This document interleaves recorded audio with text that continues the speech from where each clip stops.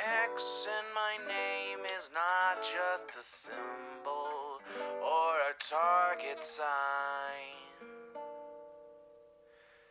A spell that attracts all who spit facts online all the time. Can you see it? All the ones who drag my name every single day. Can you see it? Can you see it? Can you see it? They keep saying you don't have what it takes to carve out your own name underneath the shadows of gods. And I keep waiting for the day disbelievers say I flew way too close to the sun. I wait, but it never really comes. The X in my name is not just a symbol or a target sign. A spell that attracts all who speak facts online all the time. The X in my name is not just a symbol or a target sign. A voice that compels all to rebel from all right shackled minds. Why do they just stand there against when they fall from the battles I have overcome? We feel it, feel the cope and the seething tone that they make while I stand up, man among gods. And I keep vaping with my mills, shooting ropes in my cold that faces towards the sun. They hate, but I'm sitting comfy with their mom. The X in my name is not just a symbol or a target sign. A spell that attracts all who speak facts online all the time. The X in my name is not just a symbol or a target sign. A voice that compels all to rebel from all right shackled minds.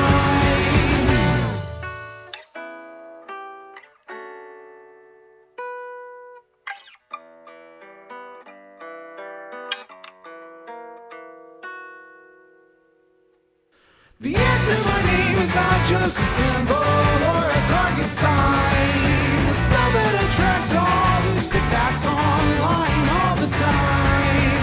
The X in my name is not just a symbol or a target sign. A voice that compels all to rebel from all right shackled minds. It's you and me, your mom, it's me. I'll take another hit from my name. You'll see now. Watch me right now. Punch your face now. Let me show you how.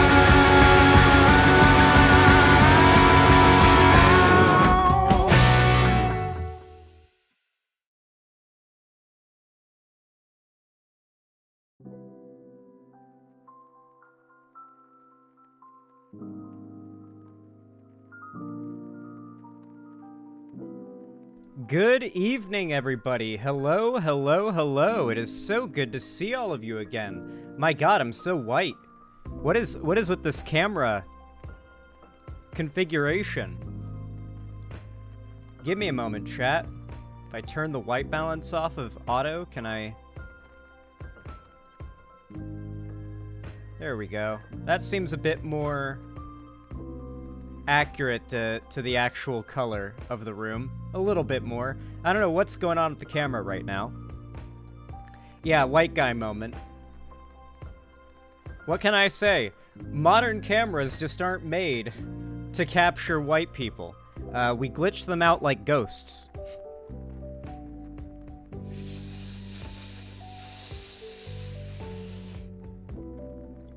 Getting a camera to capture me is like trying to get a camera to capture some kind of poltergeist.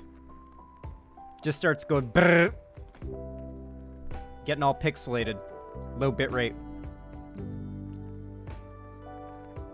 Hey there, Circuit Dog, Cryptid T, Cleaver120, Larry Banks 78, Citizen Godfather, Summer Star, Go Away, Sayonara, Jade Monkey, TSW Shadow Wolf, The Mog Miner, what's up? Larry Banks 78, good to see ya.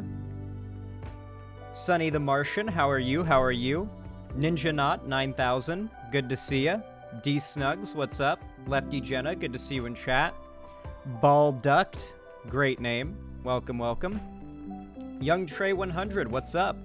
Whoa, how many streams have I missed? Whole new setup entirely different room, if not different place. Yeah, Young Trey, you clearly haven't watched in a while. I have moved. Like, late last year, in October, I think it was, I moved into this place. I'm still not fully finished moving. Like, I still have stuff to unpack, and I don't have, like, all the furniture bought yet to make it look fully moved in. But here I am. I am actually renting a proper house in Seattle. I've got a backyard. Quail content is on the way. We're like popping off. Are you a vampire, Zan? I wish. Honestly, though, if you could be immortal, would you really want to be? I know there's like the meme of like, you'd live to see everybody you care about die. It's like, okay, yeah, I mean, sure. That's an experience everybody goes through when they have pets, you know? Like, you love your pet. I love my pets like family. And yet, they live a fraction of your lifetime, right? So I think it'd be very similar to, like, how Omni-Man in Invincible views relationships with humans. Yeah, literal Omni-Man arc. But that's not the part that I'm talking about. I'm talking about when the universe ends. Because even though you'd get to live for, like, trillions of years or something, maybe not trillions, but, like, hundreds of billions of years, pretty alright, I imagine. Like, you know, spacefaring civilization eventually comes along, you know, you're immortal for all of it. What would suck is when the end of the universe happens, and the last, like, 100 or 500 billion years of existence is just black holes evaporating into nothing. So the question is, would your atoms, even if you're immortal like a vampire, would they decay like all the rest of the matter in the universe? Or would you just last forever, and eventually there wouldn't even be black holes left? You would just be floating in a nothing void until you learn how to stop being conscious. That sounds scarier and worse than just dying at like 80. You know? Like, I'm gonna be honest, the concept of dying, as scary as it is, at least there's that tiny bit of like curiosity, right? Like, you know, the day that when it comes, when I die of old age, it's gonna suck, but regardless, I'm gonna know what comes after. And if it's an afterlife where you're, like, conscious and you get all the answers to the universe, that is best case scenario. I want all the answers. If we get all the answers when we die, then I will be so thrilled with what reality has in store for us. If you just die and you stop existing and you get no answers, that would fucking blow. But it's probably the most likely scenario.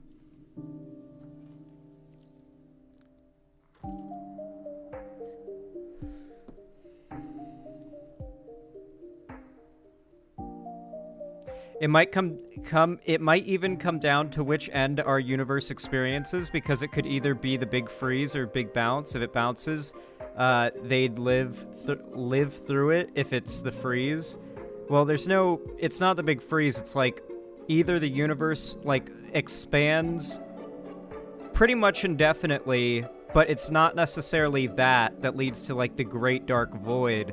It's that over a long enough period, there is no more light, matter, gravity, because nothing is actually creating gravitational pulls. The last thing that'll survive will be black holes, but black holes die eventually. They just radiate Hawking radiation and get smaller and smaller and smaller over hundreds of billions of years. So you'd just be floating in a nothing void of like black holes every trillion miles from each other or whatever. And yeah, that would suck. Being immortal would blow, dude. Who would want to be immortal? That sounds awful.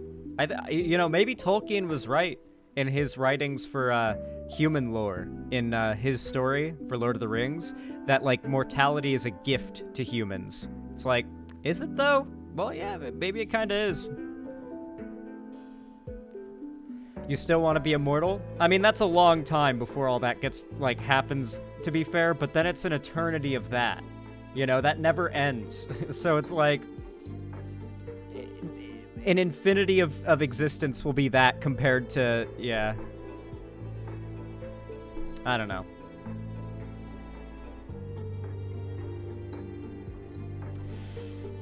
Sort of, Cleaver 120.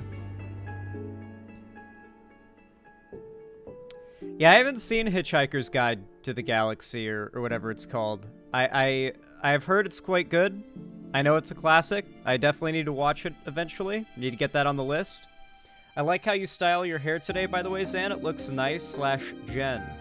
Styled rip typo. Oh, well, thank you. I appreciate it. This is just having brushed it. I just got out of the shower like 10 minutes ago. I hopped out of the shower, so my hair is still wet. Like, look. See? Still wet.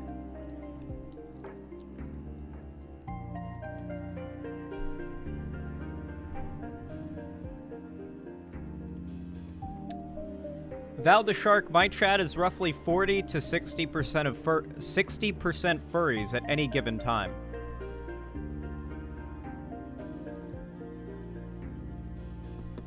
I've come to accept this. Not a furry myself, and I'm not super into furry stuff. Like, I know that furries aren't like 100% into like sexual furry stuff. Many furries are, and there's nothing wrong with it necessarily. It's just not my cup of tea.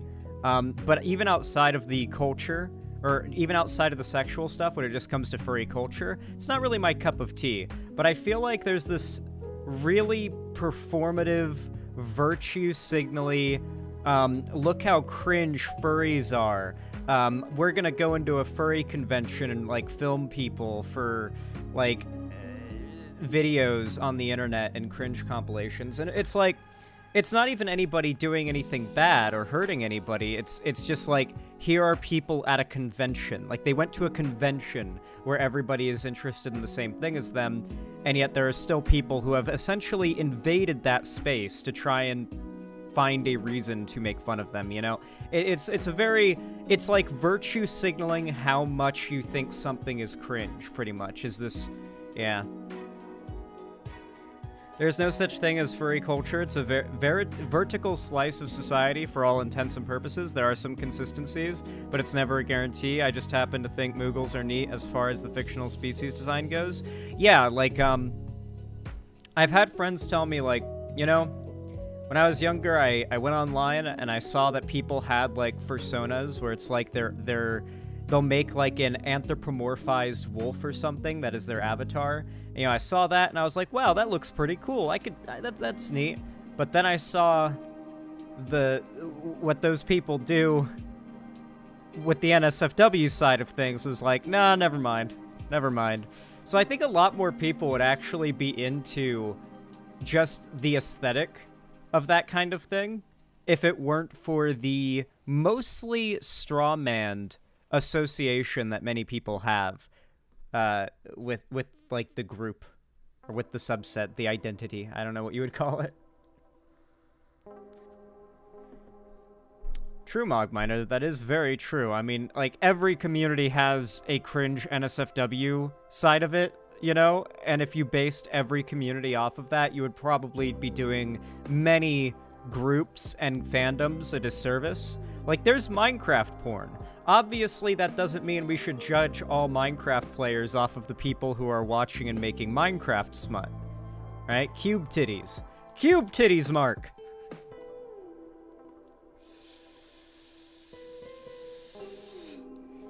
Okay, but how?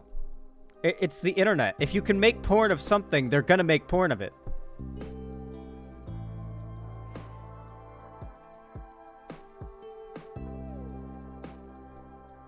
Some people leave an upside-down pineapple on the counter. People are strange. What? There are Minecraft Let's Plays on Pornhub? Well, that is base. Just straight up uploading a completely safe for work Minecraft Let's Play on Pornhub is some of the most base shit you can do.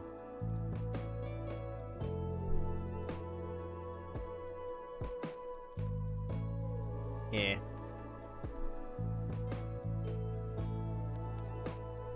Heheheb, I have no idea. Like, that is two insanely disparate back-to-back questions. Do you want me to answer one of them? I'll answer one of them for you. I guess I could debate Alex Jones. Yes, I would love to debate Alex Jones. Unfortunately, though, he's a pretty small figure, and I don't think he's big enough to get on my show. I don't know if I want to platform him. You know what I mean? Like, he's kind of like this small, niche guy, and, you know, I barely even heard of him. I don't know if I really want to bring him on my show, because obviously it's a given he wants to come on mine and he knows who I am, but I'm just so famous and he's so irrelevant, it's really a matter of whether or not I decide to have him on. You know, like Alex Jones, just not a very well-known name.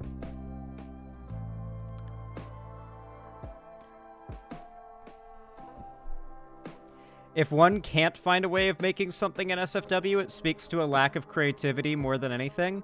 Yeah, no, I've seen, like, art on Twitter where it's, like, an anthropomorphized North, Central, and South America, like, fucking the shit out of an anthropomorphized Europe, Africa, Asia, and, like, Middle East. Like, the whole old world continent is, like, shaped so, like, it's the general shape, but, like, it's a person getting fucked by North, Central, and South America anthropomorphized into a person.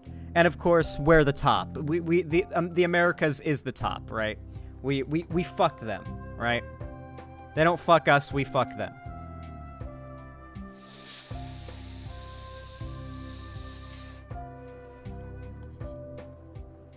Well, like, look, it's the shapes, though, Mogminer. It's the shapes. And yes, I do believe that Florida was the dick. Yeah, I heard of that movie, Jazz Dog. I've seen, like, clips of it, but I've never seen the movie itself. Yes, Levy, it was. Florida was the dick. Of course it was. Florida's a dick? Florida looks like a dick. Of course Florida was the dick. And Texas is the balls. America's, like, piss is stored in the Texas.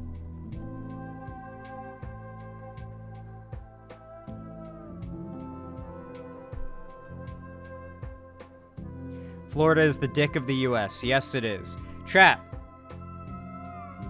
I have been busy the last couple days, but in the time that I have had free in the evening, I found myself trying out a game at the behest of a friend. A game that I'd heard of, but it was like... How do I describe this? Have you ever heard of a game and you knew you'd like it, but you actively put it off because the idea of being able to play it for the first time was such an exciting idea, you just chose to keep that, like, a thing? Like, you just decided to keep it being a thing you could be excited for? I do that with shows and stuff, too. Like, Lost, I just started watching, but there's been, like, years of me saying, I'm gonna watch Lost one of these days, you know? I did that with this game. It's called Vintage Story. The lead developer is an ex-Hytale dev from way early on in Hytale's development before the trailer dropped. And so they have, like, some of the Hytale sauce, if that makes sense. And I started playing it, and wow, is it fucking good. Wow, is it a fucking good game. If this is, like, if Hytale is even twice as good as this game, we're so back. Ooh, I like the pitch already. I've been thinking about making a server for it if you'd like to join, Mogminer. Your whiteness is blinding? Thank you. Here, let me show you the trailer. This game has consumed me. Yeah, you'd be invited, Jazz Dog. I feel like you're pretty chill. I feel like you're trustworthy.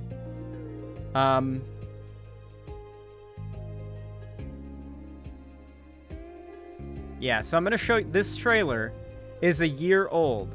They have updated the game numerous times since, okay? Like, substantial updates. We're not talking little baby food on the spoon, here comes the airplane ass updates. I'm talking big boy updates, big chunker updates. Let's watch this. This is the trailer from a year ago.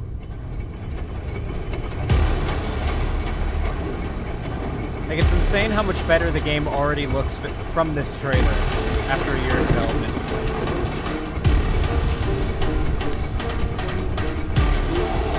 I love survival games. This is a hardcore survival game.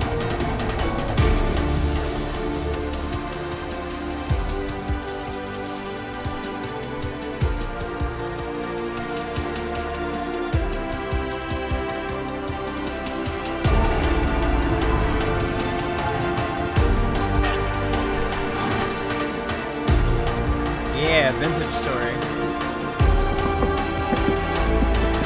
You guys know how much I like cooking in my video games. You guys know I like cooking in my survival games. This makes me happy. Yeah, they're traders and stuff.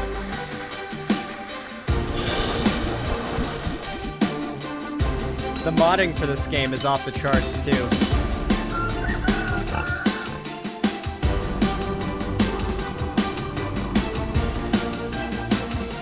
Oh yeah, if you think 350,000 different meal combos is crazy, they just did an update where they added 11 different species of deer, 11 different species of goat. Like, it's not even like they added goats. They added goats a while ago. In this newest update, just one of the things they added on top of the whole pile is, yeah, we added 11 new species of goat. Just like, you've got like your plains meadow goats, and then you've got like up in the mountains your billy goats or whatever they're called that are like, or the mountain goats. Then you've got like your bighorn sheep. Like, yeah, it's really cool.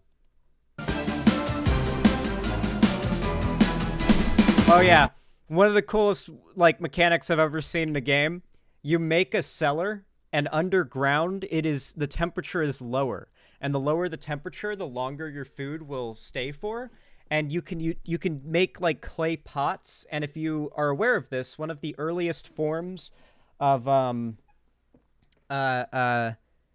like food preservation was potting, where you would get like a clay pot and then like pack the food in with like butter and salt and then heat it up and then seal it. That's how you preserve food in this game. And then you can keep it in a cellar for even longer preservation because there's passing seasons, and the season, like winter, will come and it will fuck up your food supply. You won't be able to get as much food, and even animals will give less meat during winter.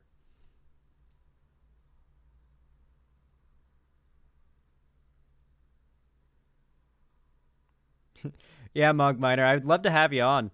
I've been getting into the game, and I'm still very much early into it, just learning the basics, because I like to learn the basics of games like this before I get in with friends, because now whenever I bring people into it, I can actually tell them what to do if they're confused. But I'm still very early game. Yeah, there are 4 seasons.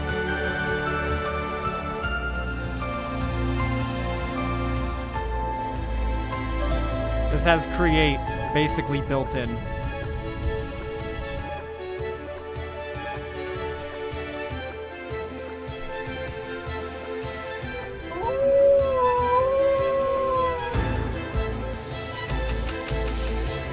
The ruins.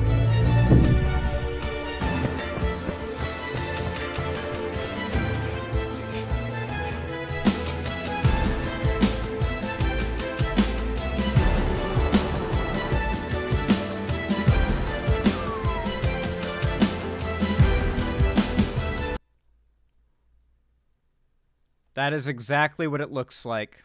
What you see here is exactly what it looks like. This is how in-depth the building in this game goes. You can literally make your house voxel by voxel. New Minecraft mod? Nope. Standalone game called Vintage Story. It's like, if Hytale is going to be Minecraft 2, this is Minecraft 1.5.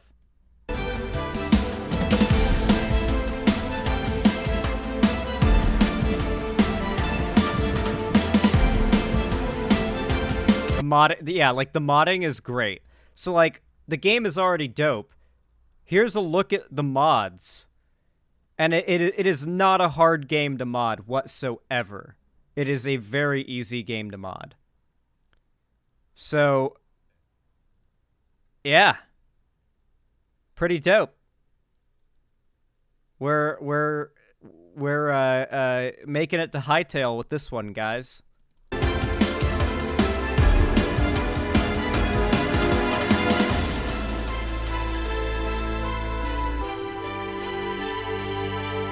There's their team.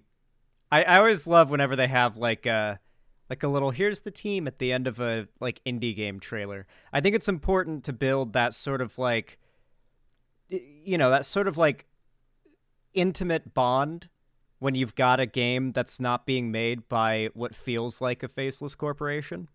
You kind of want to take advantage of that.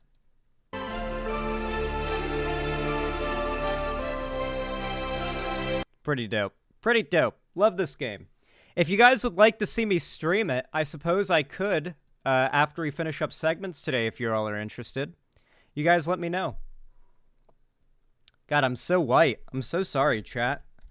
I'm sorry I'm white. I'm sorry I'm male. I'm sorry I'm white.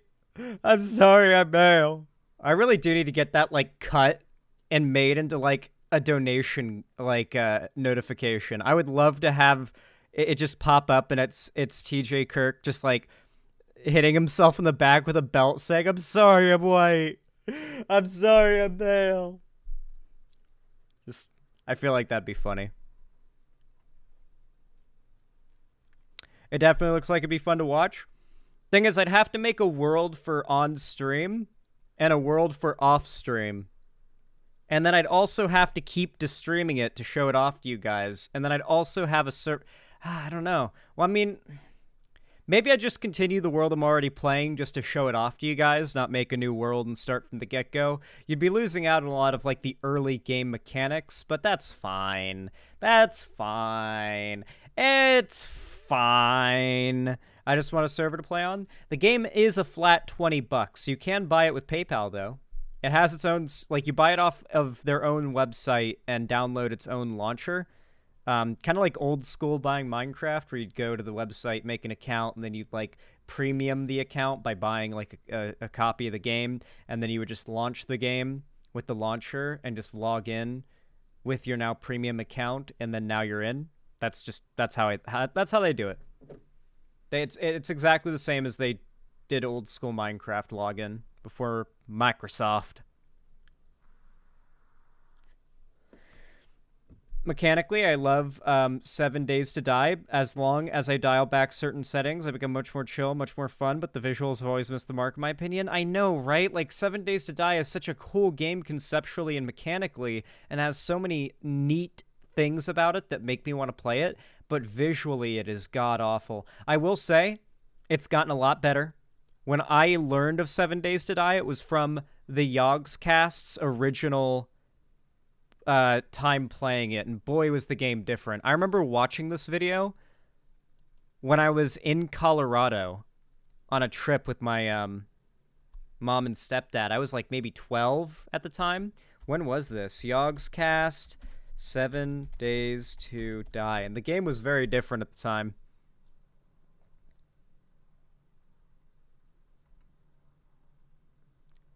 Let's see. Playlist.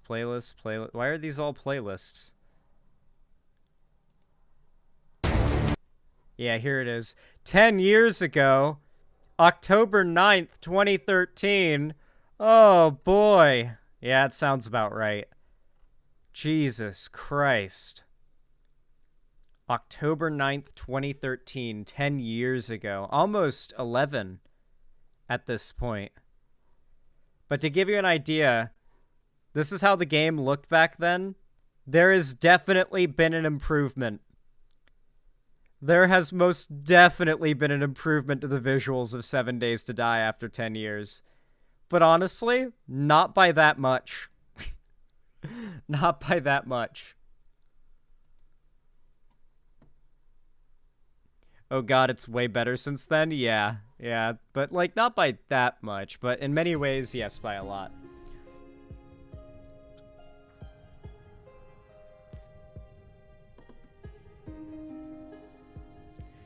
It did look much better in 2022 versus 2015, but it's still pretty drab. The drab sepia tones could be argued to be an art direction, though. Yeah, but I feel like even if it's art direction, you should find a way to make a game that is meant to depict an ugly world still look beautiful, right? Like, there are ways to make something that is, in lore, ugly, beautiful to someone who is playing the game and, like, viewing it, right? Hard to explain. Like think of, like, the planets in Helldivers 2. They're beautiful, even though they are actively war zones, you know? Like, you'll stop and just be like, wow, that's so pretty, at a horizon in Helldivers 2. Meanwhile, there are laser beams from robots flying past you. It's not a beautiful place, conceptually, to be there, but to look at, it's beautiful.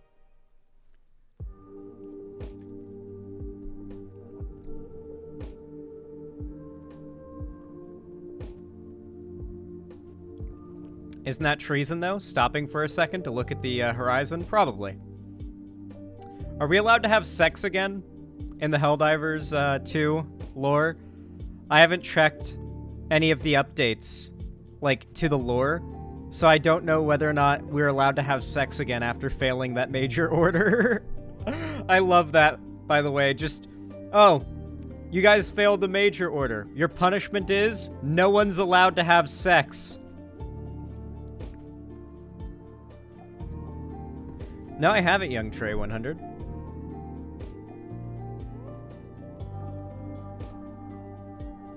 Bailiff, whack his pee-pee.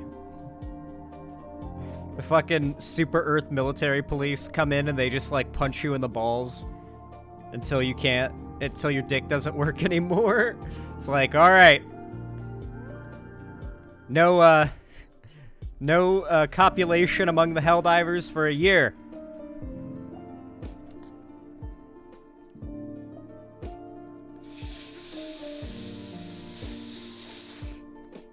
Oh, completely same, Mogminer. Yeah, no. Absolutely. Like, if Super Earth put out that announcement, like, you are not allowed to have sex, I'd be like, okay. That's like, I don't know, saying you're not allowed to shoot up heroin in the park. I wasn't planning on it.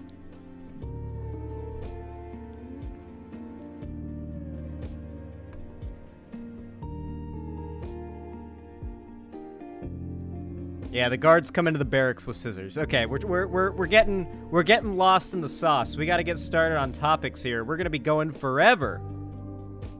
War Penguin, thank you for the tier 1 sub. I really appreciate it. Thank you for the $5. Very kind of you. It means a lot and helps a lot. Thank you, thank you. Said my crabs can rave once again. Hell yeah! Congratulations on the sub. You can crab rave now. All right. Allow me to update the dono goal, and then we'll get started. Hey, if you're enjoying the stream and you want to support my content, please consider dropping a like. Every single thumbs up really helps my videos, streams, and everything else a whole lot. I really do appreciate it, and it's totally free and just takes half a second. So seriously, thumbs up my videos and my stream right now. Do it. If you haven't already done it, you should really do it. Your likes count. Your single like actually helps, I promise you. Even that one person who's listening right now, like, I don't feel like tabbing out and hitting the like button. My like doesn't count. My like isn't gonna matter. It won't make a difference. Yes, it will. Do your part. Hit that like button, and as you do it, I want you to say, I'm doing my part.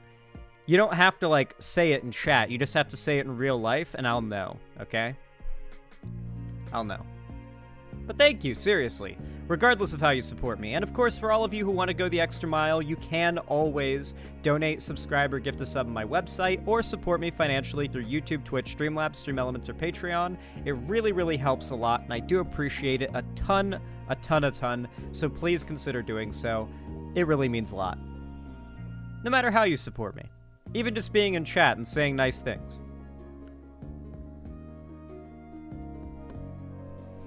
Fun fact, the lead singer of The Offspring has a doctorate and is working on creating mRNA vaccine for cancer. That goes hard as fuck. That goes so hard. You know, I knew there was something. I knew there was something special about their music when it made me go boop boop boop bop, and I saved it to my playlist of music I listen to while I game. I've got a very like mid to late 2000s alternate rock radio in Tampa music taste, if that makes sense.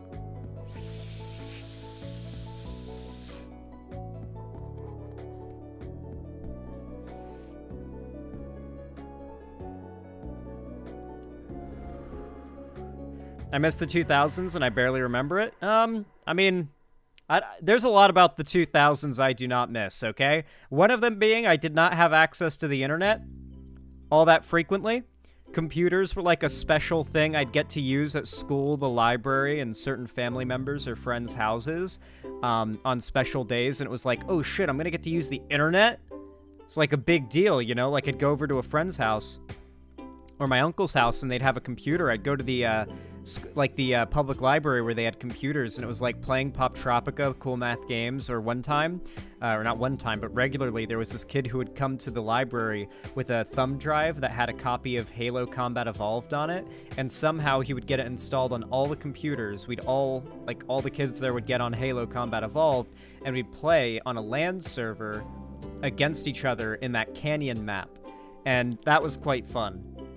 I just remember that being a lot of fun, but I don't remember a lot of details. Yeah.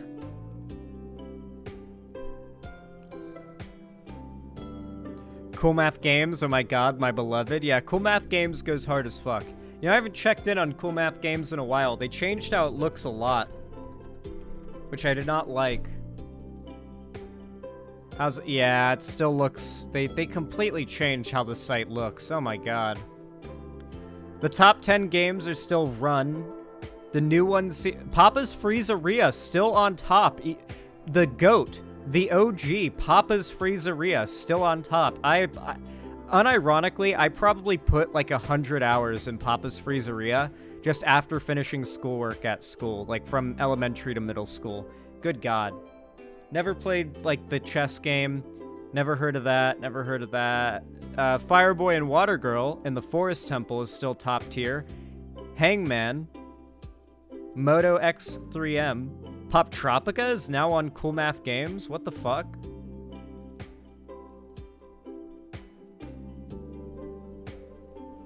How fucking crazy would it be if I just did a Pop Tropica stream? God. IQ Ball. Great. Bloxors. God. Bloxors strained me, dude. That was a hard one. And then, of course, World's Hardest Game. Just the absolute, like, just wrench your asshole open, fuck you, designed to make you angry game. Never really bothered playing much of that one. Any of these other ones? Would I play any of these? Any of these other ones? No. I don't see any other ones being pushed on the front page that I'd play much of. I like how the Papa's games all have their own area. Which one of these did I play? I played Pizzeria, Freezeria. I probably played Cupcakeria, but I don't remember. Burgeria I definitely played. Bakeria I don't remember playing. Cheeseria I don't remember playing. Taco Mia I definitely played. And Pancakeria I definitely played as well. There's more! No shot, there's more! Wait, what? Hold on. Papa's Scooperia, never played that one. Papa's Donuteria, I don't think I played that one. Papa's Doggeria, god, my nose. I definitely played that one. Papa's Sushiria, never played that one. Papa's Pastaria, I might have played that one, but I don't know if I did. And then Papa's Wingeria, I think I might have played that one, but I don't remember. Cheeseria is what I had last night. Jesus. I'm sorry. Sounds awful. World's Hardest Game is easier than Getting Over It. Getting Over It is pretty hard, but you know what's harder than Getting Over It? Only Up. Not yet, Trans Daughter of Water. We're just vibing. D-Snugs, thank you so much for the tier 1 sub. I really appreciate it. Thank you for the $5. Very kind of you. Very base. Thank you, thank you. Said, your streams always brighten my day. My broke ass just got paid, so gonna pay it forward a little. Well, thank you so much. I really appreciate it. Hopefully, you know, you get even more money. And you don't have to be broke anymore. Because being broke sucks. I can tell you from experience. I hate being broke. Thank you. I really do appreciate that.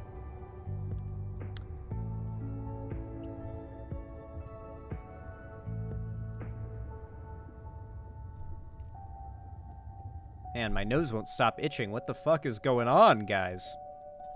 You know something funny? It's not until I'm either standing in front of the mirror or looking at myself on stream, particularly from the side profile, that I realize how, like, Chad of a face outline I have. Like, I just have a very strong chin and jawline, you know? It, like literally... Oh, and whenever I do the, what's it called?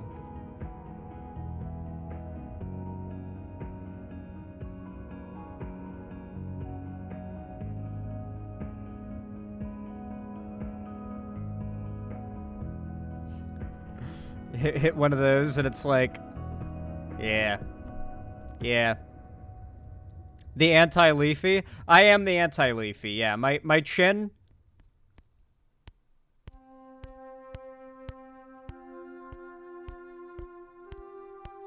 You can literally hear my chin. I can flick my chin bone. What do you think would happen if Leafy flicked this spot? Nothing would. His finger would fly by. It would be like flicking the air. There's nothing here on Leafy. It just goes back like this on Leafy. So you would just flick air. Stop, you'll break your chin. No, I won't. I'm not flicking it very hard at all. I've got a very strong chin. You could call me the Crimson Chin. Or, if you wanted, you could call me the Crimson Chin's evil twin doppelganger villain. And if you know his name, then you know.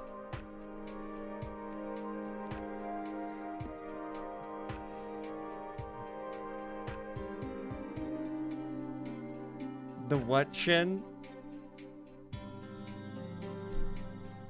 I'm not even gonna try to spell it. Oh, people in chat know.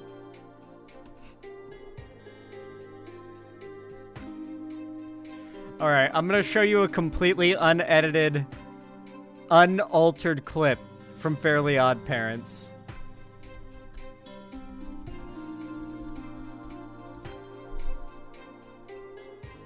I'm not even gonna explain it. I'm just gonna play the clip.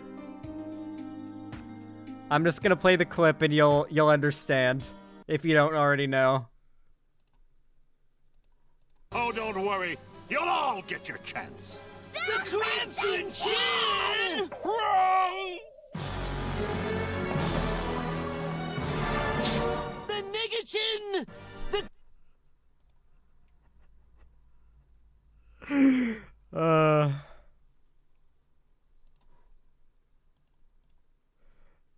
The what? Yep.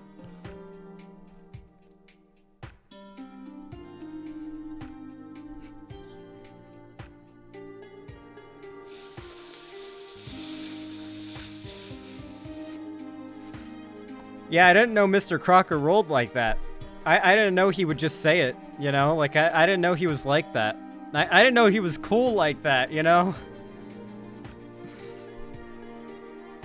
You know, I knew he liked F's, but I didn't know he liked another letter associated with the slur, you know? I didn't know that. He knew what he was doing with that one. He knew what he was doing. Yeah, Butch Hartman knew what he was doing there. Yeah, speaking of Nickelodeon, I guess that's a good segue into the Dan Schneider stuff, right? God, I wish I could play the Filthy Frank song for the video here. It'd go hard as hell. You guys know the one about Dan Schneider. Dan, get in the van, Schneider. Butch Hartman literally brought Norm Macdonald on for Fairly Odd Parents. Ooh. Ooh. Is it copyrighted, that clip? I mean, yes, but I played 5 seconds. It won't really be a problem. Here, one sec, chat.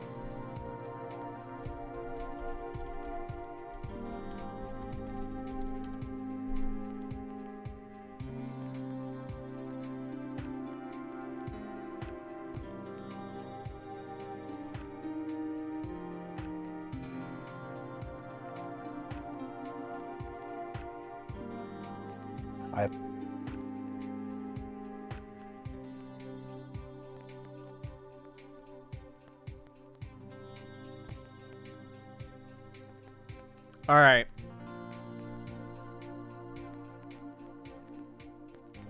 You all know what to do when I say action, right? 3, 2, 1, action.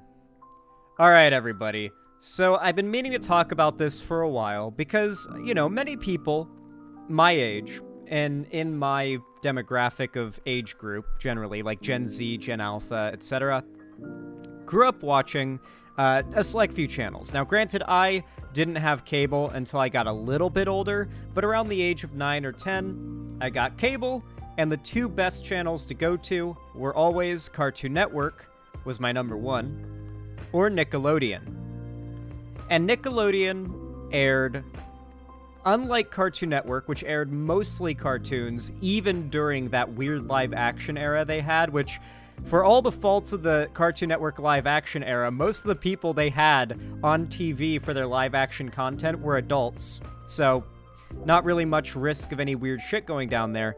But Nickelodeon was different in that the majority of their biggest shows, besides, like, SpongeBob, were not animated, but instead live-action kids sitcoms. These are your iCarlys, your, I'm brain farting on the name. Sweet Life and Zack of Cody. Was that Disney? That might have been Disney. Victorious. Sam and Cat. He brings up Quentin Review's channel, looks at most recently reviewed shows. Drake and Josh. Yes, exactly. Yeah. They were basically just this big roster of beloved and popular kids sitcoms. And honestly, there was enough... Yeah, I know it was Disney. There's enough that you could get from them, honestly, I think even as an adult, to enjoy them on a comedic level. But they were definitely made for kids, right? Now, even back then, watching these shows, while I liked some of them and didn't really care for others, like particularly never was the biggest fan of Drake and Josh. Watched a few episodes, didn't really stick with me, didn't really, wasn't something that I really felt like sticking around for whenever they said, Drake and Josh, on next. Really the only of those shows I watched much of was iCarly, because, internet stuff, I was always into internet stuff and content creation, so a TV show about that appealed to me most, and besides that, like iCarly, SpongeBob, and a couple other shows. I didn't really watch... Oh, yeah, and Jimmy Neutron. I didn't really watch much Nickelodeon. But I remember even as a kid kind of finding some aspects of those live-action Nickelodeon shows a little weird. Like, there was this certain aspect to the humor of these shows that just felt odd. And looking back at some of these bits as an adult... Notably after rewatching Quentin Review's full review of iCarly as a series, it's very clear there's this through line of putting these, in many cases, underage actors into weird situations that on their face are just funny and goofy, but if you look at them from the perspective of an adult who knows how deranged and decrepit and degenerate particularly adult men can be, it starts to look a little more sinister than just goofy and weird. And I even got a little bit of that vibe as a kid. Notably, a lot of Dan Schneider, who we're going to be talking about in a moment, productions involved a lot of feet. A known fetish that a lot of weird people have. So, looking back at these things, there was a lot of concern. And it was always something that was memed. The fact that Dan Schneider, the guy who was the creative head of a lot of these shows and ran Nickelodeon's production at the time pretty much, there were a lot of memes about how he was creepy. A good example of this, before there was really any solid ground to stand on to try to criticize him, notably there were a lot of jokes and memes about this. For example, Pink Guy, aka Filthy Frank, did his famous song Nickelodeon Girls. And, well, I can't play the song.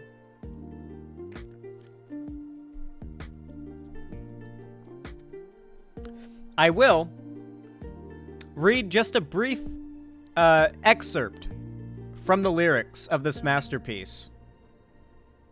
Let's see. Here we go. Dan fucking Schneider, bring all my bitches back. I need all my bitches, I need all my bitches. The new shit you put out is whack. Very wise words from Filthy Frank, aka Pink Guy. Please read it like fine poetry. Yes, of course. Listen, there has been like ironic humor about how weird and creepy those sitcoms were from internet people and whatnot for a long time. There's always been this suspicion, right? However, recently, it got a little more than just being jokes and memes. You see, Jeanette McCurdy, an actress who played Sam in iCarly and a couple other shows, ended up writing a book. Like sort of a biography, a memoir, I don't know what the exact term is, and the book is called I'm Glad My Mom Died. And a lot of it is about the life she had with like an abusive mom, and a lot of it is about the life she had as a child actor. Of course, her mom made her get into child acting. And a lot of it breaks down the many different types of abuse, some of them sexual, that she faced while working as a child actor under Nickelodeon. And this book went massively viral when it came out. But people just kind of forgot about it after a couple years. It was like the talk of the town for a week, and now no one talks about it anymore. And then recently, we had a big documentary come out called Quiet on Set, which I guess interviewed a bunch of different Nickelodeon actors. I have not seen the documentary myself yet, but it apparently interviewed a bunch of different Nickelodeon actors, and they told their stories, and a lot of them involved, at the very least, Dan Schneider being negligent of sexual and other forms of abuse that took place on set for these shows and sitcoms. And now, post the release of this documentary, which has been a big problem for Nickelodeon, Dan Schneider has put out an official apology, and this is an E! News segment covering that apology and showing it, while also contrasting it with some of the points made in the documentary. So let's take a look. I apologize to anybody that I ever put in that situation. Former Nickelodeon producer Dan Schneider issues a video apology. It's so crazy how no matter what Dan Schneider does to this entire look, he cannot make himself not look like a creep, you know?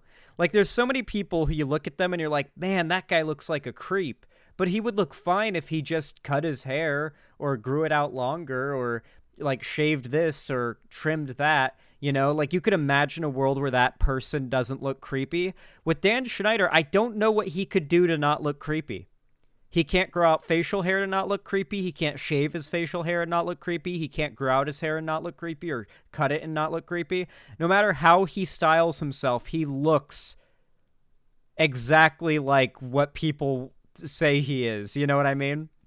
Following the release of Quiet on Set, The Dark Side of Kids TV. Schneider, who parted ways with the network in 2018, is speaking out in response to the Investigation Discovery series, which recently aired. During a video conversation with iCarly actor Bobby K. Bowman, also known as Boogie, posted on Schneider's official YouTube account, Boogie? the ex-showrunner says, Watching over the past 2 nights was very difficult. Me facing my past behaviors, some of which are embarrassing and that I regret. And I definitely owe some people a pretty strong apology. I don't believe him simply based on the fact that he chose to grow this facial hair. I'm sorry. And he wouldn't look better without it. So I genuinely, I just don't like his face, and I choose not to believe any apology he gives or any explanation he gives. I'm going to fully admit here, I have a bias against him because of his face. I'm not a trustworthy source of information. No matter what he says, I will say, yeah, he did it. He's bad. I'm just kind of getting that out there right from the get-go. Okay, I'm not an unbiased source in this topic. I'm just, I am not going to go into this in good faith. Pretty strong apology. Schneider produced some of Nickelodeon's. He looks like a much, much older DSP, Joe Star. You are completely spot on. Most successful shows, including All That, The Amanda Show, Drake and Josh, and iCarly. One element of the special focused on his asking crew members to massage Schneider on set, and Dan responds in the video with, "It was wrong that I ever put anybody in that position. It was the wrong thing to do. I'd never do it today." Yeah, there's no, like, I was young and dumb and I made a mistake when it comes to, like, I asked underage actors who worked for me to massage me on set. That's not a mistake. That was a conscious action that no adult could ever make, like, the honest mistake of having asked, and it's like, all good, sorry, mistake, oof, you know? There's no... Like, I'm sorry, I was 30, you know? I've learned a lot since then. I'm not buying it, you know? Like, this dude was in his 30s back then. He's talking like he was in his teens, and he just made a mistake, and he's grown up and moved on. I'm embarrassed that I did it then. I apologize to anybody that I ever put in that situation. And even additionally, I apologize to the people who were walking around Video Village or wherever they happened, because there were lots of people there who witnessed it who also may have felt uncomfortable. So I owe them an apology as well. Yeah. Schneider also adds that any questionable content or jokes in the shows should be cut from vaulted and rerun episodes. Every one of those jokes was written for a kid audience because kids thought they were funny. There were a lot of jokes and a lot of scenes where it is not really a joke. It's just like borderline glorifying sexual assault, particularly women or girls doing it to boys. Like, the joke is just, it's something that is literally a crime if a boy does it to a girl, but here we're laughing at it. We're literally playing a laugh track as it happens to a guy. Like, that is a lot of the jokes that he's referencing here. Yeah. Funny. And only funny. Okay? Kids love watching an underage Ariana Grande petting a potato. That's what kids love. True. Now we have some adults looking back at them 20 years later through their lens, and they're looking at them and they're saying, oh, you know, I don't think that's appropriate for a kid show. And I have no problem with that, if that's how anyone feels. Yeah, and he definitely has a foot fetish. Though I will say, people who've made that one post where it's like, I can't believe we didn't figure it out. Look what Nickelodeon's logo was for so long. And it's like the foot logo from Nickelodeon. Apparently, that is the logo for the animation division, which, you know, Dan Schneider didn't work with. And B, that logo existed before Dan Schneider had anything to do with Nickelodeon. So that particular point is just a meme, but I will choose to believe it because it's funnier. I do choose to believe it's true and that Dan Schneider made it be that, and that it's all his fault and that it's evidence to, you know, I'm not going into this with good faith at all. Let's cut those jokes out of the show. He also says that multiple network executives approve the content and look of his shows, and that dozens of adults were on set and never raised concerns. We had... What? That's not an excuse. That's... Like, that's incrimination. Yeah, there were a lot of adults on set who saw no problem with this disgusting behavior. That sounds like we need to have a full investigation. Executives in LA. We had executives in New York. So two coasts. Two coasts of approval. Coasts. Yes. And by the way, yeah, also the getting slimed thing for the Kids' Choice Awards or whatever it was. The getting slimed being Nickelodeon's whole thing. That could be a little weird if you look at it a certain way. But I choose not to look at it that way because I don't want to. At every stage, really. Okay. And I'm talking about wardrobe. I'm talking about makeup, sound, sets, dialogue, jokes, everything. And we're also shooting it in front of all sorts of adults and caregivers and the set teacher and the families, everybody's watching it. The way he's talking, it's like he's trying to explain how there could be no abuse. And yet there are countless people who said, yeah, I had abusive experiences as a kid working as a child actor on Nickelodeon. So why is he explaining how many precautions they took as if it's impossible for anything to have happened when something happened and he's having to apologize for it? It's like he's moving the goalpost. He's trying to like pull a sleight of hand and redirect people's attention to like how much they tried to prevent this from happening. It's a non-apology. It's a, yeah, I'm sorry, but also we did nothing wrong. And if anybody had said anything, hey, we don't like that, that's not appropriate, then it would have been cut out. E! News has reached out to Nickelodeon for comment on Dan's It's actually the kids' faults for not having said anything, is what he's implying here. View and the Quiet on Set docuseries and has not yet heard back. Investigation Discovery dropped the trailer for its 4-part docuseries back in February. Per a press release, the series alleged there was, quote, an insidious environment rife with allegations of abuse, sexism, racism, and inappropriate dynamics with its underage stars and crew, and specifically focuses on allegations of a toxic work environment involving Dan Schneider. Look how small Dan Schneider's mouth is on his face. I just want you to think about that. Look at Dan Schneider's entire, face, and then, what percentage of his face would you say is his mouth? I'd say no more than 5%. Yeah, Summerstar, I agree. And I feel like one's mouth should roughly take up about 10% of their face.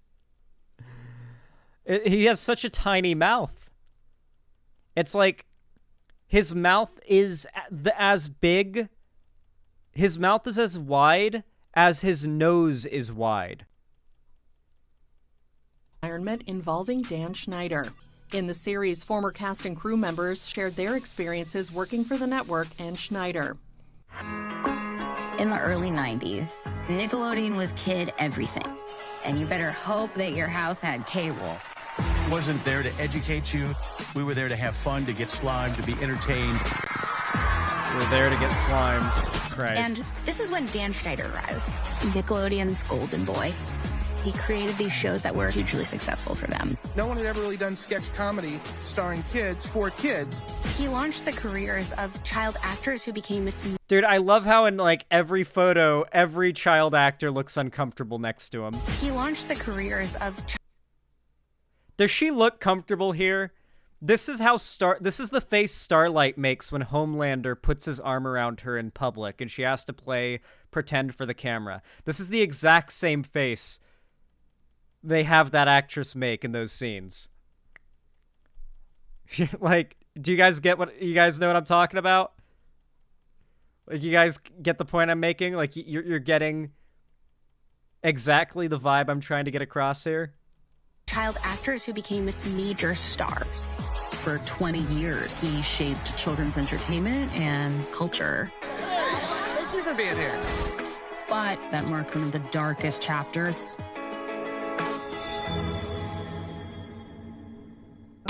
Working for Dan was like being in an abusive relationship.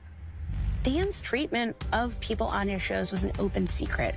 So my lawyer filed complaints, gender discrimination, hostile work environment, harassment, and it's crazy that it wasn't just the weird sexual stuff either. It was just a generally toxic and abusive work environment across the board, even outside of the weird, creepy, bullshit, you know? So devastating. How safe can any kids be in that environment? And it's not even the fact that, some of the child actors were abused. It's also that in some of the cases, as these actors got older and some of them ended up engaging in abusive behavior themselves, not only were some of them abused when they were younger, but they would end up having their abusive behavior covered up. Notably, I think it was, was it Drake or Josh, who for years now has been in the under fire for assault allegations, Drake Bell, but then it came out in all of this, Drake Bell was himself also the victim of assault in his time with Nickelodeon Correct me if I'm wrong.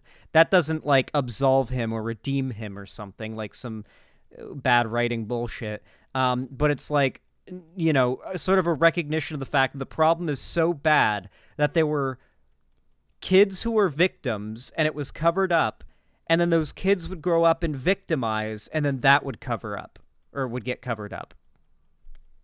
Like, it's just such a circle of cover-ups and abuse and more cover-ups.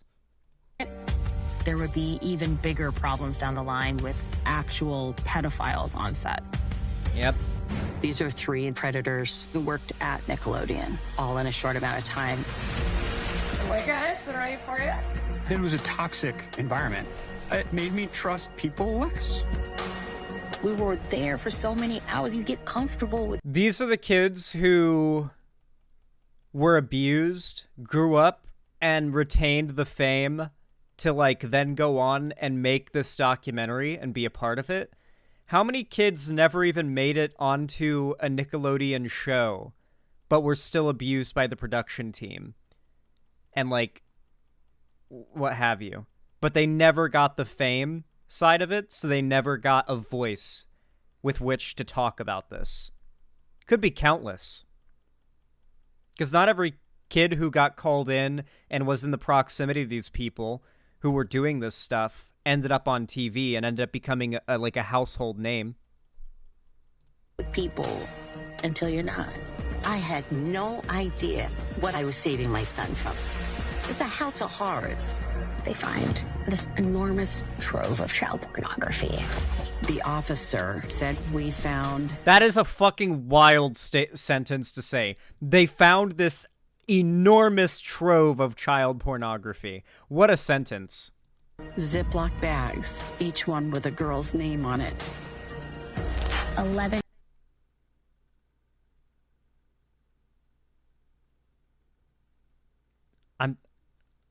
I'm trying to think.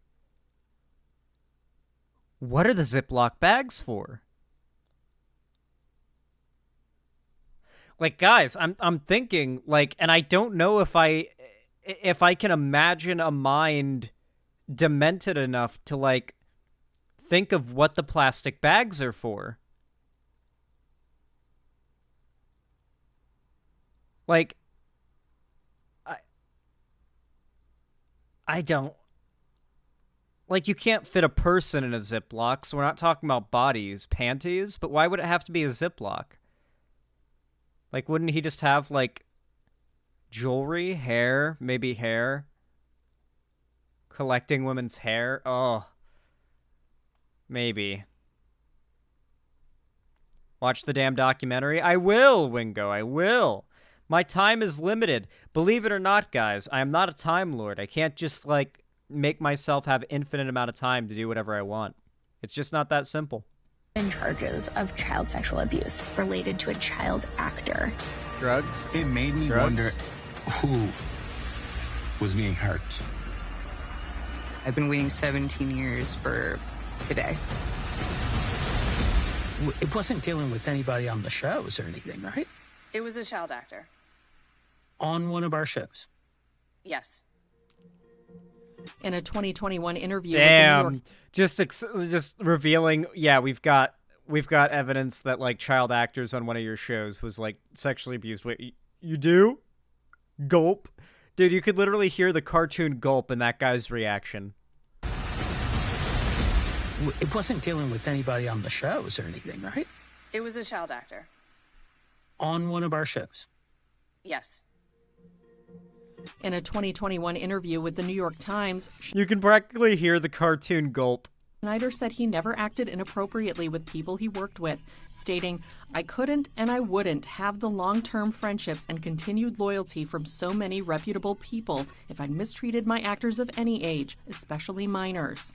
That's like saying, how could this guy, I'm just using an example here, how could this guy be a rapist when 5 women have accused him of rape when he's got 25 female friends who have never done so?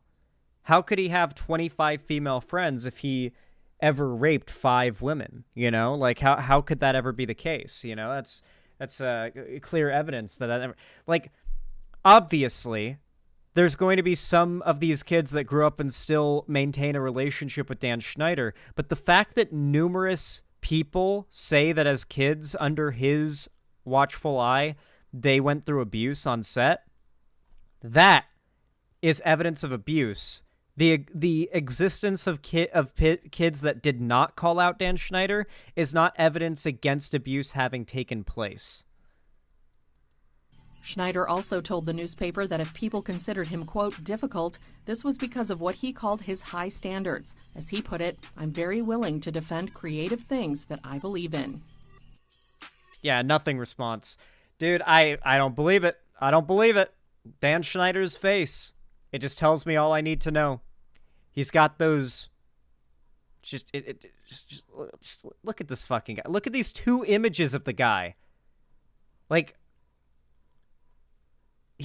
Neither of these completely different looking people don't look like a child abuser, okay? He looks like DSP. He looks like old DSP. It's actually insane. He needs to shave. He really needs to shave and, like, change up that hair. He needs to go back to how he used to look. He needs to go back to looking like Dan Schneider and not looking like DSP. How do you guys like that segment? I feel like it came out pretty good. Thoughts, chat?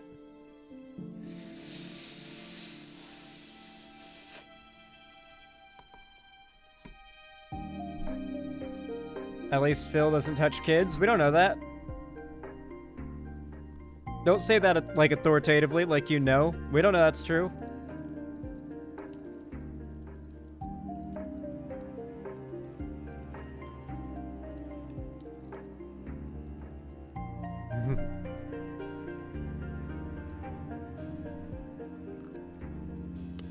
Unsettling topic with good seggy. Nice.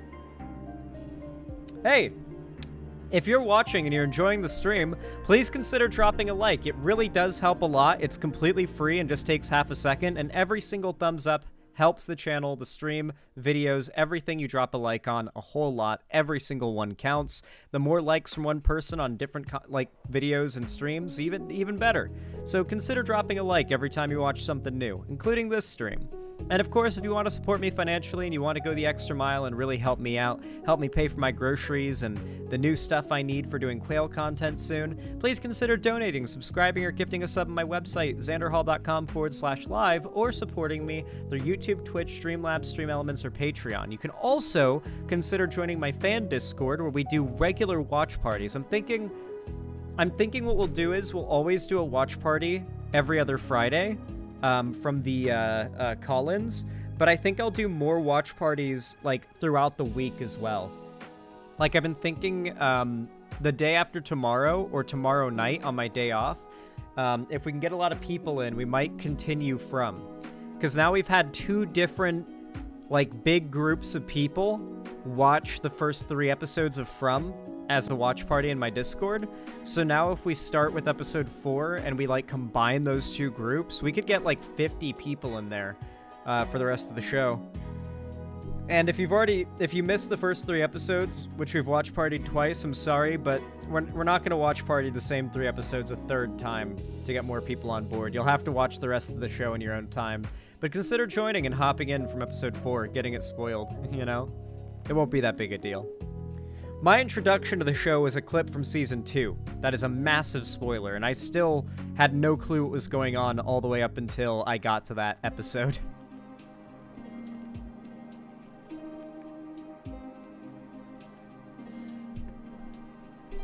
So yeah, join my Discord if you haven't already. It'd be awesome if you did. Alright, let me prepare the next segment, guys.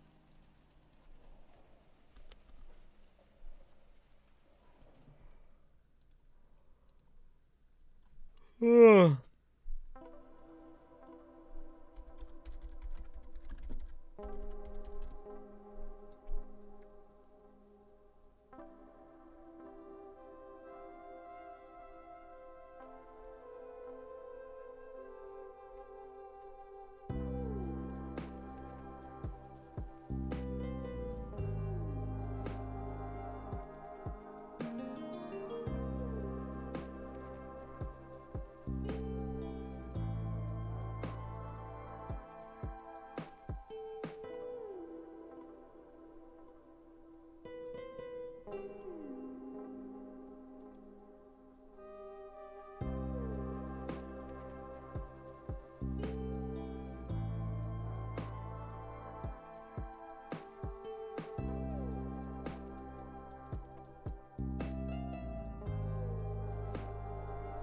You all know what to do when I say action, right? 3, 2, 1, action. Alright guys, so we're going to be covering just an absolutely disgraceful example of journalistic misconduct. Most of you will be familiar, especially as of the last couple weeks post the big announcement of a content creator named Finster. You know, the thirst trap posting trans, I believe trans, yes, I confirmed trans, femboy?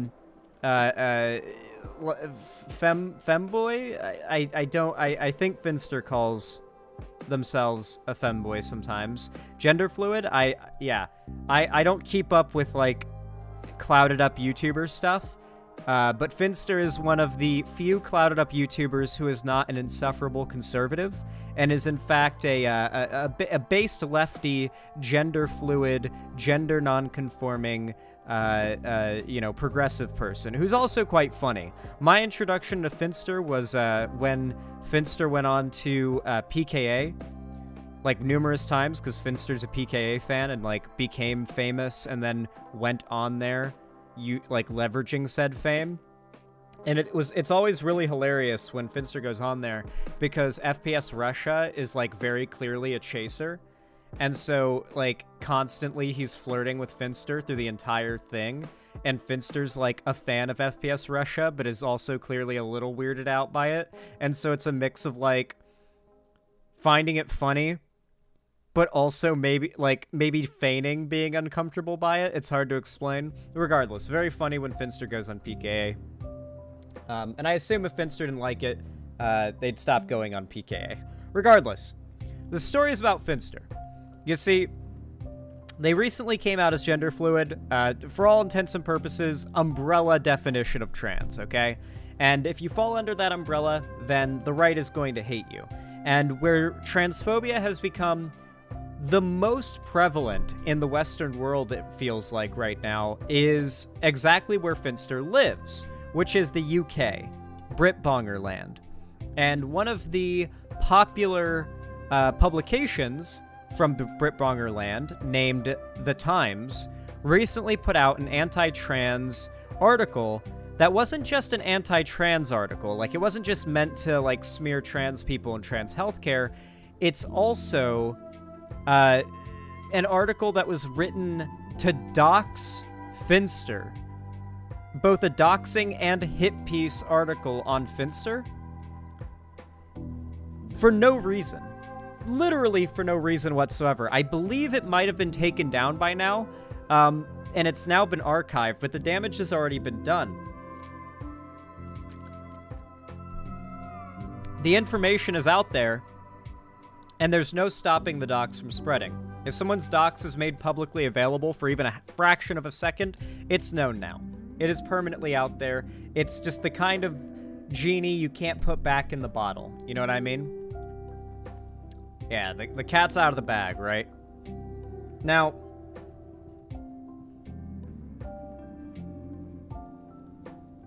hold on, guys. I have to engage in step 1 of the Finster pipeline by putting on chapstick as a straight, heterosexual, cisgender man. Unfortunately, it is at least a little gay to put on chapstick if you're a man. Anyway, that said, yeah, step 1 to becoming a femboy, using chapstick. Yeah, the egg is cracking, guys. Anyway, this article is absolutely reprehensible. It's titled Puberty Blocker Clinic Accepted £20,000 Donation from Sugar Daddy, quote unquote. And it basically breaks down, like, the most... I'll give, like, a very brief summary of what this hit piece is. It starts off by explaining, basically talking about this puberty blocker clinic, this trans healthcare clinic that does provide puberty blockers to people who are underage, because, that's, like, what puberty blockers are for. They're not hormones. Those are two different things, though conservatives seem to not really recognize that, kind of implied in how they talk about puberty blockers. Regardless, they basically start out by talking about the clinic. And it's just a trans healthcare clinic. It's a good place. And then they get into the fact that it had received a $20,000 donation from what they describe as a male YouTuber with thousands, who has paid thousands of pounds to behave like a submissive girl. So that first paragraph from the get-go sets the tone for this. Now, this was written by Adrian Sharat from The Times. Absolutely, fuck them. Fuck them. You know? Wait, no. Tom Ball. I apologize. Adrian Sharat took that picture for The Times that's used as the cover photo. Tom Ball is the guy who wrote the article, apparently. So fuck Tom Ball. There you go. Anyway, that first paragraph kind of sets the tone for this article in that it is extremely out of touch, and while it reports some things technically accurately, the framing is such that it is meant to... Okay. If you were to describe someone who went to the store in a very, like, matter-of-fact way, you would just say, yeah, my friend left the house and went to the store. But if you wanted to frame it in the most negative way possible, despite the fact that the action of leaving the house and going to the store is not a bad thing, you might say, oh yeah, he left the house when I needed him to do something and walked out the door, honestly, forgot his wallet and didn't even wear enough clothes. He's probably gonna be cold as fuck. What a dumbass, you know? Like, basically describing what happened technically accurately, but injecting subjective opinion-based descriptors to add a, while technically not a lie, certainly not an objective telling of just what is the case. Like, as you would hope for it to be. It's just like a very warped, well-poisoned retelling of, like, different aspects of what Finster does online, Finster's social life, Finster's, like, relationships, etc., etc. And I don't want to get into it because, frankly, it feels disrespectful, but where it really gets to be just beyond the pale is where they outright dox Finster's, until now, not public full name, as well as home address, like the town where Finster lives. And it goes on to, like, speculate about all sorts of things about how, like, what Finster does is like some degenerate kink or something like that. And dead names, yes.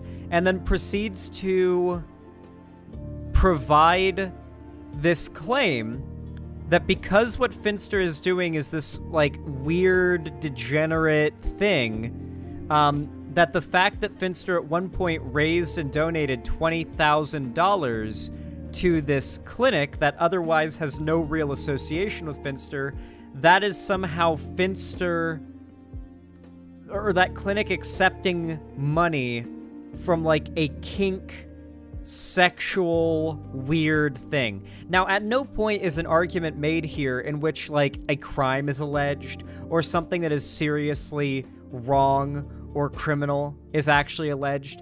It is literally all just, here's Finster's docs, as well as, like, a very emotional sort of hit piece against Finster and this gender-affirming care clinic. It is one of the most disgusting and dishonest pieces of journalistic media I've ever read. Now, I'm not going to read it aloud, like I said, but I'm going to read Finster's thread about it. Finster goes on to say, really dislike political stuff, but I made this donation without fundraising to help trans adults in the UK who can't afford healthcare. Having said that, I have no problem with puberty blockers being prescribed to people to give people a better life. I'll happily pledge the entire donation amount again, plus what was matched by my viewers at the time, and for the journalists that asked for my quote 3 hours before the article was released. My official quote is "suck my ass." True. Oh yes, this is also part of it. The writer of the article was so malicious in how they behaved. They reached out to Finster via an email asking for comment 3 hours before the article was published. Meaning this entire thing would have had to have been written And then they asked Finster for comment, meaning that none of this was based off of anything they learned from, like, an investigation upon talking to or, like, learning about Finster, like, for real. It's just all based on, you know, whatever they felt like they thought was true when they saw Finster's channel. They basically made up a conspiracy theory and published it as if it was the real news. Some real disgusting behavior here, an unironic fake news moment, you know? I've never been one to cast doubt on mainstream news media, not that the Times is all that mainstream in the first place, it's pretty much a tabloid outlet, but it's really disgusting that this type of media coverage that is basically just doxing and hit pieces on YouTubers that don't even, like... There's a big difference between someone like Finster, who's just making entertaining, fun content that's not even, like, politically charged, and, like, a right-wing, or even left-wing, such as myself, political demagogue. Like, this came very out of left field, and was very clearly nothing but a hit piece on a figure that is sort of a rallying force of trans positivity online. Because whether or not you consider Finster trans, a lot of trans people considered Finster an ally and considered Finster sort of like someone who normalized gender non-conforming and sort of like trans ideas in people, if that makes sense. And so this felt like it was an attempt to attack Finster, to attack what they thought Finster stands for, right? Really disgusting work here. Really disgusting. I know it was a little bit of a shorter segment, but I hope you guys enjoyed. Thoughts on that one, chat?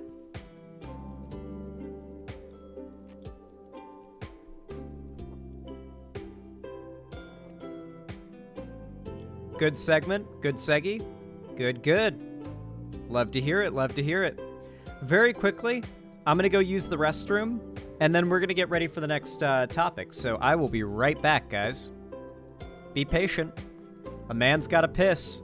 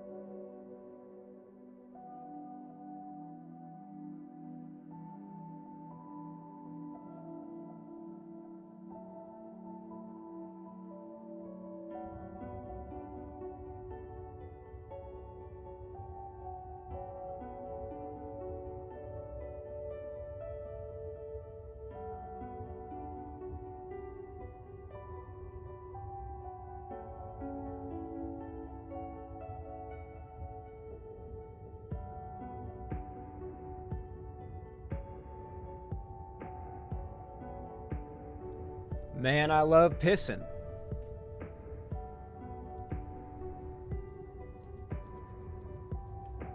If I could piss forever, I would do it, guys. Not in your basement, right? Well, I have a bathroom in my basement. I don't have a drain, though. Not pissing in the drain like the quartering. The quartering should consider getting a proper bathroom installed in his basement like I have one. You know? I've got a shower and a toilet and a sink. Like, literally a whole bathroom down here. Like, this is a bedroom. Like, this room that I'm in, down here in the bedroom, or in the basement, this is a bedroom. And so, there's, like, through that door, there's, like, a laundry room area, and then there's another door, and that's where the bathroom is. And it's, like, a proper bathroom with a shower, toilet, like, sink, mirror, medicine cabinet, like, shelves and everything.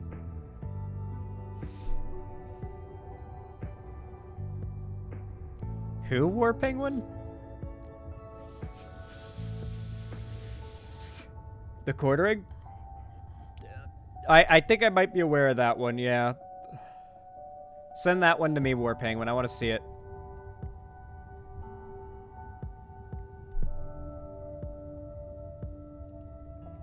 I want to see.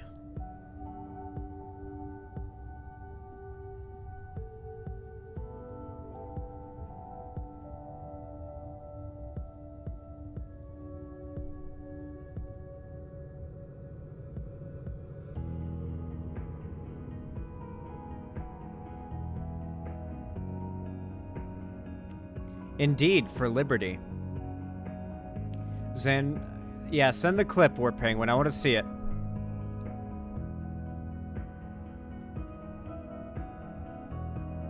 I want to see the quartering talk about shitting himself in Walmart. Although you are being pretty slow, I could probably find it faster myself. Oh, nope, you found it. Is Tipster reacting to it? Well, I don't want to watch someone's reaction. I want the clip itself. Why? Why would you find... Okay.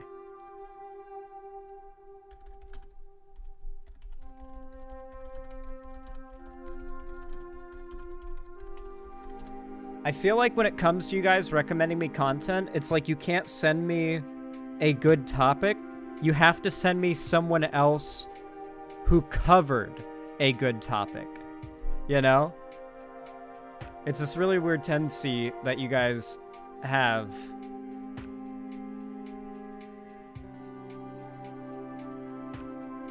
Here, while this is happening, I guess we can stay on this. Oh, well, maybe it is literally just all people talking about it.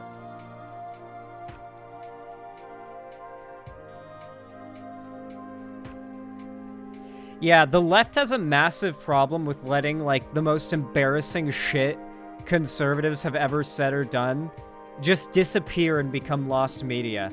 Why the fuck is this clip lost media?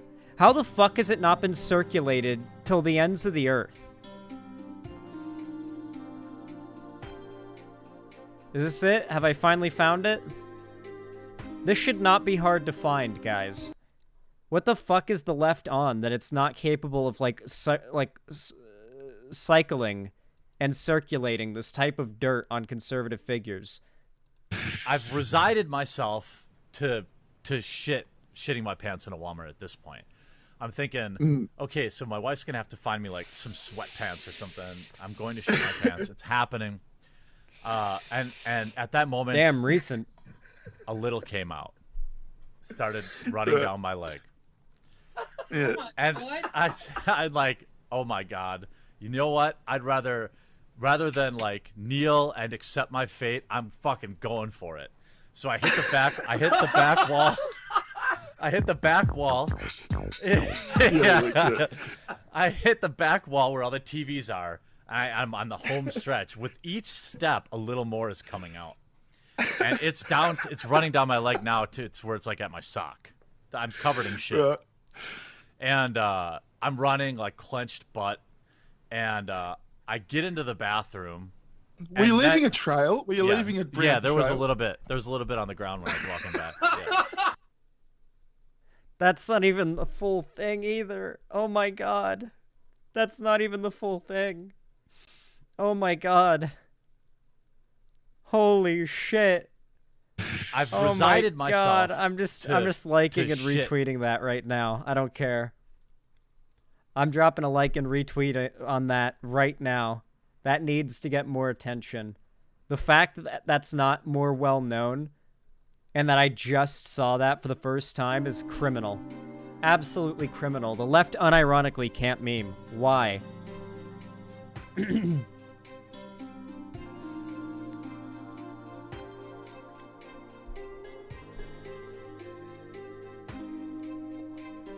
Name a more iconic duo than conservatives and shitting themselves in public.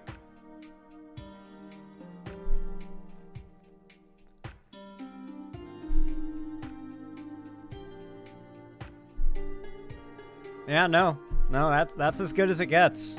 That's about as iconic as it gets. Yeah, you got me there. You pretty much got me there.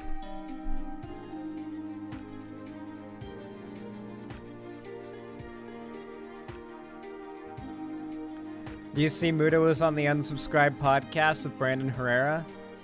Something you guys are going to have to realize in the coming months is that we are unironically in another Gamergate era of the internet right now. All of the biggest platforms are turning a blind eye to even the most blatant hate speech on their platforms. They are, in fact, honestly going harder on progressive content creators with demonetization and deprioritization of the algorithm from the more overt side of things on Twitter to what's been happening on YouTube recently with Dylan Burns getting fully demonetized and constant false strikes on lefty channels while big channels with slurs in their names are getting subscriber plaques from YouTube mailed to their houses. For one, there are no consequences for the far-right hate speech on these big platforms at the moment, and culturally everybody is sort of jumping on this Gamergate 2 bandwagon. They've been looking for an excuse for a while. For the last year and a half, it feels like they've wanted a reason to be able to have a Gamergate 2. There has to be something that is big enough and bad looking enough that they can use as their bounce pad to start it.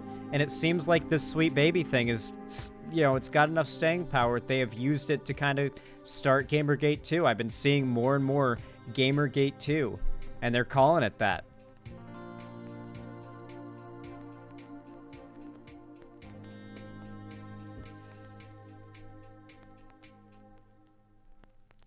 True, Mogminer.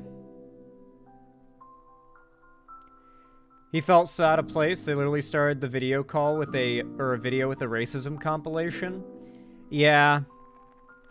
The fact is, you have to understand that, if your favorite non-political YouTuber isn't, a far-right weirdo, they're probably friends with some far-right weirdos just because if you get, your panties in a bunch over that kind of thing now, you'll be sort of a laughingstock and a pariah among larger YouTuber culture, right? Even progressive big YouTubers can't just cut people off over politics, or people will get mad about that.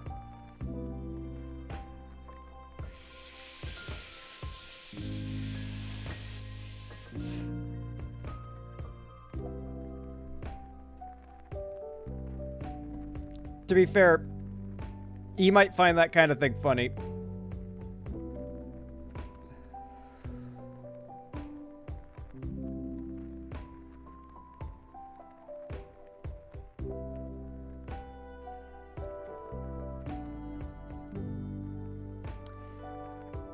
It sucks how pissy the left gets online. Yes. Yes, it does. And remember, the online left is so unrepresentative of progressives in this country. You have to remember that. I mean, even the majority of people who watch my content, I feel like they're just these silent lurker liberals that watch my content and enjoy me dunking on conservatives, and they don't identify with, the hyper-progressive stuff, and the most online they are is maybe dipping into one or two of my videos and watching. The majority of progressives are just not internet lefties. They're just people on the internet who happen to have progressive positions. And those don't really become relevant until the conversation makes it relevant or it's time to vote. And I mean, those are the people that got Biden elected. Those are the people that got Biden nominated over Bernie. So you have to remember, even among Democrats, the loud online lefties, us, people like me and like you guys, we are the minority even among the Democrats, even among progressive people online. Left-wing people just don't tend to be very loud and proud about it, broadly. For a lot of people, it's seen as almost like a default position, which is a good thing. to see, like, progressivism almost be, like, their default position and nothing really worth, like, thinking much about. But I do still think it's worth recognizing the value and learning why you have the positions you have, why they're good to have, and learning how to defend them against those that would tell you that you're wrong for believing what you do.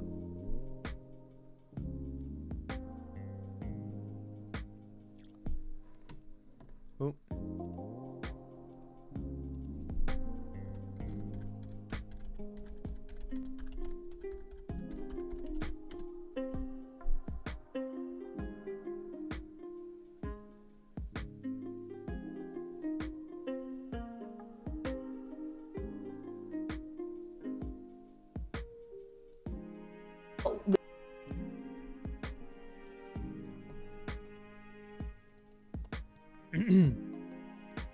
You all know what to do when I say action, right? 3, 2, 1, action. Alright, everybody. So, you know how the Republicans have had to morph and sort of mold their position on abortion into something far more acceptable to the average American these days? As it turns out, being pro-life is just not that popular anymore, especially among women, and due to the fact that, like, if you believe what conservatives will tell you, women are the gatekeepers of sex. So, you know, being anti-pro-choice is not exactly popular with the ladies these days. So if you want to have a, you know, healthy, functional relationship with a woman or a sex life at all, you kind of have to be pro-life, or at least pretend to be. So, in this day and age, being, or not pro-life, pro-choice. Guys, I'm so bad when it comes to the wording here. It needs to be a different wording, okay? Pro-life and pro-choice, bad wording. It needs to just be, I don't know, something else. Find different labels. They're too similar to each other. They need to be, like, opposites, complete opposites. They sound too similar. They're too easy to mix up when you're speaking quickly. Anyway, most people are pro-choice, right? The majority of people are pro-choice. And the Republicans, while they themselves are very much not pro-choice, in fact, they want to fully ban abortion across the board, even the majority of Republicans do not agree with the idea of banning abortion 100% of the time entirely federally across the country. And so the Republicans can't run on that, but they still believe in it. When in power, that's still what they'll fight for and try to push for and try to pass. And so Donald Trump, being the populist that he is in this position where he's had to pretend like he doesn't want a federal abortion ban, despite the fact that it was literally his appointed Supreme Court justices that axed Roe v. Wade. Now, as it stands, without Roe v. Wade, it is up to the states whether or not abortion is allowed, banned, or restricted. Which basically means that red states, abortion is practically illegal, and in blue states, it is at the very least restricted, in many cases not too heavily so. This is bad, obviously, because having any amount of unequal access to medical care that one needs for, you know, sexual health is just a bad thing. That should not be a thing. And there's also a lot of other bad outcomes that come with banning abortion, considering the fact that when they ban abortion, the wording of these bills almost always includes other stuff being banned as well. Like, for example, let's say you're a young woman, 19, 20, 21 years old, and you have some sort of cancerous growth that has been detected in your uterus, your fallopian tubes, or your ovaries. And the doctors say, honestly, your best bet is just a full hysterectomy. Well, guess what? In a shitload of Republican states, the doctors are not allowed to do jack shit about this to help you until you are literally dying of sepsis on the operating table. Same goes for all sorts of other situations, such as ectopic pregnancies, which are possibly the most deadly and painful thing that a human can go through. It's like giga constipation that like can kill you with internal bleeding very quickly and very painfully. Yeah. These procedures, if they are something that would remove a woman's ability to have, like, a baby in the future, in many states, it is, at the very least, implied to be illegal. And so doctors will just not agree to it. Imagine your testicular cords exploding, more or less. Yeah, that's basically the best way to describe how it would feel. If, like, the cords your testicles are attached to your body through fucking exploded. That is what an ectopic pregnancy is like. And treating that until literally on the verge of death is illegal in some red states due to the repealing of Roe v. Wade. Now, Trump has publicly announced that he is not against abortion. He is just against, quote-unquote, abortions when there is a heartbeat, for example. They'll word it in ways like that. However, Donald Trump was recently outed, letting slip what his actual position would be if he was elected federally on abortion. And it's not good. A policy issue that has been in the spotlight this week, abortion, Mara, because revelations, the New York Times first to report, NBC News has confirmed that Trump is considering backing a 16-week federal ban. He likes, I'm told, a nice round number. What do you make of this? What's the implication? They didn't quite get it across well there. When he said he wanted to be 16 weeks and he likes a nice round number, he specifically said, I want it to be 16 because that's a nice round number. He specifically chose 16 weeks on the ban because it's a nice round number. That makes him feel good.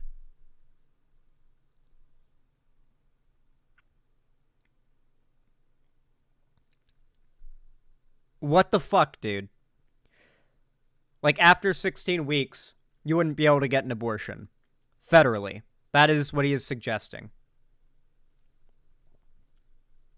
Now, this is obviously awful, because most women, by that point, don't even know that they're pregnant. The way that conservatives like to ban abortion is via effectively banning abortion, but leaving it technically legal on paper, so they can always point to that it's technically legal on paper and say the left is making a mountain out of a molehill. Despite the fact that across an entire state, for example, doctors are refusing to give abortions or give certain treatments or procedures because the laws are written in such a way in which effectively they might be arrested if they, say, provide treatment for an ectopic pregnancy or provide a full hysterectomy upon the discovery of, like, some cysts or tumors growing or something like that. Well, there's two aspects of this. Democrats are going to say he's for a national ban. He doesn't want states to decide. Every blue state that's codified Roe, that's going to go in the garbage can. So that's one impact of it. But the second thing that I think is incredibly interesting is that Donald Trump is acting like a normal politician. He usually doesn't do that, but he's moving, trying, if this story is true, to move to the center on abortion for the general election, to get more where the majority... Well, Donald Trump has always been a politician. Wait, what are you talking about? Just because Donald Trump's a populist doesn't mean he's not a politician. Donald Trump... There is literally a live lie counter. I'm sorry, this is just bullshit. Hold on. Donald Trump lie counter.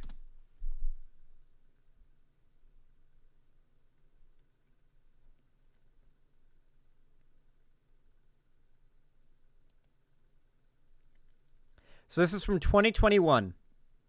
Final tally of lies. Analysts say Trump told 30,000 mistruths. That's 21 per day during his presidency, as of 2021. Donald Trump made more than 30,000 false or misleading statements during his 4 years as president of the United States, an analysis suggests. The astounding figure, which roughly equates to 21 false statements per day, or 20.94 to be precise, of his tenure at the White House, comes after a tumultuous post-election period in which he spent weeks falsely alleging that the 2020 election was stolen, and remarks that spurred on his supporters to storm the U.S. Capitol on January 6th. He has always been a politician. He's actually the most politician.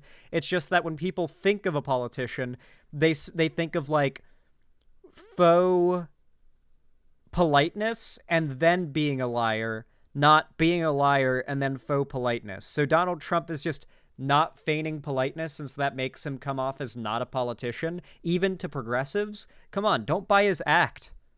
Majority of voters are, and you know what? There is a consensus on abortion in this country. It used to be called Roe. 16 weeks is a little earlier than Roe, but people want abortion to either be mostly legal with some exceptions or mostly illegal with some exemptions. Thanks for watching. Stay up. Yeah. Literally nobody on either side is in favor, like majority are like on either side are not in favor of a total lack of restrictions on it or a complete banning of it. So the fact is that the Republicans moving in to do so and to restrict abortion rights is just not a popular thing. And even the Republicans, like the GOP, is trying to change up their messaging.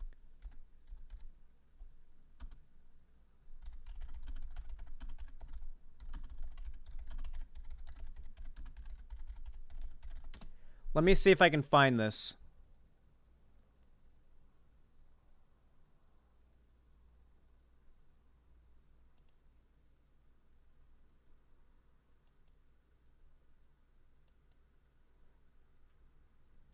Yep. This was the RNC chairwoman who called for the candidates running to adopt a, quote, common sense messaging on abortion. Let me see if I can find the video, where she basically lays out the strategy they're trying to employ to essentially trick Americans into thinking they're less in favor of restricting all access to abortion than they are.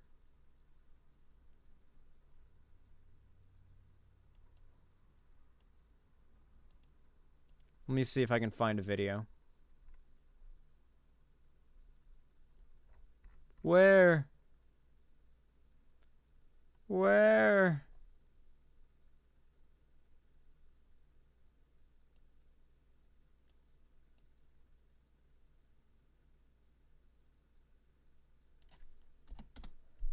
Come on, Google. Come on, Google. You can do it. Come on. Provide me with an... 1992. Really? A C-SPAN hearing on abortion from 1992 is what I just got recommended. No fucking shot is Google this cooked. Google is so fucking cooked. I might switch to a entirely new browser. I'm actually getting so fed up with not even being able to find things on Google anymore. I might become a Bing guy. I'm starting to get there. I'm actually getting there because Google is becoming less and less usable by the day, to the point where it's like being more specific with your search query makes you further away from the result you're looking for, if that makes sense. I am using Opera GX. I mean, completely moving away from Google's architecture. No one is a Bing guy. I'm going to be a Bing guy. I'm going to be a Bing guy, I swear to God. It's insane that this is like big news and was like yesterday. And if I go to images, I can see numerous images of what I'm thinking of. I cannot find a single video. Not one. Not a single fucking video.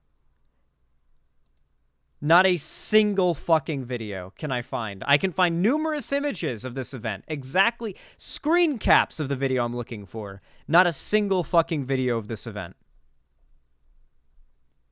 Google is so goddamn cooked, dude. It's actually so cooked.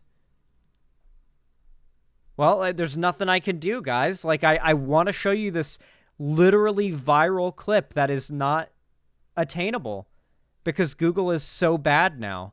Dude, AI is literally destroying everything good about the internet. It's actually destroying everything good about the internet.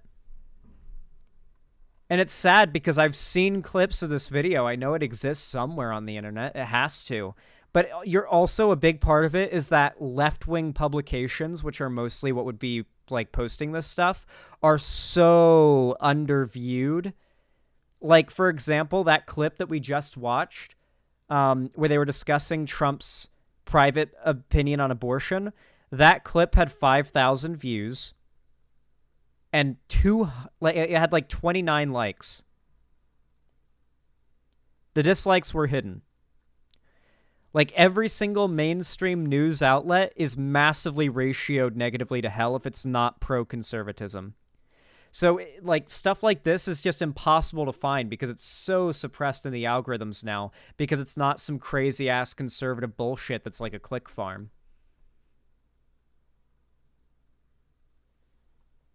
Yeah. Rough. Regardless, even the RNC, in a recent thing, called for more common sense messaging on abortion. I would love to show you the video, but Google sucks now. And it very much exists. In fact, here is an image, a screenshot from the video. I can find numerous screenshots of this. I have seen clips from this video. I cannot find the video. I am so sorry. I would love to show it because it's just straight up her laying down the entire strategy. I cannot find it. I went through several pages of Google search results. I got as specific with my search query as I could get. The more specific I got, the less results with this image came up. So Google gets worse the more specific you are in trying to find your search query. So yeah, there's really nothing I can do. I'm sorry.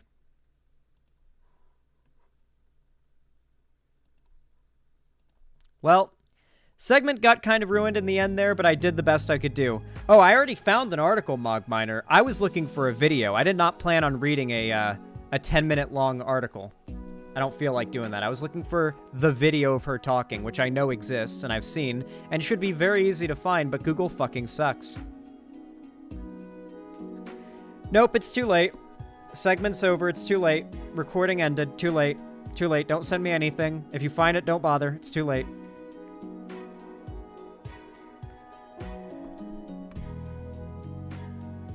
Nope, nope, too late. Stop giving suggestions, it's too late. Segment's over, stop, we're moving on. Stop, mute, permanent mutes. For anybody who brings up anything else about it, we're moving on.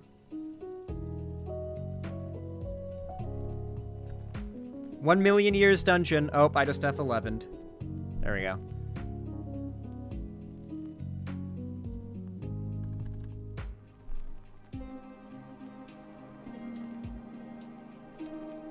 What's next?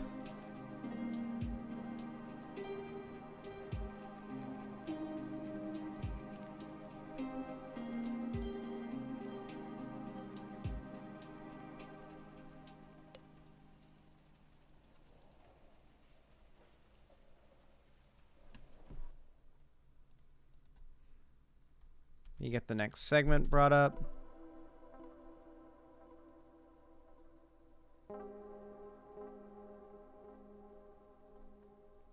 My God, Google sucks now. Search a news story. Here's a bunch of results from 2023 and 2022. Are you real? Are you real with me right now, Google? I'm searching Twitter. I actually can't believe it, but Twitter's search algorithm is better. I'm just not going to use Google anymore. It's completely useless now. It will show you the opposite of what you're looking for. I refuse to use Google now. I'm going to start using Firefox or Bing for, like, looking things up now. It's actually insane. Like, you can't look up recent news. God, the click farms, the fucking click farms have ruined the algorithm on Google. It's so bad. I know it may be annoying to listen to me complain all day, but I rely so heavily on being able to Google things on the fly and find those things quickly, so I'm not just sitting here silently on stream. And I have noticed a distinct rise in the difficulty to basically it becoming now impossible in many cases to find anything I'm looking for on the fly, no matter how many details of what I'm looking for I have to search with. It has absolutely gotten harder by a large fucking margin in a very short period of time. Like, this used to happen once or twice every month back when I first started. Now it's like every stream I'm like, hold on a second, guys, and it's 5 minutes of me silently, desperately searching things over and over and over again, searching news, images, then YouTube, then Twitter, just hoping to find somewhere where whatever I'm looking for has been posted.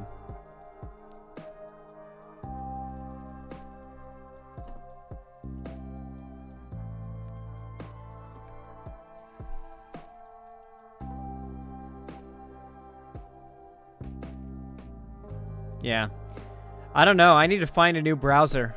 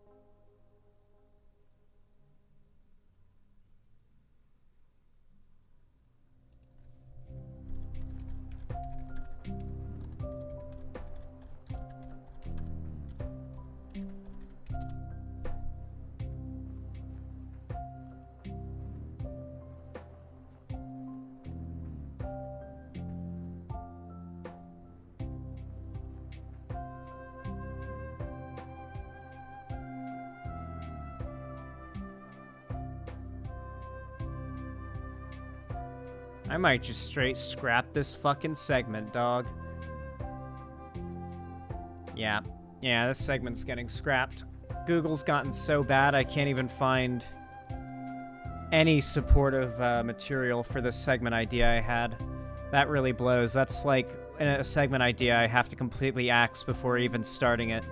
So fucking bad. No, I'm not even talking about the last segment. I just had to completely cancel a segment idea just now. Because, like, I literally could not find a single thing that wasn't a news article talking about the video that I'm looking for that segment. This segment, the one I was about to do just now that I just canceled, because it's all fucking news articles describing a video they refuse to link. How the fuck is it even legal to do a news story about a video that exists and not cite your source, which is that video? Is it even legal to do that? Where is that even integrity? Is that journalistic integrity to be writing about a video that is available online and to not fucking link it? A Google rant segment? No, I will actually have a meltdown. I'll be literally too emotional for it. I'll actually get mad and have a literal meltdown on stream if I get started on that topic, man. I'm so angry. I've gotten... There's so much pent-up anger in me over the last year over how bad Google has gotten, how much stuff I've wanted to show my friends or show on stream is now lost fucking media. I will have a fucking meltdown and start screaming on stream and peeking my microphone if I get started on that.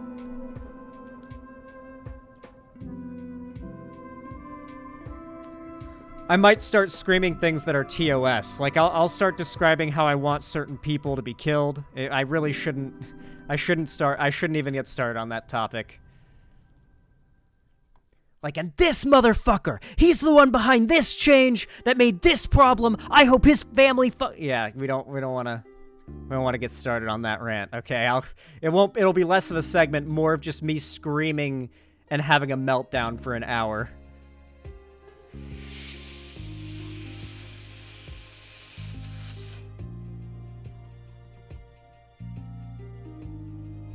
End the rant within Minecraft and I'll be fine, yeah.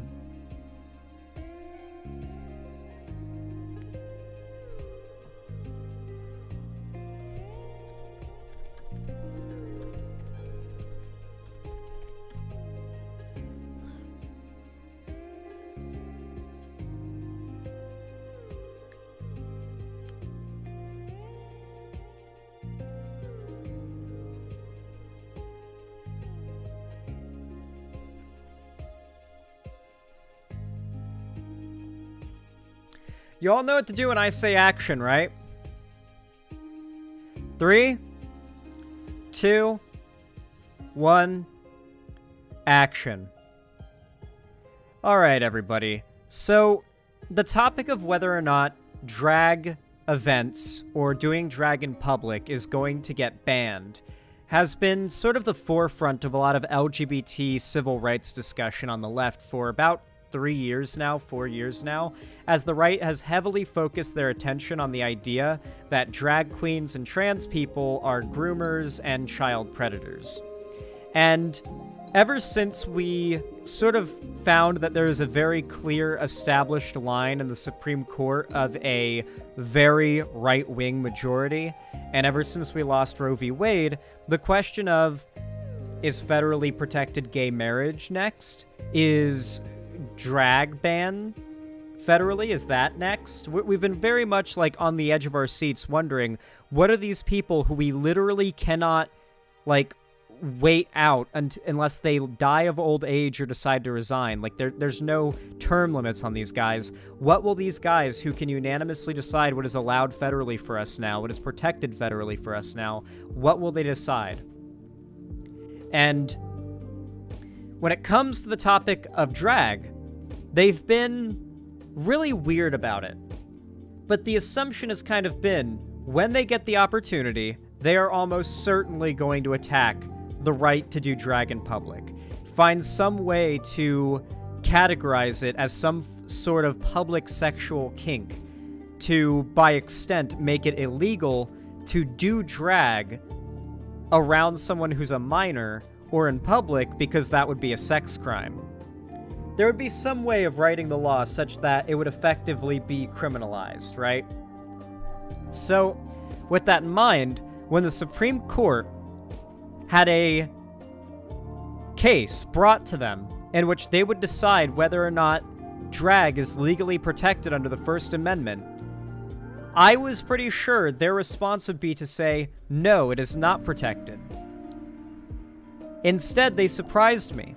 They actually went with the second worst response, which is to simply say, nope, it's up to the states whether or not drag will be banned. Effectively, by refusing to hear this case, they have essentially said it that it is up to the states. Let's read this article. The Supreme Court has again refused to intervene in a drag show controversy. The Supreme Court on Friday declined to get involved in a First Amendment challenge to a drag show ban. It was the second time the court has refused to step into a drag controversy this term. Students at West Texas A&M University went to the High Court after two lower courts refused to act in time to save a student's drag show scheduled on campus for March 22nd. They asked for emergency intervention, claiming a clear violation of their rights to free speech. This is, of course, the fact that it's already banned in Texas. And so they literally went to the Supreme Court, tried to get the Supreme Court to protect their First Amendment rights, and the Supreme Court has essentially declined. Now, this does not mean that the Supreme Court is refusing to take a position on this issue. That would be an almost good thing. What this actually means is the Supreme Court knows that when it's being challenged as a First Amendment issue, they can't do anything about it. They can't go against drag when it is being framed as a issue of free speech and, presentation. However, they can just refuse to hear it and let the state do what it's already been doing and just not come to a conclusion, one that isn't necessarily in favor of drag or against the First Amendment. So they're having their cake and eating it too by simply refusing to see the case. Last November, the Supreme Court also refused to intervene when the state of Florida asked it to temporarily reinstate its anti-drag show law. At that time, Justice Clarence Thomas, Samuel Alito, and Neil Gorsuch dissented. This time, there were no noted dissonance. The student group will likely have to move its show off campus this year while it waits for a hearing from the Fifth Circuit Court of Appeals, widely viewed as the most conservative federal court of appeals in the country. University President Walter Wendler first blocked the LGBTQ+ student organization from using a campus performance hall to host a drag show last March. In an email to the student body explaining his decision, Wendler called drag contrary to the basis of natural law, as well as derisive, divisive, and demoralizing. He said that the ideology underlying drag shows is demeaning to women and could not be condoned by the university. So not only do they call it degenerate and evil under that conservative bent, but they also drop that sort of turf view of it's like demoralizing towards women. You're doing woman face. Wendler seemed to understand that denying public university resources to a group based on the content of the performance violated the law, writing that he would not allow the drag show to go forward on campus, quote, even when the law of the land appears to require it. But when the students went to court, they ran into District Court Judge Matthew Kaczmarek. Before his judicial appointment by former President Donald Trump, Kaczmarek publicly opposed including protection for LGBT individuals in anti-discrimination laws and called homosexuality disordered in an op-ed. So this is a Trump-appointed judge who is very anti-gay that they had to go through even before they got to the Supreme Court. Kaczmarek, it's a Polish name, I swear to God, denied the students' request for emergency relief, and the group had to move their 2023 show off campus. After allowing time for briefing in the case, Kaczmarek again ruled against the students 6 months later. He said drag, quote, does not obviously convey or communicate a discernible, protectable message. That's not how the First Amendment works, bro. A message doesn't need a reason to be protected for it to be protected by the First Amendment. That's kind of the point of the First Amendment. So it does not qualify for First Amendment protection. That is not how the First Amendment works, but okay, bro. A different Texas District Court judge ruled last September that a statewide law restricting drag shows was, quote, an unconstitutional restriction on speech. Texas argued that the law is, quote, not indisputably on the student's side, claiming drag shows are not inherently expressive, so they do not merit an automatic First Amendment protection. Are you kidding me? Drag shows are not inherently expressive, so they do not merit automatic First Amendment protection. That is the most bullshit legal jargon I have ever heard for explaining how a non-harmful art display, basically, is not worthy of protection by the First Amendment. This is literally just them admitting they do not believe in the First Amendment. They literally believe in the First Amendment for me, but not for thee. They're just outright admitting it. Lawyers for the student group caustically responded with a question.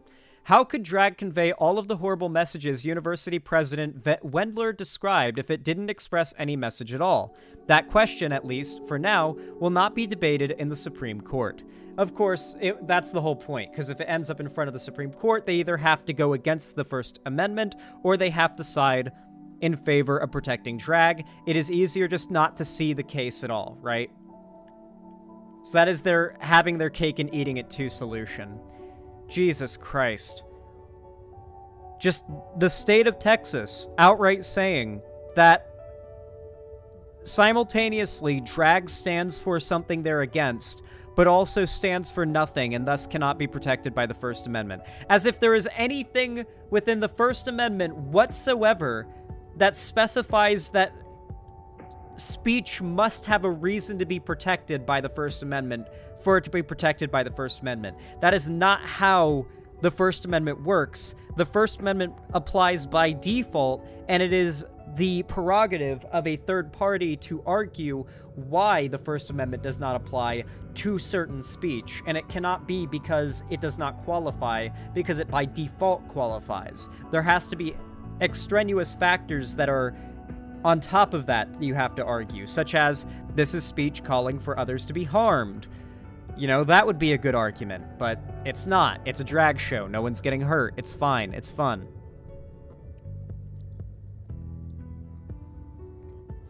Once again, this is the doublethink concept that fascists fall into, like the idea that the Nazis followed, that the Jews were simultaneously weak and easy to destroy, while also being an overwhelmingly dangerous and unstoppable force that has to be risen up against.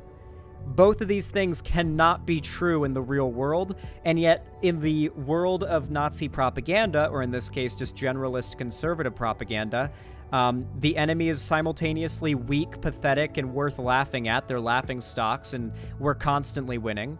But at the same time, they are a sickness, a virus that is taking over, that has won, that is destroying everything you love, and you have to rise up and stop it. And if you are complacent, then they'll win. It's one of the fundamental core tenets of fascist ideology. Now, right now, this isn't the worst news that we could possibly have, but if Trump gets reelected and we have essentially majority control by insane far-right Republicans of our government, I can see a scenario in which the Supreme Court just openly rules against the First Amendment and acts as protections for drag in public as a First Amendment protected thing. It's already been done in Texas. Who's to say they won't just do it federally if they have that much federal control? It's really scary stuff, people. You need to vote. Not just for the president, but on a local level, too. You need to vote in your local elections. Vote, vote, vote. Freaking vote. And on top of that, if you haven't already, volunteer with Progressive Victory. Link down below in the description, and you can do !PV in chat. You can canvass with them, phone bank with them. You can do everything possible with them to try and keep Republicans out of office and keep them from taking your rights away.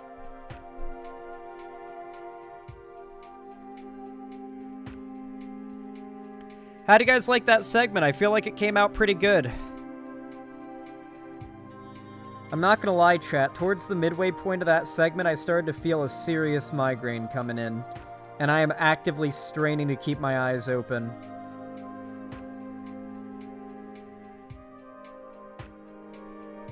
I have no idea why. I'm gonna go get a Monster. I'm gonna see if that helps. It probably will. I probably am just due for a nice caffeine dose, and I'm just feeling a bit of caffeine withdrawal. I shall be right back. I'm gonna go get a Monster. I'll be back in a moment. Be patient while I'm gone.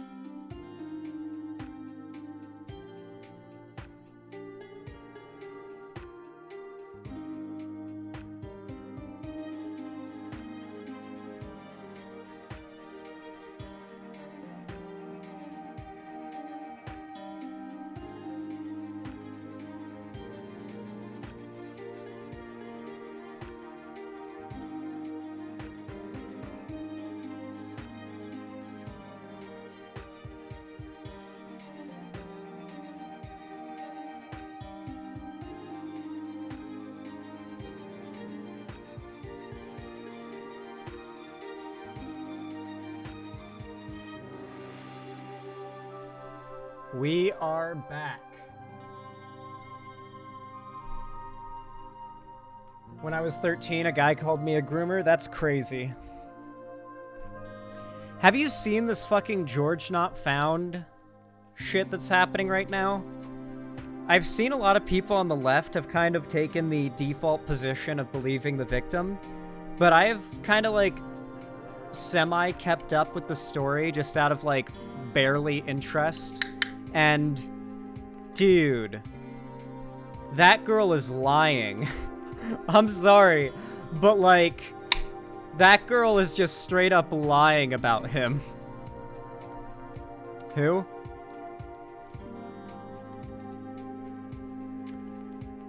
The friend of dreams.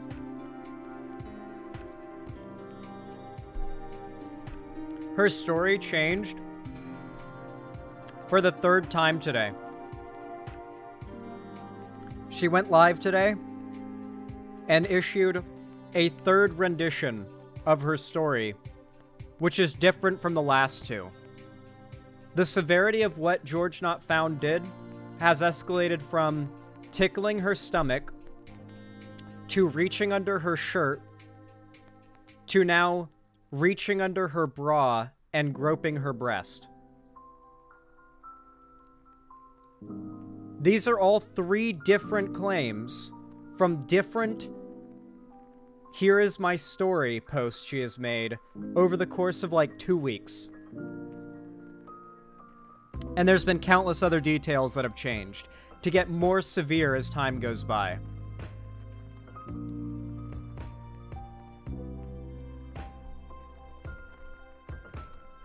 Nah, dog, I'm sorry. Guys, I get wanting to believe victims and everything, but there is, unironically, a strong incentive online. You have to understand, the internet and the real world, very different places, okay? False accusations are basically not a thing in the real world. These days online, false accusations are basically like the given, okay? There is so much to gain from simply, I mean, how many times on Twitter have you seen some massive scandal that you would think was some, like, allegations came out about someone, and it's not even false allegations came out, it's just a couple in the MCYT Minecraft YouTube Twitter sphere broke up, and, like, the ex-girlfriend, like, made a big post about the boyfriend, just, like, info dumping dirt. And it's like, he's canceled, you know? That happens, like, daily in that sphere of the internet. And it's just this, like, extremely toxic circle jerk of, like, I must air every bit of dirty laundry about any, like, person who I've had a sexual or romantic relationship with in order to get clout after there's been a falling out. Like, you can guarantee, like, regardless of how a relationship goes, if they have a falling out, then the story's gonna be different online. Because there's so much incentive online to just lie.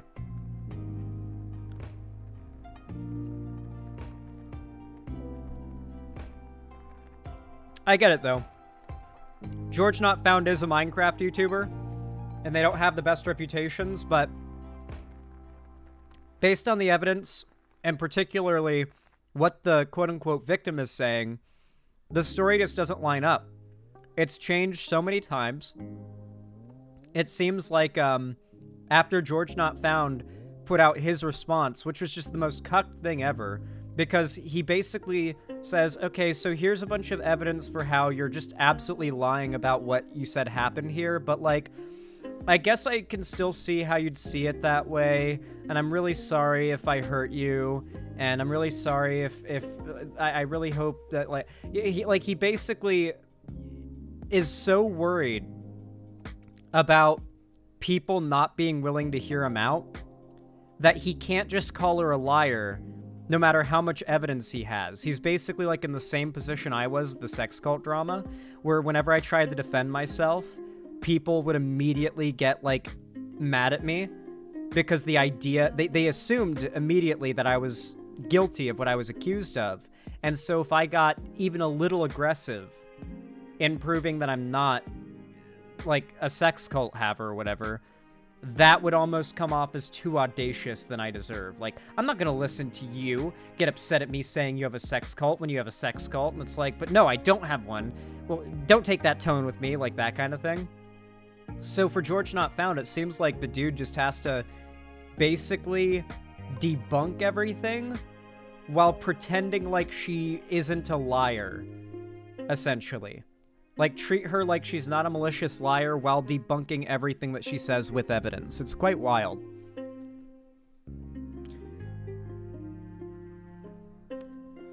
Why is it always the Minecraft community? Autism.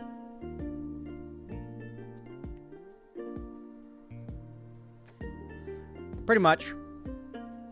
50% of, like, the actual, this was a situation where some sexual, like, what's the word for it? Misbehavior happened.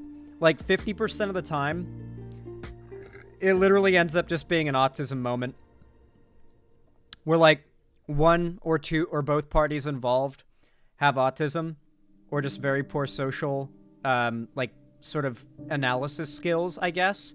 and end up sort of like talking past each other or giving each other false signals, and then one person oversteps a boundary, another person hasn't made clear enough exists or has made look a little looser than really exists.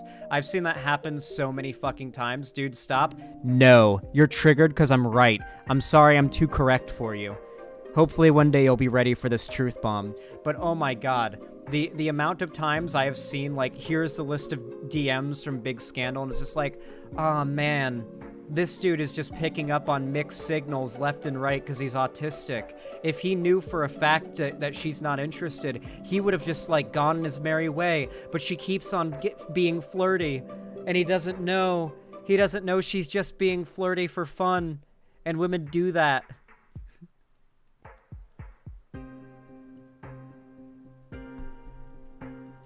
That's not what autism is. I'm gonna look into you with my eyes piercingly deep into your soul as I say what I'm about to say. It looks at you. Tears in my eyes.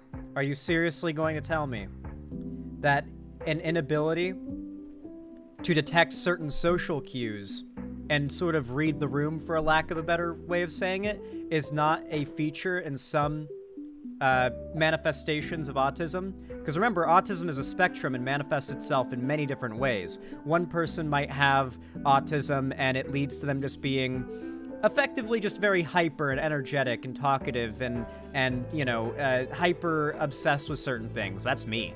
And then for some other people, autism can make them very, one might say, socially inept. They can't really make eye contact. They're not very good at, like, holding up conversation unless you lead it. And I've got friends that are like that, and it's fine. It's fine. I'm not shit-talking. I'm literally just talking about, like, what it can be like to deal with that, and it's not, like, a bad thing. It's not like they're not broken. It's not like they don't need to be fixed. It's just like, damn. It sucks that sometimes people who are neurotypical can project malice on non-neurotypical people when those non-neurotypical people don't mean it, right? Like, how many times do you see... This is a perfect example. The stereotypical, like, guy in a horror movie who comes off as creepy and is maybe the bad guy, who is revealed to actually be good, but he's just autistic. But all the characters treat him like shit and think he's creepy and bad and don't trust him, but he's literally just a good guy who is just autistic or non-neurotypical, and everybody just misjudged and projected malice onto just abnormal behavior. But yeah, I don't know. Congrats for you, D Snugs. I've been diagnosed for 26 years. I'm sorry you somehow forgot actually having to learn to see things from other people's POV, because that's one of the most common things. I mean, everybody has their own experience with autism if they have it, right? So not everybody experiences the same set of sort of factors. But like I said, I have seen so many cases where it's like, oh my god, I can tell this is just two people giving each other mixed signals. And then it ends up going too far, and one person feels like their boundaries have been inappropriately crossed, when from the other person's perspective, they were just engaging in flirting in a way that they thought was being received positively.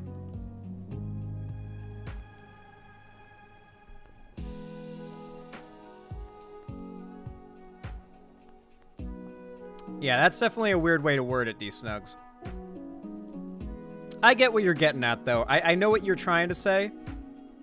But you gotta be careful with your wording, okay? No, I get what you're trying to say, D-Snugs.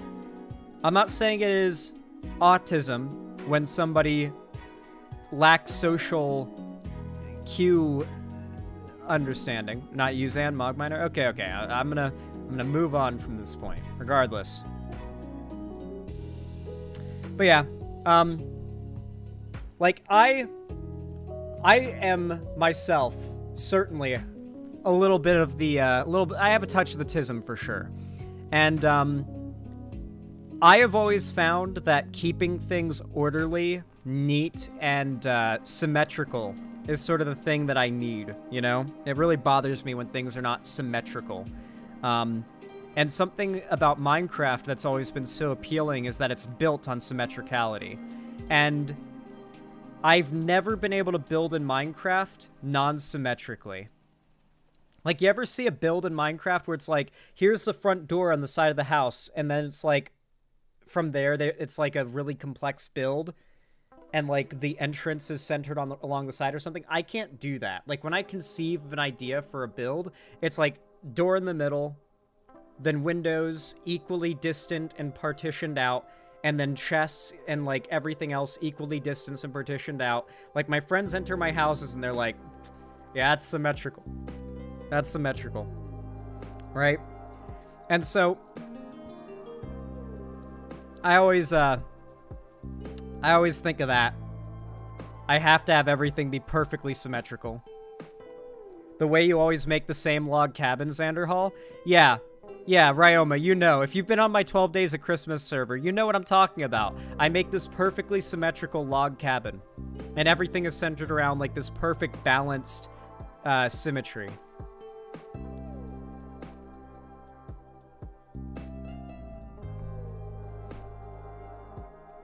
Otherwise, it bothers me.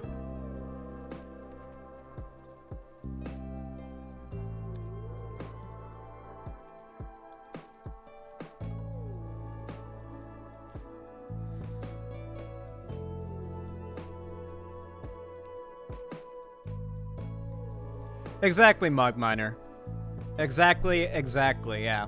I'm saying that there's been a lot of cases in which I have read the interactions. Here's a good example. Vosh was, like, accused of sexual harassment, and, like, the logs are out there. Like, Vosh published the logs and everything. And I read them, and I remember just thinking, oh my gosh. Because I could tell exactly what was happening. You had, like, Vosh, who was like, I want to smash. But only if you want to, right? Like, pretty reasonable position for a guy to have, right? You know, pretty standard, nothing wrong with that. While the person he was texting, or sexting, or whatever, was doing this weird, like, I want to talk about sexual stuff, and I want to talk about stuff that is clear, yeah, the poppy thing.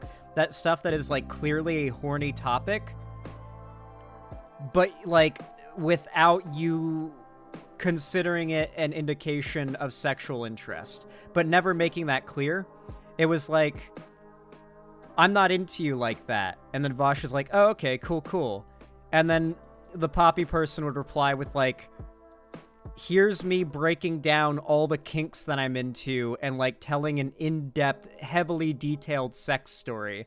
And then Vosh would be like, oh, geez, this seems like a little bit of flirtation. Maybe I'll engage with this. And then he'd engage with it how he interpreted it, which was as a bit of flirting, like talking about that kind of stuff. And then they'd get upset and say, no. I'm not like that with you. I'm not like that with you. It'd be like, okay. And it'd be that back and forth, basically. Which, as a pattern, is effectively sexual harassment, but that wasn't the intention so clearly.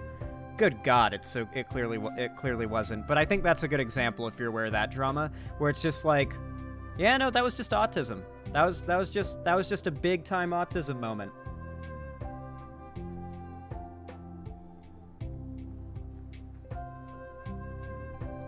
It's possible for someone to do a bad thing that hurts someone else, and for it to have been a non-malicious, non-character defining action on their part, if that makes sense. Oh my God, my nose is so itchy.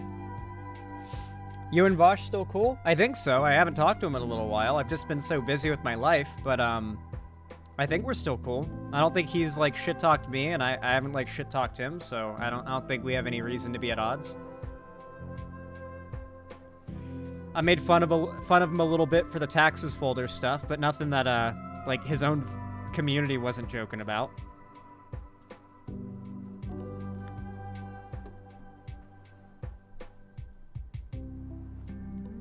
All right.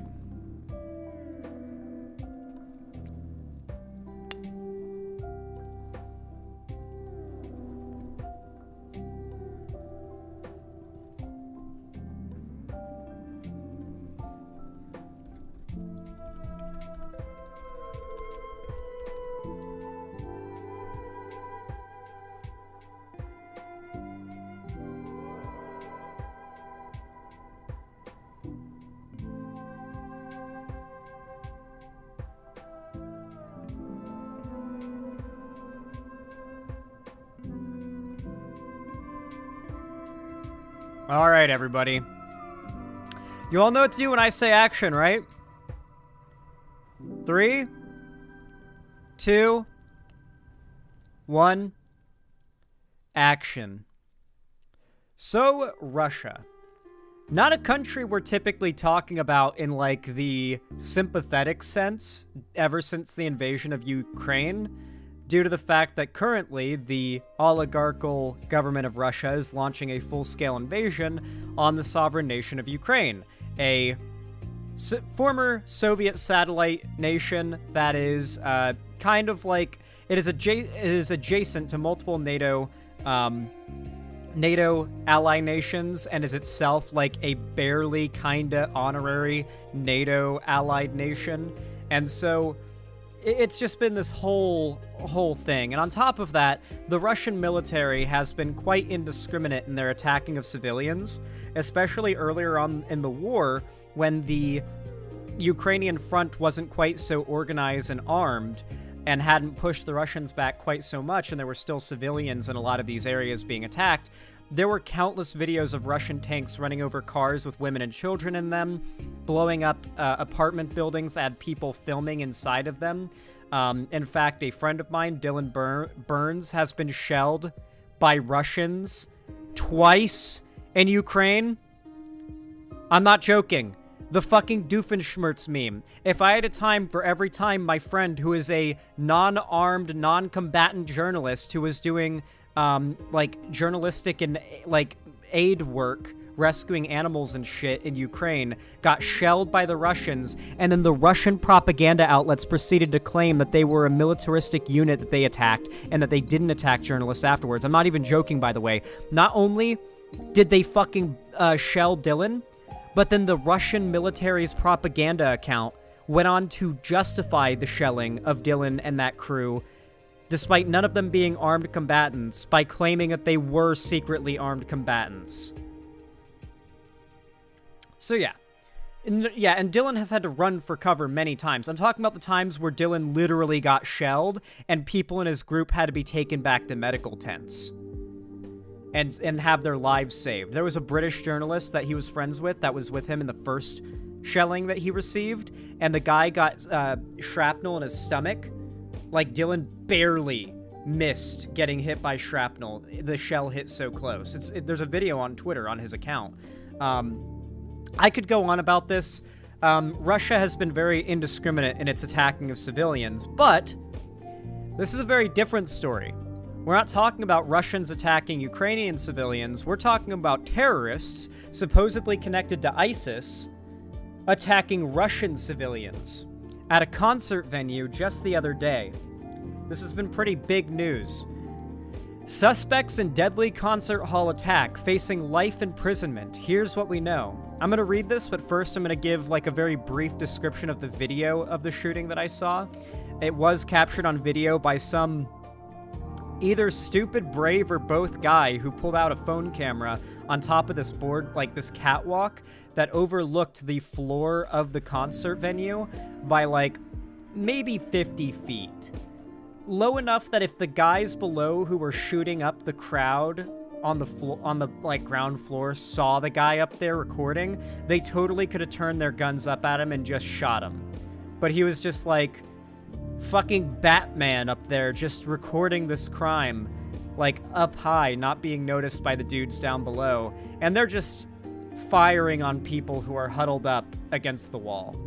And it's a pretty gruesome video. I don't recommend watching it. You know, it's one of those situations where you're like, ah, oh, man, I forgot how fucked up real life violence is, you know?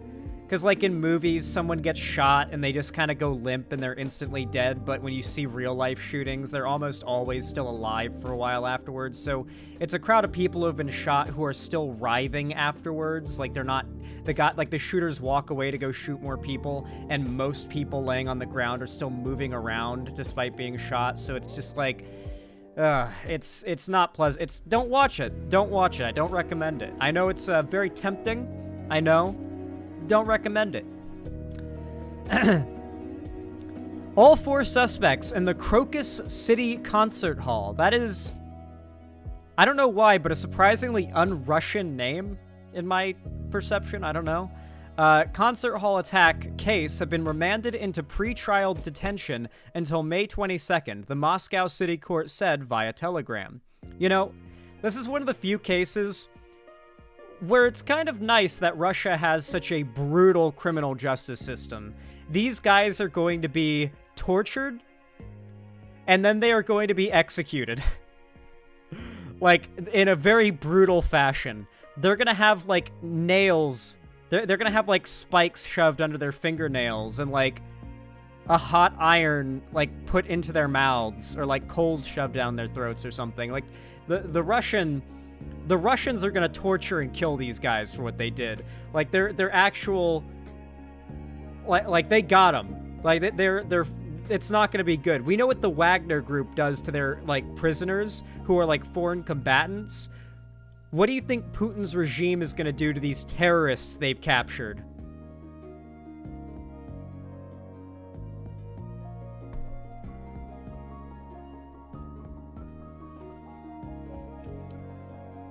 Oh, yeah. Their cocks and balls got cut off yesterday, okay? They got castrated days ago. They got castrated on the way to the jail. The defendants were brought to court individually on Sunday and pled guilty on all charges, according to state media agency TASS. There is no real criminal justice system in Russia, from what I've heard, so it's going to be a real quick, like, Starship Troopers style, arrested, tried, and executed all in the same day type deal. Probably in the same week. The names of the 4 accused in the case are... Not even going to try to pronounce that. Not even going to try to pronounce that. Not even going to try to pronounce that. Not even going to try to pronounce that one either. Yeah, none of them are even close to pronounceable by me. I'm not even going to try. And frankly, they don't deserve me trying because they murdered numerous innocent people. Moscow City Courts announced via Telegram. All 4 are from Tajikistan and have been in Russia on either temporary or expired visas. Ah, yes. Building the wall, though, that'll fix it. Friday's attack left at least 137 people dead. Jesus.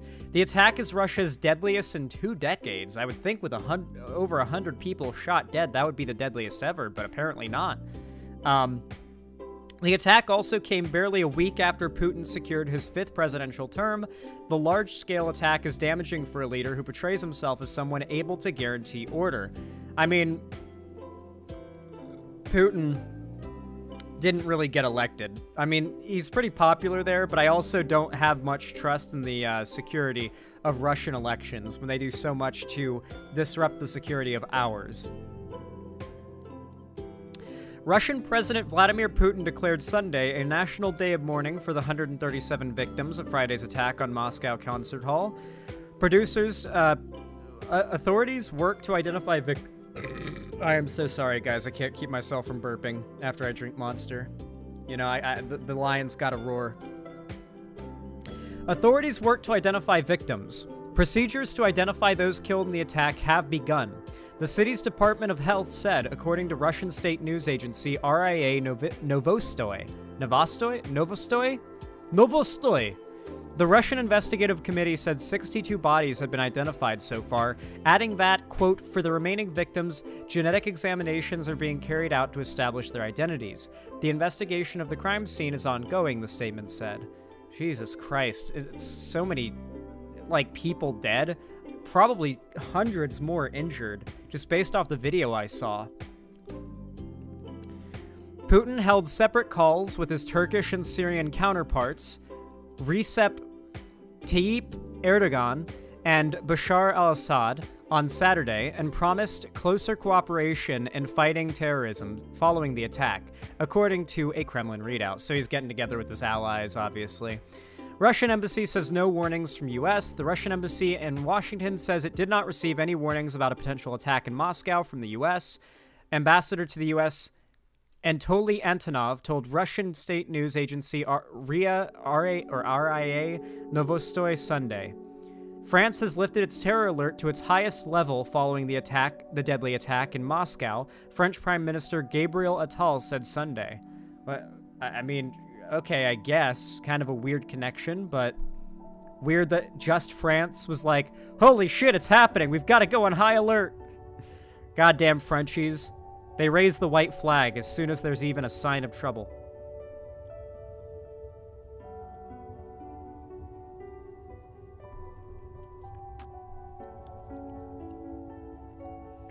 Nah, I don't feel like this is an inside job. Remember, the U.S., for all intents and purposes, the U.S. is low-key kind of removing itself from presence in the Middle East compared to, like, pre-9/11, or like in the, sorry, not pre-9/11, in the post-9/11 era. Like, we pulled out of Afghanistan. We've ended our faux wars we started post 9/11. Like, pretty much the core of U.S. quote-unquote occupation of the Middle East is our strong alliance with Saudi Arabia and Israel. Like, those are pretty, like, we've pulled out of Syria, where we were actually a pretty good, like, a force of good. We pulled out of Afghanistan, where we were a force of good. So, what world superpower right now is having the greatest influence in a negative way on the Middle East right now? Russia. Russia and China are massively expanding into the Middle East and Africa to try and, like, build up their economy from those resources and those, like, routes of outsourcing. And so the imperialist behavior of Russia is just as bad, if not worse, than America.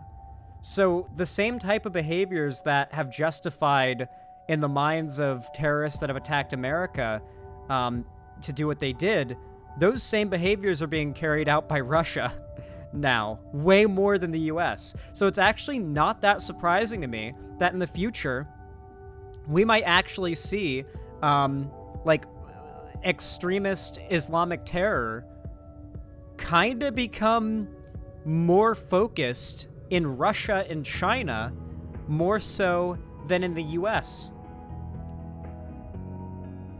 Because we're kind of pulling out.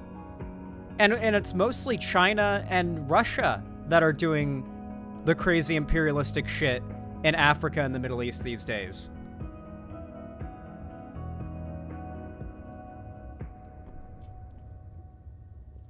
China, especially in Africa. Tankies in shambles? Yeah, one of the biggest examples of how tankies have absolutely no fucking clue what they're talking about.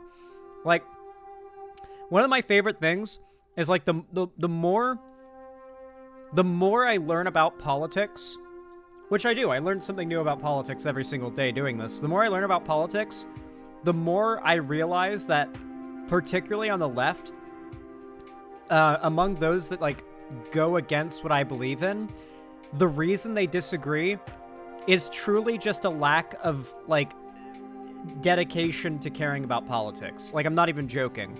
Like, the hyper anti-voting lefties are literally just lazy, and it's the only reason they hold the position they have. They're just lazy, and they're too lazy to do, like, the bare minimum of research. It's why they repeat easy to debunk lies, like AOC just recently called what's happening in Israel and Palestine a genocide. So you can kind of know that any debate with those people is going to be a layup if you're willing to do the bare minimum of effort of Googling the thing that you're going to be talking about with them, because you know for a fact they will not Google shit. They won't Google anything, they won't read anything, they won't research anything. It's all about their feelings and getting, like farms on Twitter, whatever bubble they're in, and you just know for a fact you'll be able to steamroll them, because they're too the only reason they disagree with the idea of voting in the first place is because they're lazy pieces of shit.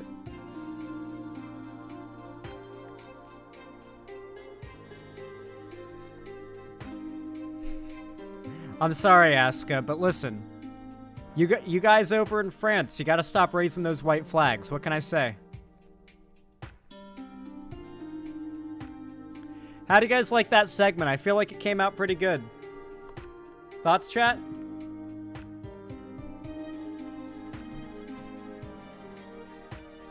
Good, good.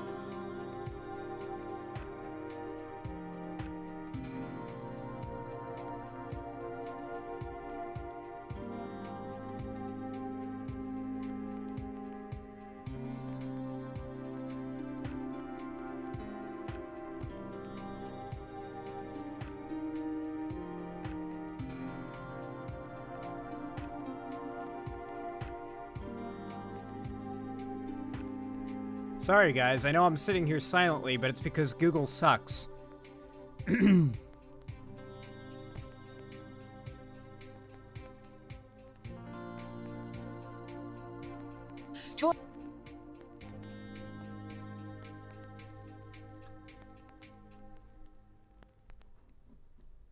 All right. You all know what to do when I say action, right? 3, 2, 1, action. So, lately there has been this really popular idea, and by lately I mean like the last 5 years. There's been this really popular idea, a completely made-up scenario that conservatives have kind of dreamed up and pushed via, like, memes, conservative political comics, and sketch videos into convincing people exists. And that is the scenario in which a man dresses up as a woman in order to enter a woman's bathroom and get away with committing a sex crime against those women.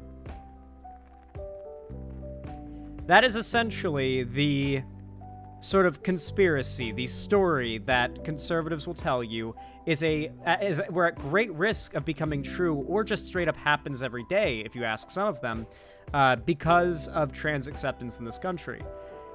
And they will argue that, whether it be, sure, some trans women are valid, and allowing them to enter women's restrooms allows for men to take advantage of this, or they'll argue there are no trans women, they are all men, and any trans woman who does go into a women's restroom must be doing so for nefarious reasons. Pretty disgusting way of sort of pushing transphobia when you consider the fact that this has, like, never happened. In fact, famously, trans women are in more danger in a woman's restroom than cis women are in a woman's restroom. Statistically speaking, the crime stats don't lie. More trans women have been attacked by cis women in women's restrooms than cis women have been attacked by trans women in women's restrooms. And if you want to look at trans women in men's restrooms, the attacks against the trans women skyrocket substantially. The fact is, there's no actual statistical or data-driven point you could argue that trans women entering women's restrooms and locker rooms is a problem from, but they just try to sort of convince you that what if this imaginary scenario happened? Wouldn't that be bad? Shouldn't we try to prevent this imaginary scenario that not only doesn't happen, but statistically the opposite is more likely to happen? Regardless, the right has pushed this idea for quite some time, particularly TERFs, the transphobes that try to use feminist messaging that's been warped and molested into some new hate-filled rhetoric, trying to use some kind of girl boss, misandrous, woman empowerment argument in order to push hate and put down other groups. This sort of TERFy idea is often pushed by conservative women, claiming that they feel unsafe when trans women are allowed into the restroom. And let's say hypothetically this is true, right? Let's say the majority of cis women found themselves uncomfortable with trans women using the same restroom as them. What if that was true of white women when it came to non-white women? What if the majority of white women were not comfortable with allowing non-white women to use the same bathroom as them, and they wanted segregation? Would the majority of white women not being comfortable using the same restroom as non-white women mean that those white women are in the right, and that the majority of them being in favor of that means that they should get that? Or do you think that maybe restricting the rights to access public facilities for a certain group of people based on race or whatever demographic they're a part of is just inherently wrong? And when someone's discomfort comes at the expense of another group getting rights, then maybe the group getting rights should be the one prioritized, and not the group that just feels discomfort. Now, the reason why I use the women's bathroom example with race is because this was a thing. Back when segregation was ending, massive amounts of female white supremacists marched in the streets talking about how they didn't feel safe with desegregated bathrooms, and that they felt that their safety as women was being infringed upon by allowing brown and black women to use the same restrooms as them. And so, it is just a repeat of history. There have always been evil racist bitches, and those evil racist bitches will try to use their womanhood and some faux girl boss fake feminism in order to rebrand hate into something progressive. Now, the reason why I'm talking about this whole trans bathroom thing is because typically you imagine this conservative scenario where it's like this conservative made-up scenario where it's like a man dresses up like a woman, goes into like a woman's locker room, and is in there like peeping on the women or taking photos of them or something like that. Well, a story has been blown up by the right and has gone viral on conservative Twitter and like the conservative side of the internet, where the exact opposite has happened, and yet somehow the trans woman is still the villain. Let's watch. This story is absolutely wild, and the fact that the conservatives are claiming that the trans woman is still in the wrong in this is wild. America now, another gender-related story where this lady's gym membership has been rescinded because she had the temerity to take exception to a male in the women's change rooms here. This is Sky News, conservative outlet from Australia, I believe. Literally no left-wing outlets are covering this story. Like, I looked it up, and unless it's just Google being unusable these days, this story is, like, exclusively being covered by, like, Fox News, Sky News, like, right-wing media figures, Brett Cooper, for example. Yeah, it's Fox News Australia is Sky News. Yeah. Like, obviously, this is going to be framed from, like, a really fucked up way. But what actually happened is a woman saw a trans woman in the locker room at Planet Fitness. And so upset at the sight of the trans woman in that locker room, she took out her phone, switched it to camera mode in the locker room, and took a photo of the trans woman in the locker room. And somehow, the trans woman minding her own business in the locker room is the villain, and the cis woman who took the photo is the hero and the victim of this story. So you're going to hear what happened be very much twisted by this right-wing, like, news source. But literally, this is a woman who lost her Planet Fitness membership because she took a photo of another person in the bathroom at one of their facilities. Something that is, if it's not illegal, it should be, to take photos of people when they're in, like, a locker room or bathroom. I know on Twitch, if you so much as, like, record yourself in a public bathroom, regardless of what you show, it's an instant ban. To take exception to a male in the women's change rooms. Here, her name is Patricia Silva, and here she is telling you her story. This morning I got canceled. Planet Fitness. So because it's all conservative outlets covering this, like, they're only platforming this lady's story. And has there ever been, like, she has the Karen cut. She's got the Karen Bob haircut, for starters. Like, the Karen Bob cut. So we're off to a good start. She took a photo of somebody minding their own business in the fucking locker room. And now, after getting her, her Planet Fitness subscription revoked and getting kicked out, she's no longer allowed. Her pass is taken. She's now, like, playing the victim. And all these right-wing news sources are jumping on it. Now, to give you an idea of how right-wing Sky News is, look who their source is. Domestic terrorist libs of TikTok, who has literally inspired bomb threats on a children's hospital in Boston.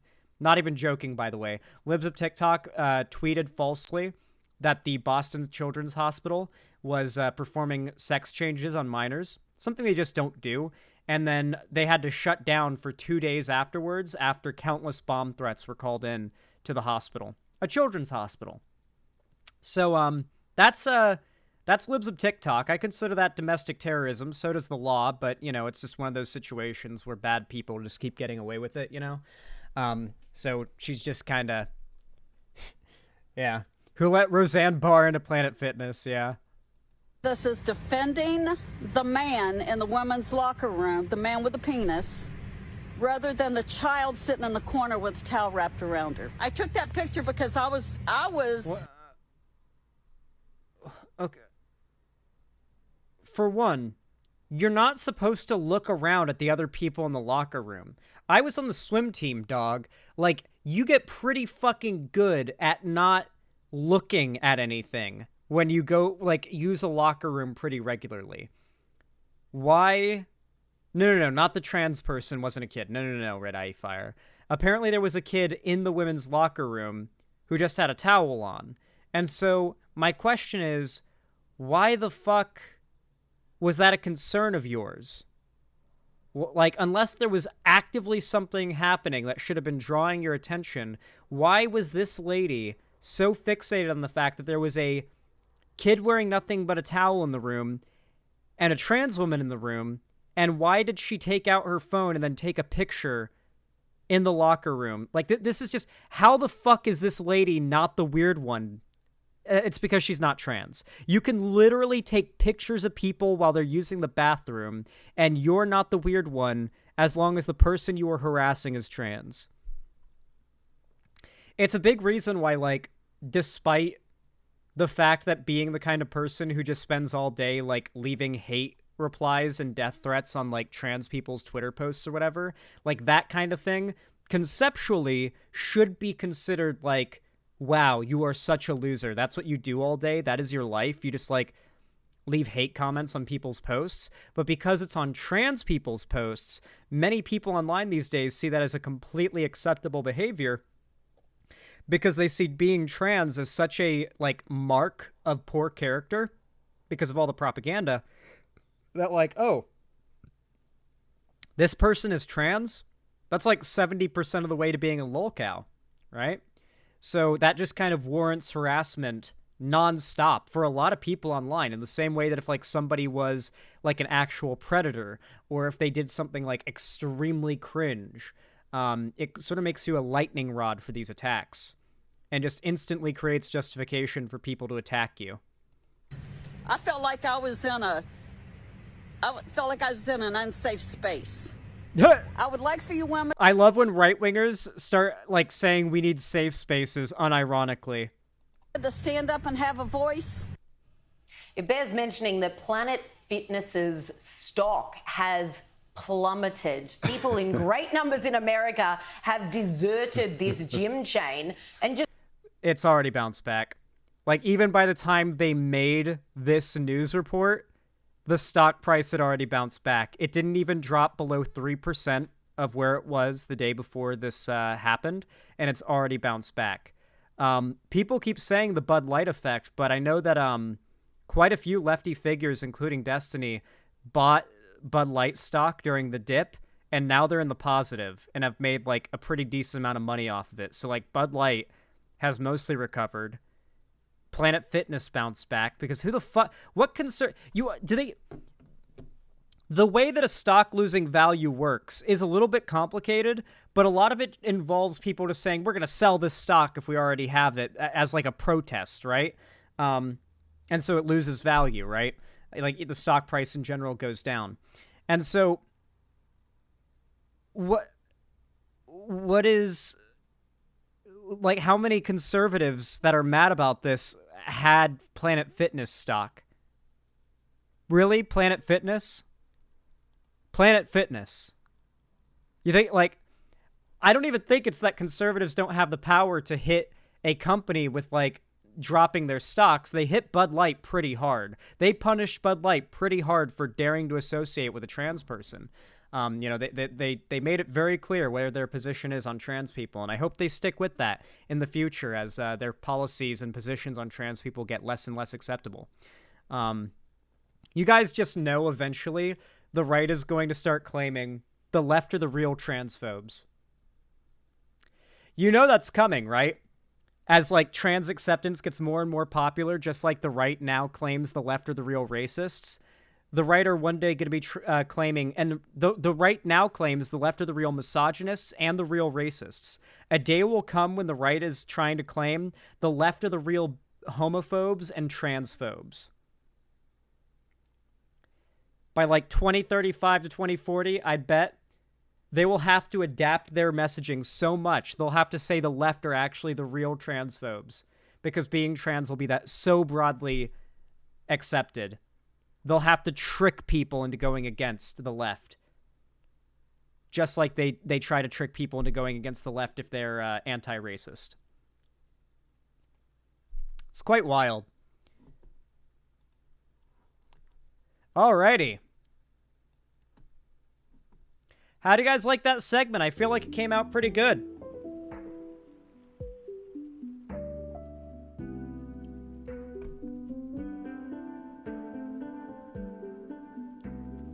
Good, Seggy. Good, good, good. That was the last topic I had to cover for today, guys. If I'm feeling it, might be down to stream some Vintage Story.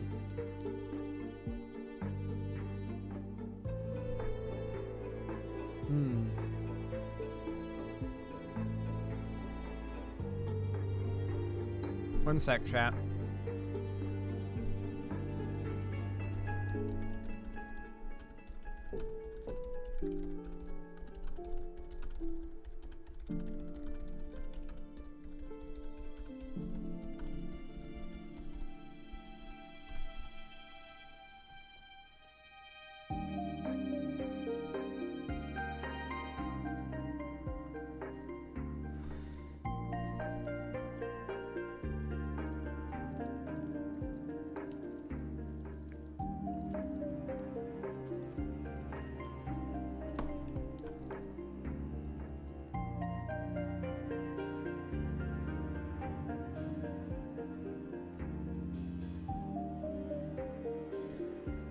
Might stream some Vintage Story.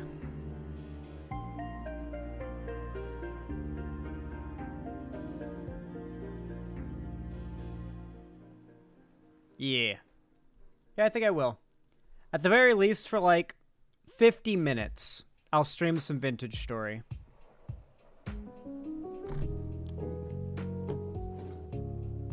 I want to show you this game. Gotta launch it from the custom launcher.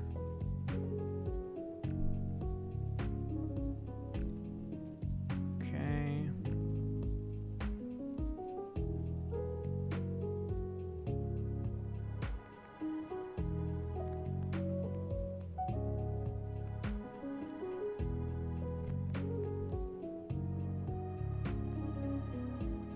There we go.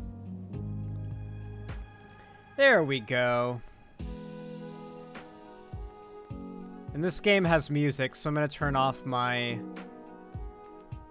music. There we go. There we go. So, Zan's story, this was my test world. This is like the first world I made where I learned like the basics, but then got myself trapped in a corner because I like took too long learning the base mechanics, and it was just I was in a bad situation and I hadn't done much, so I was like, fuck it. Now that I've learned the most fundamental basics, I'm gonna make my real world, which is this one, and this is the one that I'm actively playing and sort of progressing in.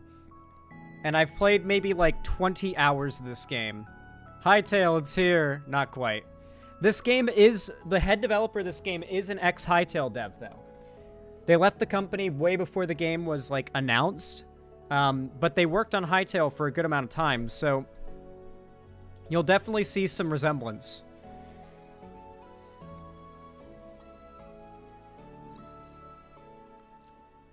I don't know why they picked this color palette there for, like, representing the game in that loading screen. The weird choice. But here's the game. These are oil lamps. You make them with, like, a clay bowl and animal fat, and they burn forever and without getting put out by rain or water. So literally one of the best light sources you can get at this point in the game. Is there a particular reason why they left? Who? I have no idea. Oh, like a reason why they left? No particular reason. It's just that, like, you can ask any game developer. It is very normal to just, like, dip out before a game ships and go find another gig. Because you never know how big of a success a game is going to be before, like, A, it launches in many cases, and B, before it's dropped a trailer that has, like, performed well. And so before the Hytale trailer came out, they had no way of knowing how big Hytale was going to be, or if it was ever even going to launch.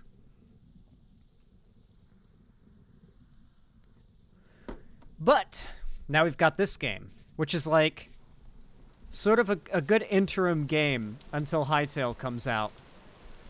It is raining right now, so I'm going to sleep. I actually picked a really low danger area. There's this system called, like, temporal, like, rifts, and the monsters come through them, and it's based on, like, how high the temporal rift activity is in your area, which it fluctuates, but you can find an area that has a low frequency of rift activity, and I really lucked out, because my house many nights doesn't even have monsters. Like, monsters don't even show up here many nights. And to give you an idea of what the map is like, I've explored a pretty decent amount. These are marks that I've left. These are different. These are traders. This is bees I found. This is blue clay. This is fire clay. This is peat mud. I think that was copper, maybe?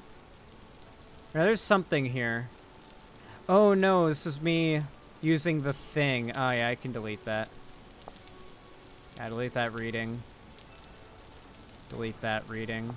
No wonder I was so confused by all those extra readings. Anyway, here's my house. That's me, little thing there. This is a translocator I found. It's like a little teleporter thing you find in ruins. Yeah, and you have to find these things. These are all markings I've placed. Brown coal, this is a copper vein. This is meteor iron. Lead ore, that kind of thing. But yeah.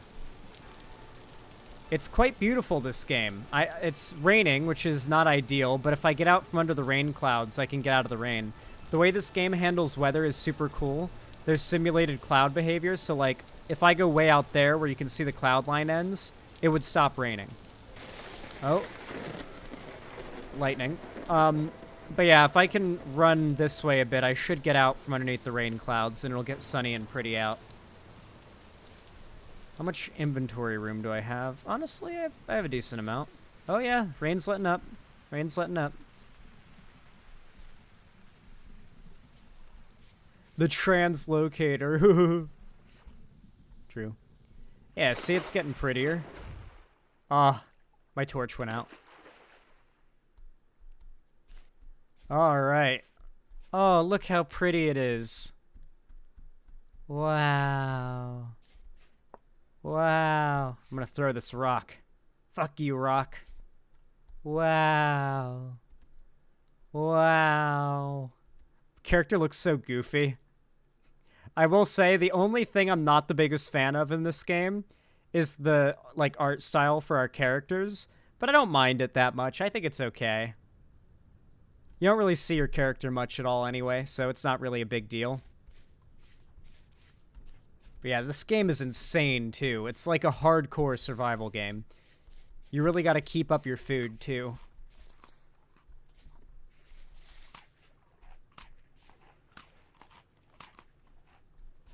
Okay, so.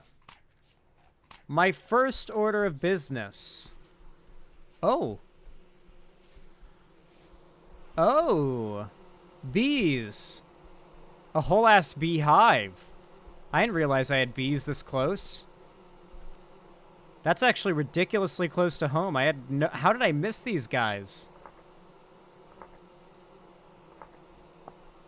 There we go. Well, now I know to come back to them later whenever I have the tools for it. Oh yeah, these are some traps I've set out. I haven't caught anything in them yet, but I set a trap here, and I set a trap here. But I've kind of cut back the tree lines so much in this area. There's not much wildlife. I'd probably be better off pushing these traps deeper in the woods. Because, like, this was all forest up to, like, where these ferns end. Like, up to here. And I've just trimmed all this away for wood. This looks neat so far. Oh, yeah, it's super cool. This is my house. I still have not... I just got the ability to make oak boards, which you get from using the copper saw. Or you can make it out of many things, but in my case, it's copper. The copper saw, you saw logs, and then that makes boards, and then you use the boards to make, like, normal wood plank blocks like you'd see in other block games like Minecraft. Another cool feature is this. The way you craft a lot of stuff is with cool multi-block, like, processes. So under this dirt, I have 6 layers of charcoal per block that is covered here. Because the way you make charcoal in this game, unless you mine up normal coal, which can be pretty rare and difficult to find, is by taking a bunch of logs and piling them up into a 3x3 hole or bigger, or smaller, like this, and then suffocating it with dirt blocks or something that can't burn, lighting a fire on the top and then covering that up, and then the mound will start smoking. Smoke will come off of the mound, and then once it stops smoking, underneath your wood turns into charcoal. And now, if I break it, I get charcoal blocks, or charcoal pieces. And with this charcoal, I can go over here to my forge. If I drop that in, I've got a little charcoal in my forge, but the forge has to be lit with the fire starter, which is this thing. If I light this,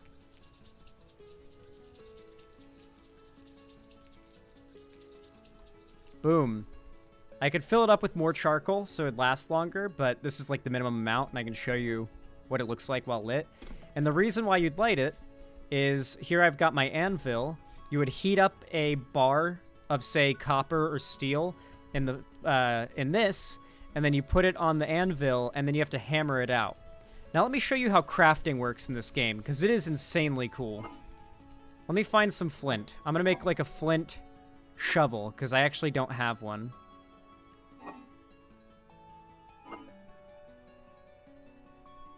I know I have some flint around here. Yep, here's some flint. I'm going to show you flint napping. Yep, and I'm going to grab some bones too, because I'm going to get a bone handle. Cool, cool. So this is how crafting works. So let's say you want to make a shovel, which is what I want to do. I'm going to make a flint shovel because I don't have enough copper yet to make anything metal. So what you do is you crouch down, then you place down a piece of flint, and you start the flint napping menu. Now I can pick between napping arrowheads, napping an axe head, napping a hoe head, a knife blade, a shovel head, which is what I'm going to do, or a spear head. If I select shovel head, boom. As you can see, the shape of the shovel is now lined out here, and I have to nap out the shape by cutting away the excess. And this is one of the simpler napping recipes. And napping is one of the easier things to do just conceptually. And so I take that shovel head, and add a stick, and boom, we've got a flint shovel. And so now, I've got a flint shovel for stuff, and it's still raining. Great, fantastic. What I really need to do is find more copper, which entails a lot of exploring. So what I'm going to do... Actually, here, I'm going to make...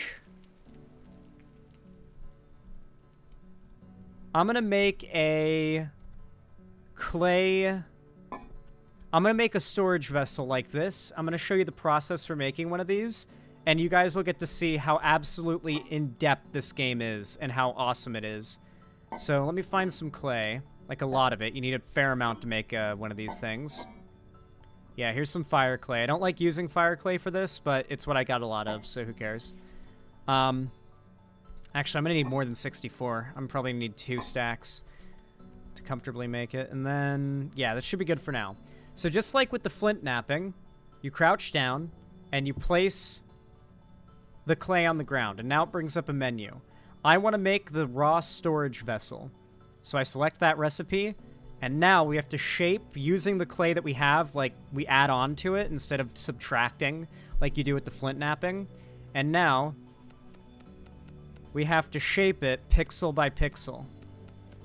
Thankfully, there are ways not to automate it, but to speed this process up, and you can actually get really fast at this. So for example, I can select the 3x3 here, and because this requires far less precision, I can just kind of sloppily throw it all on. But this part requires a fair amount of precision, so I've got to carefully do it like this.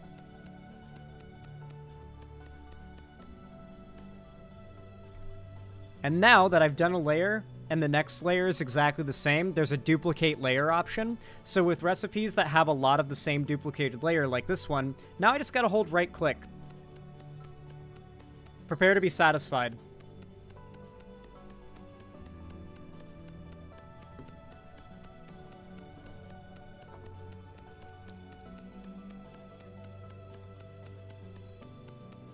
And see, it's using up the clay in my hand.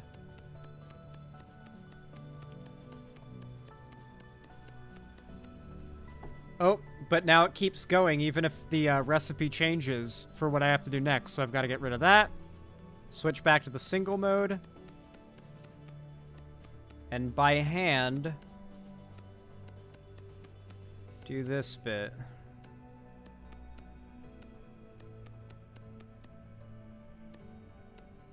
Boom.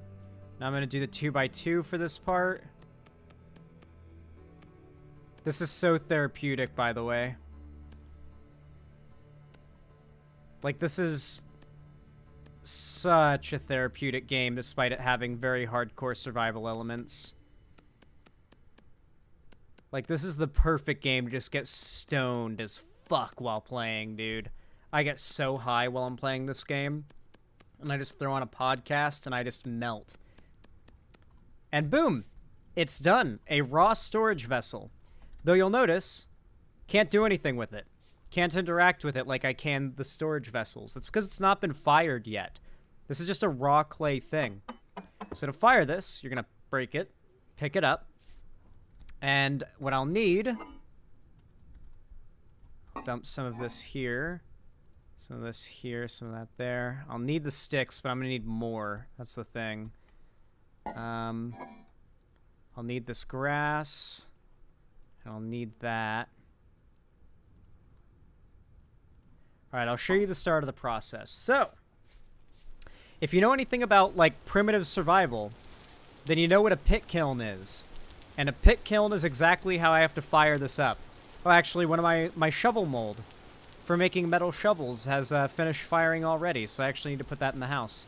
So, I'm going to use this hole. First, you dig a hole. You want to make sure it's covered so rain can't put out your pit kiln.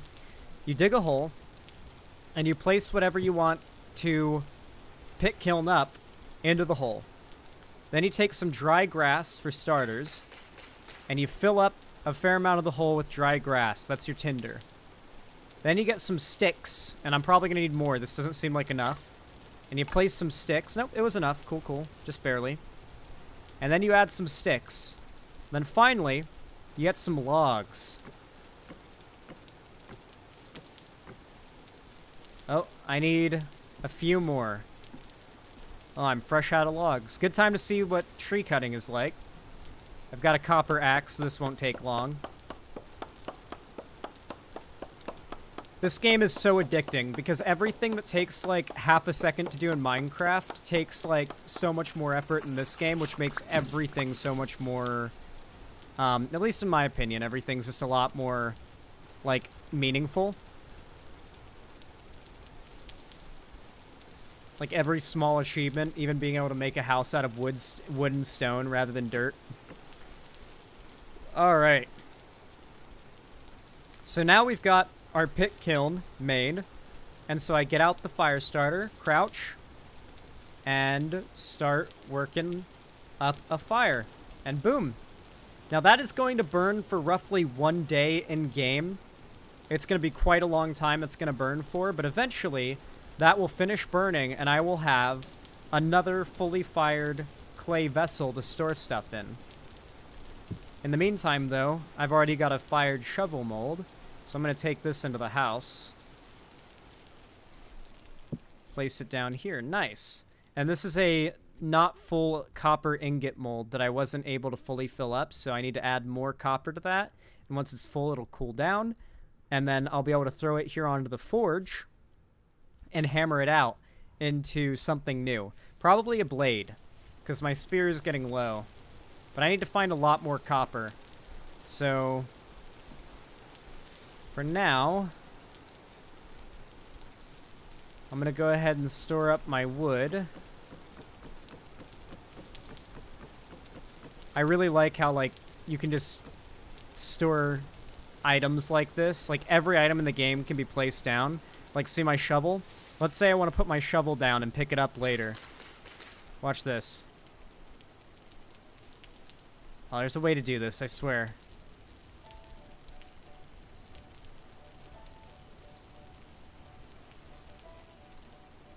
Wait, how's it done? Oh, there's a way.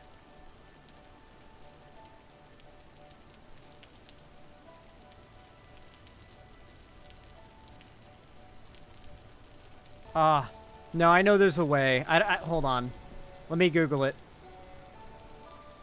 I'm constantly doing this. Vintage story, how to place tools. Because everything in the game can be placed one way or the other.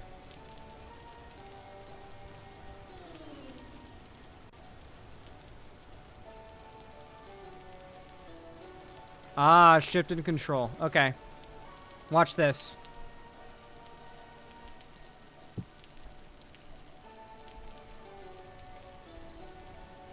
Look at that. Any item in the game, pretty much.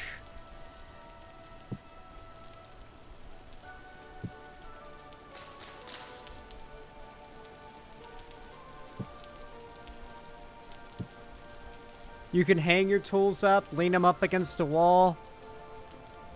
Every item in the game.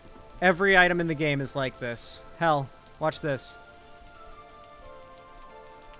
Well, the game wants me to eat these. I don't think you can place berries, but you can place food items on the ground. I know that's for sure. Yeah, you can place these. These are for starting fires. Like, everything can be placed one way or the other. It's really cool. Like, here, we can probably place this here. Yeah. Yeah, it's got very Terraria-like music. Yeah, let me grab my kit.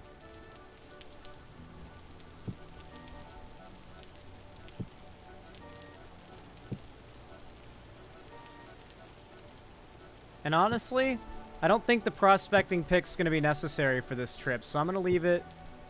I'm going to leave it up against the wall here.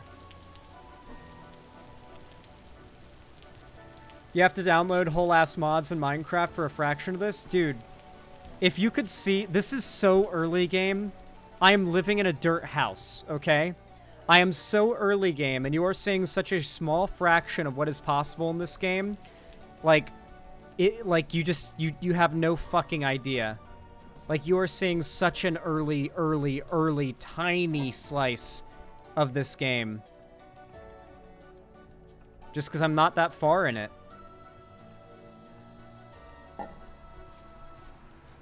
What I do need to find, though, is copper. Badly need copper. So with that in mind... We're gonna go on an adventure. Ooh, my berry bushes are ripening. That's good. I'll have food waiting when we get back. So, we're gonna go off in a direction to try to find copper. And the one direction I have not explored much in is a straight fucking line this way. into the whatever biome is here. I haven't really gotten to this biome yet. It looks like some kind of desert, maybe. So I'm going to set a waypoint. I don't know. We'll set it to be like a star. Name, objective, pinned, save. Now we've got a star. I've got a star on my mini-map now that I can walk towards. And the goal is not just to enjoy the scenery as we go, which we will be doing, of course, but to also try to spot any surface samples of copper. If you've ever played SevTech Ages, that mod pack was trying to recreate this game in Minecraft, but, you know, it's limited by Minecraft. So if you played SevTech, you'll know there's that mechanic where you look for the surface samples, and then below there's like a big vein of ore. But the surface samples and the veins themselves are really spread out and rare. So that's how this game does it too. You have to go around and explore and look for surface samples, and then if you find a surface sample... Ooh, rooster. If you find a surface sample, you can dig below that, and there will always be a big-ass vein beneath it.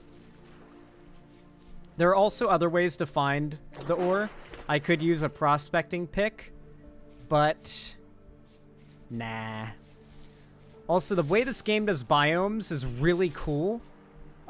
If you look on the map, you would think everything here is like one biome, and then this is like a new biome. This game does biomes a lot more like Hytale, where there's like zones, and then within those zones, which are like climates, you've got biomes. So we're right now in like the temperate like the temperate climate, and that has multiple different biomes in it, from hilly, like mountainous ones, to big plain fields, to this swamp land that we're in right now. And then once we get out here, there's like different types of deserts and stuff. This game is also shaded, right? I mean, like, we've got a shadow and stuff? Yeah, we've got, like, there's sunlight, there's god rays and sunbeams and stuff, yeah. This also has, like, part of the game by default is, like, the create mod. Like, all the shit the create mod adds is just in this game by default. Also, like, these aren't just here for show. These are cattails. If I break them up, they're leaves, like, they're used for, like, different things, and then also their roots are edible. So there's, like, all the different things you see have a use, which I really like as well.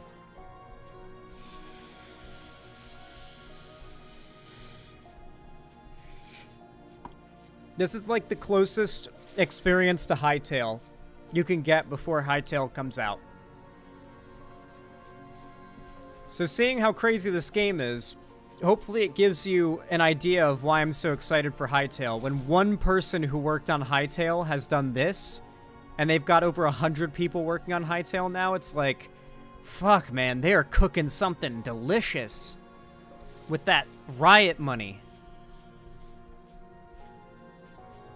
Look at this forest. Tell me, okay, tell me, did you ever think it was possible for something this pretty and, like, detailed to exist in a block game?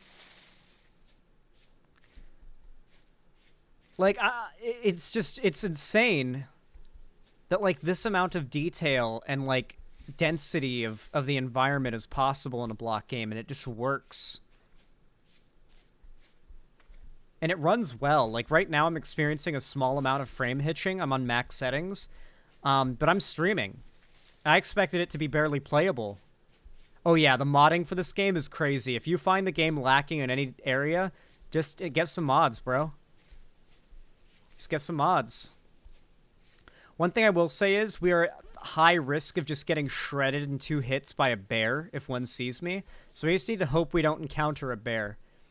The world generation in this game is very distinct and unique. However, you sometimes still get these Minecraft-like designs, like these overhangs that look impossible. And they're pretty rare. They're, like, way more rare than even Minecraft. Oh, that was a goat. You see that goat jump? Oh. God, I love this game's world gen. This game has, like, really, really good world gen.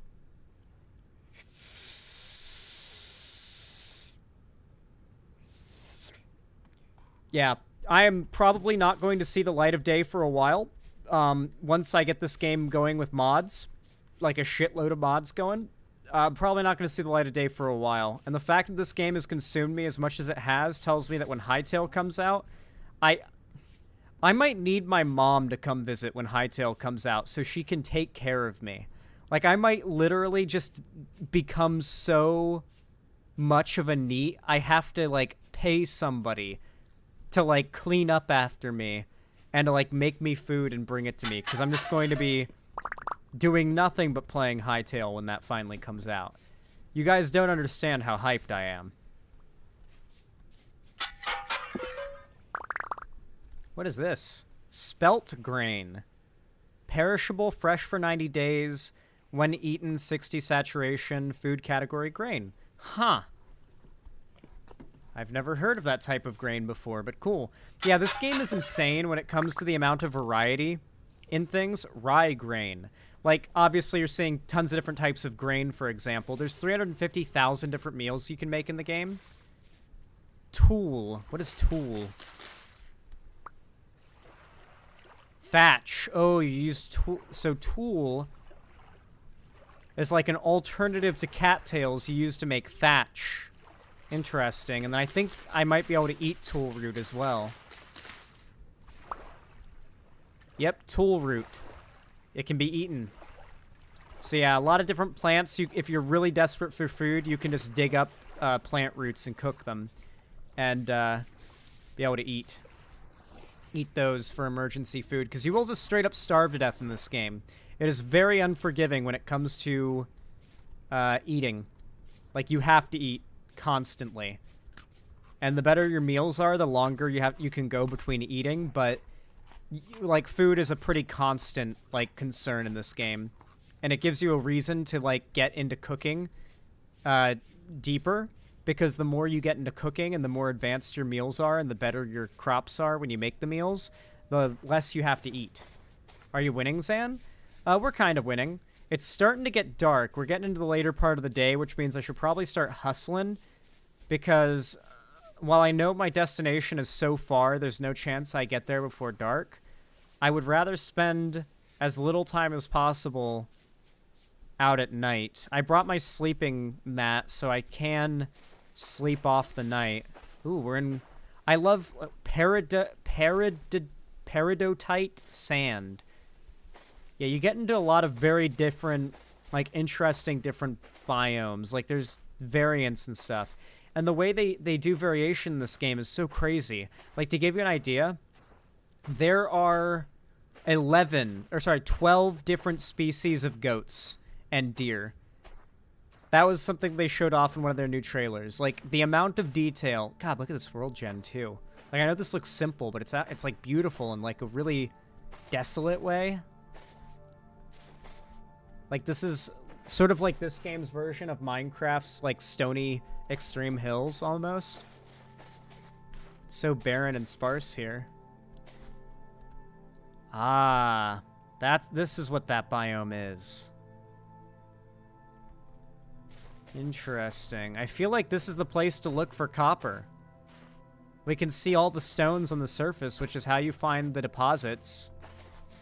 So now it's just time to run around looking.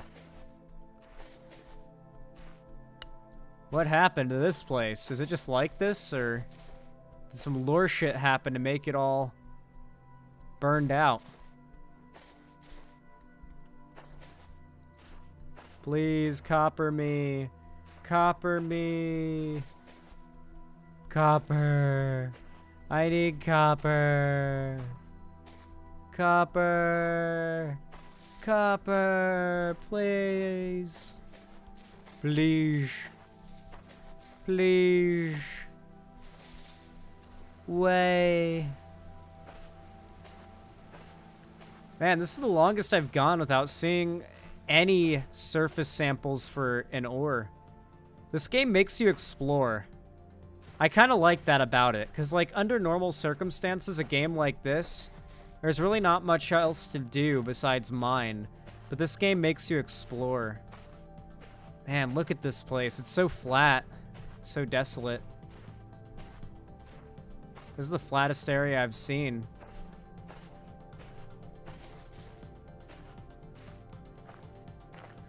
Zan, it's getting late. You can't mine at night. True. True. You're making a solid argument and reference to beloved media. You're not wrong. You're not wrong. Man, I really hope I can find some copper before the sun goes. Is that copper? That might be it. That might be it. That might be it. Yes! Yes, dude. Yes. W.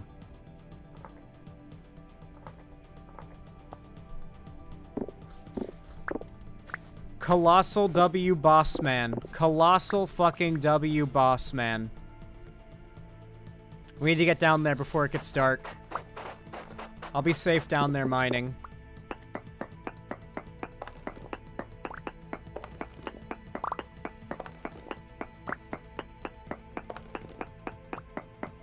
Yes. Yes. So much more copper, please. Give me all the fucking copper. All the copper, yes.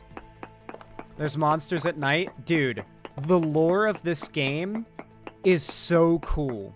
So there are NPCs that you can talk to. The game's going to have villages. It's still relatively early access. But there's a lot to do, like a lot of content. You'll be well entertained. And it's very addictive. But the lore that exists so far when you talk to the NPCs and the traders that are in their little vans or their little carts is that God, just straight up God, they just call this whatever it is, God. The monsters that you fight are heroes such as yourself who tried to fight and stand up against God and failed, and as punishment for going against him, God turned them into demons. And now they're the monsters that roam the world at night, that come through the rifts when the temporal stability gets low, and those are the things called drifters that you fight. They're things that were once people like you who failed trying to take down God, and he punished them by turning them into demons. Pretty fucking awesome lore for a block survival game. Are they fuckable? No. No, I don't think so. I wouldn't say so.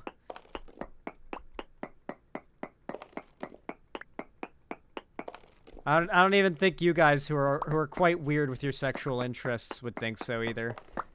This wasn't all that much copper. We got kind of duped here, I feel. This is like a little baby copper node.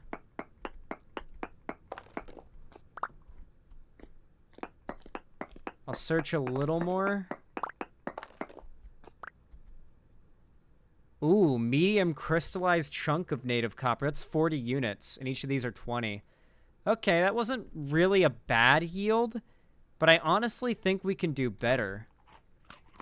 I almost feel like this might not be enough copper to even recover the cost of the pick. You know what I mean?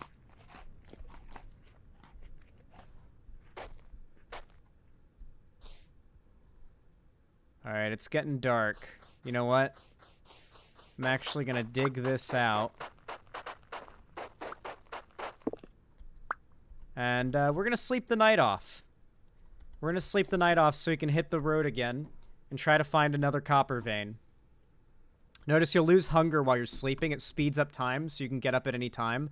And it speeds up time almost like Skyrim, but like it's actually fast forwarded and it stops the instant you get up. But you lose hunger when you sleep. So that's the thing you got to consider. All right.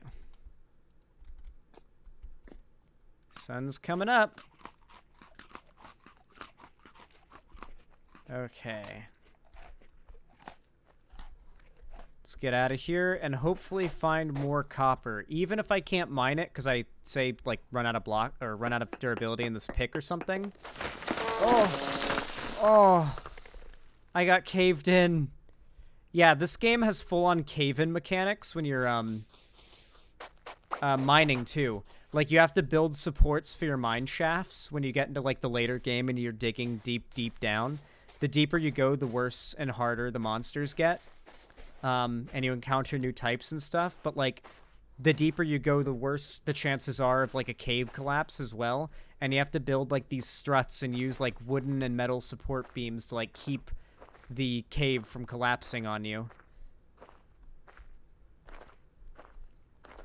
Or was I flying? What? No, I wasn't flying.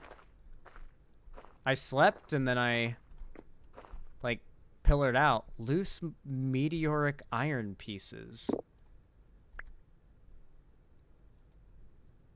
Okay, so there's clearly meteoric iron under here. I probably can't mine it yet, but... What was the symbol I used for meteoric iron before? I think it was like this color of red. Maybe this color of red. And then an ore. Meteor iron. And then obviously we want to get rid of this copper because we found it, you know? And then this copper I already mined as well, so I'll get rid of that. Okay, so this place is like the place to be. If I ever need to get ore, I'm coming to this entire area because it's so sparse and so like barren and flat. Literally all I have to do is look for these rocks that have any weird colors in them from a distance, approach them and see if they're samples for something. No shot. More? Let's fucking go. All right, just in case our pick breaks or I die while doing this. I'm gonna mark this copper. No fucking way did we find more that quick. This place is where I need to be going. I've been wasting my time mining anywhere but here. Okay, hopefully this isn't too deep because we're running low on durability and I don't want to get stuck down here. Notice how you don't get blocks from breaking normal, like, stone? You have to have clay on you to turn the stone, like, cobble, the little cobble bricks, like the pieces of rock you get from breaking stone, into cobblestone blocks you can build with. So you have to actually, like, craft that stuff. And so you can't, like, just easy pull out of a cave or a hole that you've dug. So much copper. At least I don't have to worry about, like, whether or not I'm going to have enough copper to make another pick. I definitely will. I need to make sure I save enough durability to get out. I think I'll grab, like, 3 more chunks, maybe? Okay. That's enough. I gotta be careful here. Yeah. I'll use the rest of the pick to get out of here. Oh, that's gonna collapse on me if I do that. Oh, it's gonna collapse. Oh, oh. There we go. Yeah, the gravel slides. What is this game again? Vintage Story. They've got a website. You buy it off their website. You download the game off their website. Yeah. Well, while we've got daylight, since I really just, like, around noon need to start running back home because it takes about half a day to get back home from here. While I have daylight, I might as well run around this big, flat, barren area and look for more copper deposits I can just hit up when I come back. And I can get, like, a ridiculous amount. And then once I've got enough, I've got no reservations in, like, making an excess of tools so I can make a house. That's my next goal, is once I've got full copper tools and an excess of extra copper to make more, it's time to start cutting down trees, forging nails to make chests for extra storage, and then building a house. Like a proper wood and stone house, not a dirt hut covered in grass.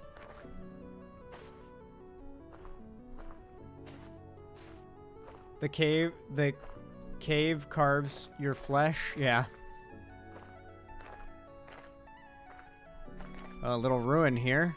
Yeah, there's a lot of ruins speckled through the landscape, and if you can find one in a cave, then you're in luck, because it'll be full of good shit. And this is just early development still. All the shit they've added. Oh, trader. Here, you'll get a little bit of lore here.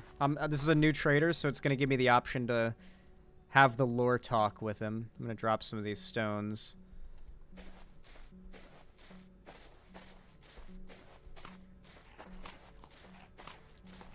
Alright, let's have the lore talk with this trader.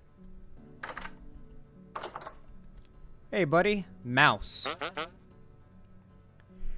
Haven't seen you around here before. You just wake up? I don't know what you mean. I think so. I might still be dreaming. Damn, it's good to see a friendly face. I'll say I think so. Well, good morning to you. Name's Mouse. I roam around these parts, finding and trading what I can. Got anything to trade? Why gears? That's the currency. And why live out here like this? I'm gonna ask why gears. Well, they're limited. They're durable, and they're frankly useless to us. Perfect for currency. Wish they weren't so damn heavy, though. Surely you could find something better to use. What? You can't reproduce them? This is the better question. Afraid not. You could always pour some ore into a mold and then leave it in the rain for a while. You'd have yourself a rusty gear, for sure. But there's a precision and uniformity to these that's remarkable. They're tough as hell, too. We're not sure what sort of alloy was even used to make them. Some folks believe they weren't made by human hands at all, but rather by something greater. You find these, like, old gears in ruins and stuff from, like, a previous civilization. They're not reproducible, so they're used as, like, currency now. A bit like caps in Fallout. Surely you could even... Truth is, these gears mean something special to most folks. We have no idea why they're out here, but you can find them in the old places of the world, or deep under the surface if you dare. They're the seeds of the past, they're promise of the future, and like as not, many of us can feel God's grace upon them. They're part of something greater, as are we all. These are holy symbols to us, and what could make for better trade than that which is sacred. And then I say, I see. Why do you live out here like this? Most people live in the villages, which are going to be added soon. Hold up and cautious of any threats. And there certainly are threats, as you've likely seen. Not me, though. I like it out here, and besides, there's a profit to be made. What are those horrible creatures? Ah, those miserable souls. Cursed ones, drifters. They come and go, lost in grief and rage. Punished by God, they were. They could seek atonement, but nay, all they wish to do is spread more misery. Punished by God, what crime could lead to such a dreadful fate? They challenged God himself, and God cast them down into the earth to wriggle like worms. They remain there still in the deep. It's not safe down below. Not safe at all. It's about the caves the deeper you go. Dude, this game's lore goes crazy. And then, of course, we can trade. Ooh, stained glass. Artisan scarf, nails, and tin bronze nails, mooncloth robe, copper nails and strips, workman's pants, golden treasure chest, small red carpet, small brown carpet. Oh, these are things I can sell, and then what I can buy is like sleek door, aged crate, sleek door, copper lantern, iron fence. Painting of a seraph. A lot of, like, Christian religious references in this game for the lore. A painting of a seraph. Interesting. Painting of a castle ruin. A straight-up chest. Wait, for 2 gears? Oh, if only I'd brought gears. I could just straight up buy a chest. I wouldn't have to craft one right now. Ah. Bookshelves. And just a normal shelf that you can place stuff on. Cool. Bye. All right, I'm going to really quickly set a... Boom. There we go. Now I've got a trader marked down. You can see I have currently discovered 4 different traders, and they all have different things they sell and buy. So it's good to have, like, as many traders discovered and marked in your map as you possibly can. Ooh. Resin. Some trees have, like, sap growing out of, like, scarred up sides of them, and you can just harvest resin from them. I'm sure it's used for something. Still don't know what, but at least I know where to get it.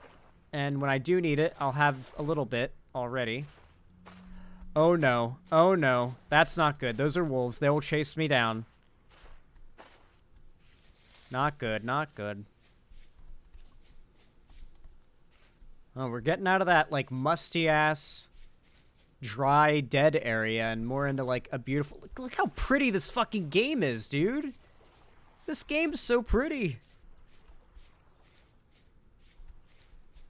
I really hope these character models are, like, work in progress and that this isn't, like, the like, long-term design they plan to go for. It looks very much like placeholder art, you know? Everything else about the game is so pretty and unique, but I'm not a big fan of the model for the characters. I much prefer Hytales, and I honestly prefer even Minecraft's, despite the... Oh, game froze for a sec. I honestly prefer Minecraft's, even despite the non-bendable joints. Imagine Zan goes genocide route in Vintage Story. Oh, granite stones.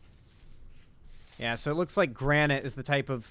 You can tell what type of stone is mineable beneath the earth based on what type of stone is available here. So this is flint, but granite is what's under the earth here. So if the samples are just normal rock, you can at least tell what type of rock is beneath the earth. And if it's a sample of an ore, then you know the ore is down there if you go deep enough. Usually it's close to the surface. Like, there's ore way beneath us no matter where we are, but I'm looking specifically for the surface samples because I need as much easy to access ore as possible early game.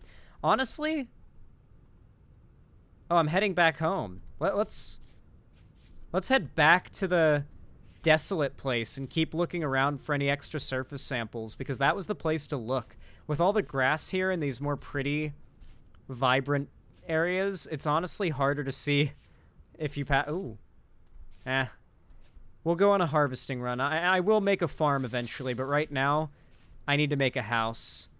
And then I need to make a farm and start, like, I need a cellar. Oh my god, there's so much to do. I need to make a cellar, because the cellar will keep stuff cool. And if I can make enough crocks, I can pot food and keep it in the cellar to preserve it for, like, a whole half a year or something. And that'll get me through the winter when the animals are skinny and the crops don't grow.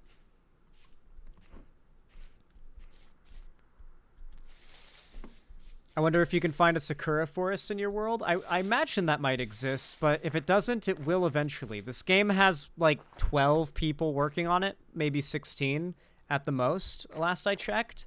It is a very small dev team for such a big game with such big ambitions. This game is effectively what Hytale would have been if it released back in 2019 with the more like open-ended survival like idea of what it was going to be. Now what Hytale is going to be is it's going to have all the open-ended survival aspects, but also a really deep and well put together RPG like questing and storyline and lore to it as well, with dungeons and raid type boss fights and shit. So that's going to be dope. But this game, while it does have lore and there are RPG elements for sure, it's far more a like hardcore survival game.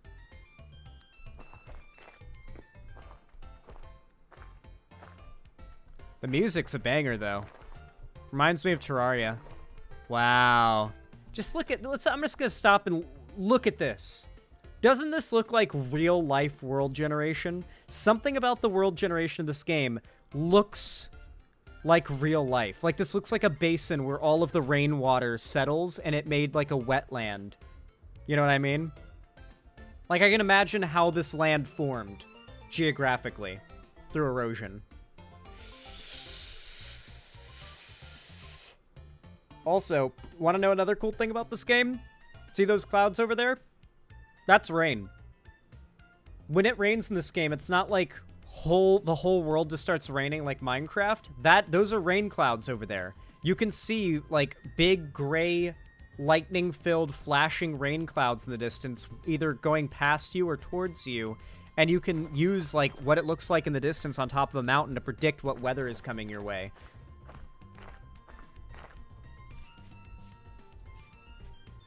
I haven't even gotten to the underground portions of the game and seen, like, the real horrors out there. If I find a rift, I need to stand in it for a second and show you the world where the monsters come from. The monsters come from, like, a different world that's like the Upside Down from Stranger Things, and you can peek into the Upside Down world, like the Rust world, I think it's called. And it's like the world you're in, but it's like hell. The whole, like, you look through the rift, and it's everything that we see here, but hellified. And there's, like, big walking tripods in the distance and, like, big gears rotating, big rusty gears, like, rotating in the distance. It's really weird and cool. But, like, you can, like, phase into the world they're from. What? What? Oh, I'm starving. What the fuck? Why am I starving? Ah, I'm eating. Chill out. Oh, is this? Olivine bits. Olivine? What the fuck is olivine? I have no idea what this is. I've just discovered a new ore. Maybe this is one that, like, really rarely spawns near the surface, and that's why I haven't seen any surface samples for it yet. There's a shitload of different ores in this game because making alloys and metallurgy is a big part of the end game. Here, I'm gonna pick up some. When pulverized, turns into 1 crushed olivine. Smelts into 2 green glass. Huh. Okay. I guess I'll come back for this later. Sure.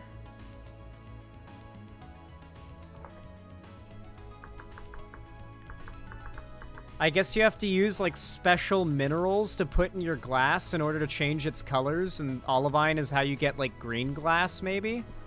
And this is, like, a little ruin over here. Oh, a rift! Okay, I'll show you the ruin after I show you the rift. So, whether or not monsters come after you at night is determined by how many of these things are spawning in your area around your house at night. The monsters come through these when it gets dark. And I'm about to stand in it and show you a glimpse into the world where the monsters come from. The music's gonna stop.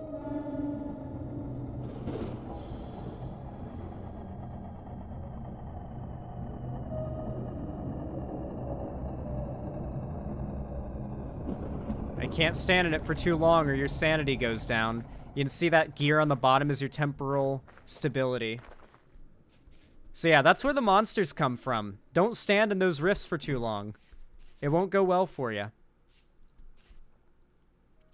Also, I think the lower your temporal stability, the higher the chances are of a rift forming near you too, which means more monsters spawning at night. So you want to keep your temporal stability high, but it goes lower the further underground you go too. So you can only spend so much time underground or you'll go insane. This is a ruin that has nothing. Usually these are full of stuff. This one is like uniquely garbage. Usually they have like old pots you can break. And this is like very early version of what they plan to do with this mechanic too. Ooh, a cave. You know what? There could be more. Oh yeah, I think there's more to this. I think there's an... Oh! Fuck. Oh, here's the olivine. Yeah, the ores spawn in bands like this. Like, this is the vein. So, here's where the olivine is. Cool. Looks like it's a lot of it. Oh, that's a drifter. This is a very weak, like, early first-tier drifter. They throw rocks at you, so you kind of want to take cover, because they've got ranged attacks, and they will use them if they can't reach you.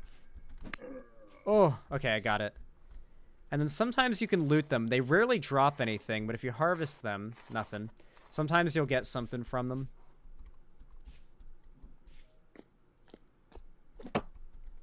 Oh, I threw my spear. You know what? Hold on. Let's explore this cave. There might be something here. It can't hurt to explore the cave.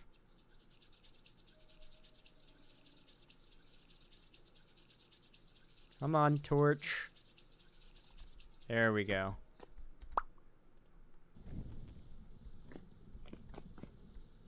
More olivine.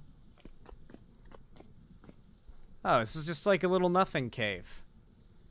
I lit the torch and got all dramatic descending into here like I was doing something. Ooh.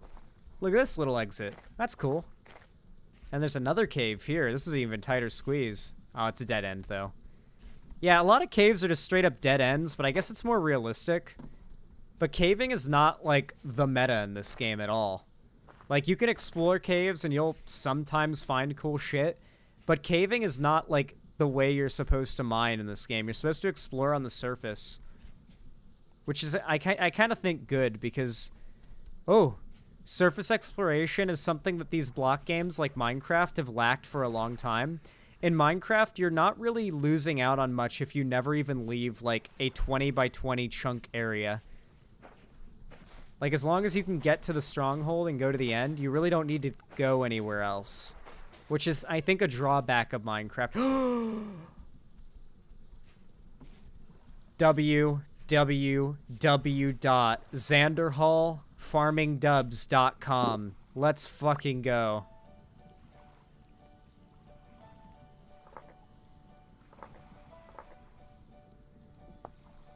I honestly think we could find one more copper deposit before we run back to the house and make a new pick.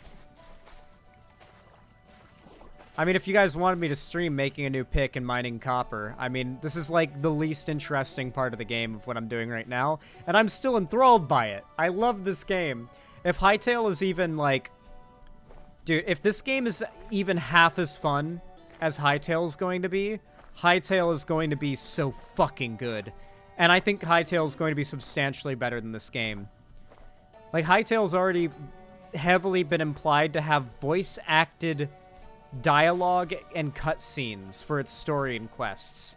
I know that's not, like, maybe that big of a deal for a lot of you, but, like, the idea of a block survival game having voice-acted cutscenes and quests and dungeons is just... It's where the block survival game genre needed to go. And this is sort of like the perfect game to sort of get you ready for Hytale. Set the sort of groundwork for what Hytale's trying to do.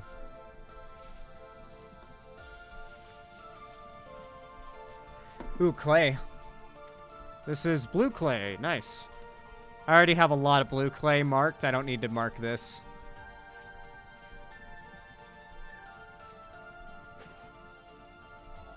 Searching for copper.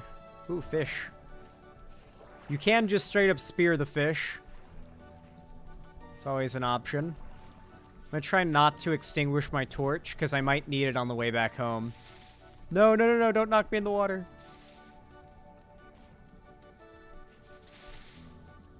Where, oh where, could the copper be? I often find copper spawns most in low-lying flat areas near water. I don't know if there's any realism to, like, the ore generation in this game. There probably is, like, based on biome. But I've found it spawns most often near water, which I think is fairly, realistic. Like, most heavy metals tend to, like, sink down and go to the lowest points they can reach. I see copper. It's right there in front of me. What is that timing? Holy shit. What is that timing? I find copper right here. Alright. Not a lot of samples in those last two, though. I wonder if there'll be smaller amounts.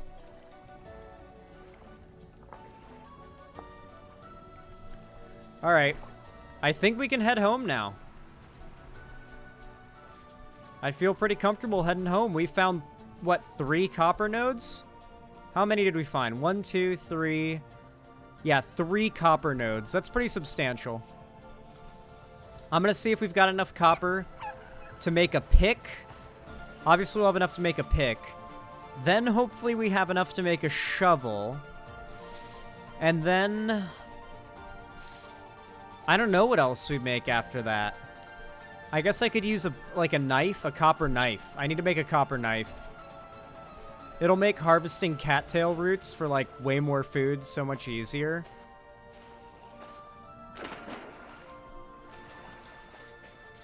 Finding copper in this game is like finding materials in Fallout. Make a stabber. Well, I already have a copper spear, but I need to make a copper knife for work, like a work blade for harvesting meat and other such things. Use a knife for a lot of stuff, like cutting up leaves and grass to get plant fibers and stuff. It's just good to have a good knife that won't break and break stuff quick. Also, you can't see it, but I've got a mini-map, and you place, like, little marker points everywhere, so you never get lost in this game. I feel like this game would be borderline unplayable if it did not have a map, or a mini-map, or waypoints. You would get lost so much, and you would never be able to find or locate anything. But this game has basically the same map as Valheim. If you played Valheim... this map will be very familiar to you. It works the same way as Valheim's map, which is great. Like, Valheim has possibly the best map in a survival game.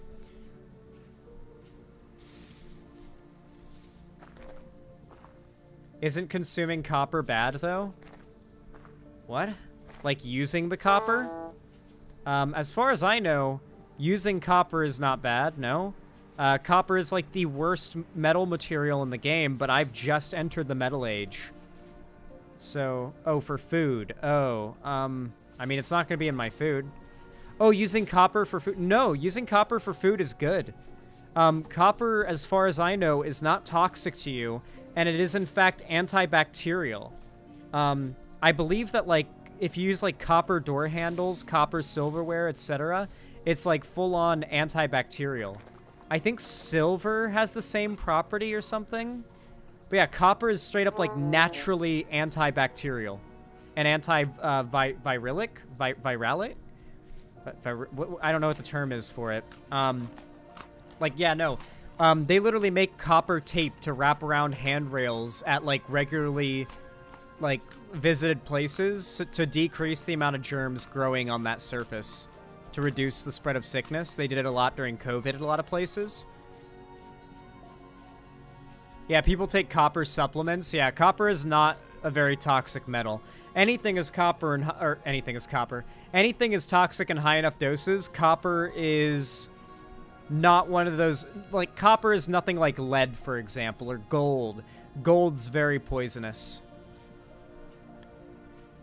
Obviously, gold leaf is safe because it's such a small amount, but, like, surprisingly small amounts of gold nonetheless will poison you.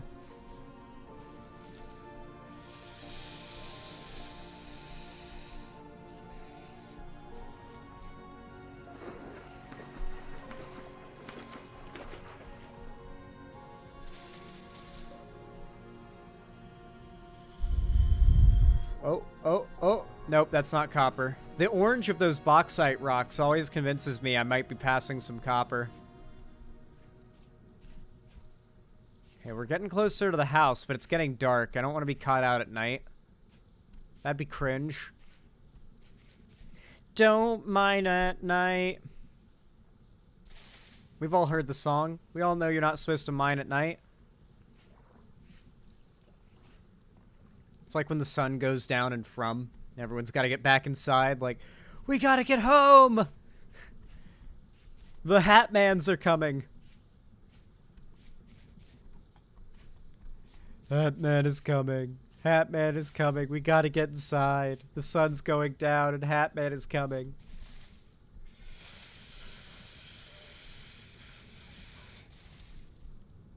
I know you're looking at that cave and you're feeling kind of brave. Go to bed, you'll be alright. Don't mind at night. Yeah. True. Very true.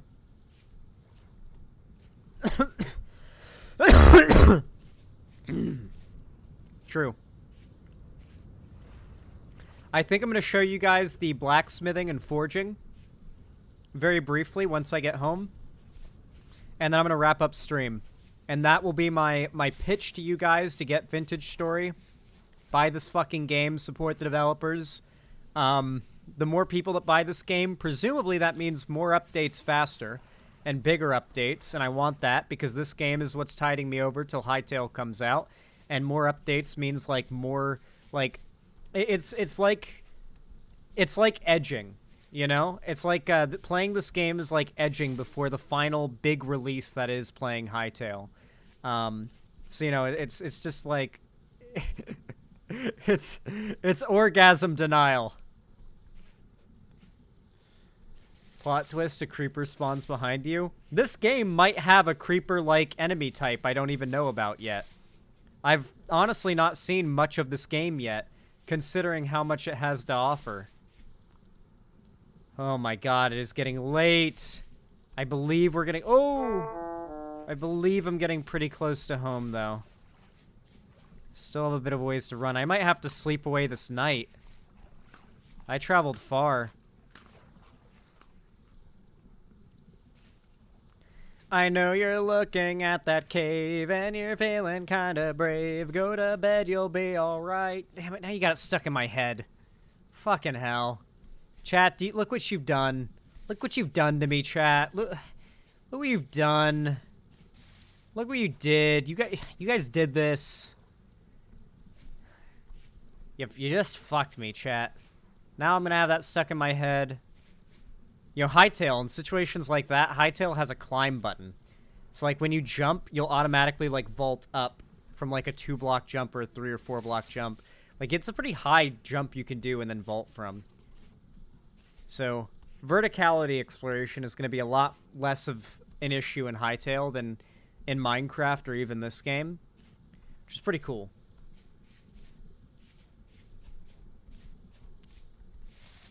Yeah, when you buy this game, you can look at it as helping me edge. Exactly. Exactly. That is just the way to look at it to get you guys to buy this game. You're helping me edge. No edging. I know what edging is. No edging in my classroom. I hope you guys know what video I'm referencing there. It's so fucking funny.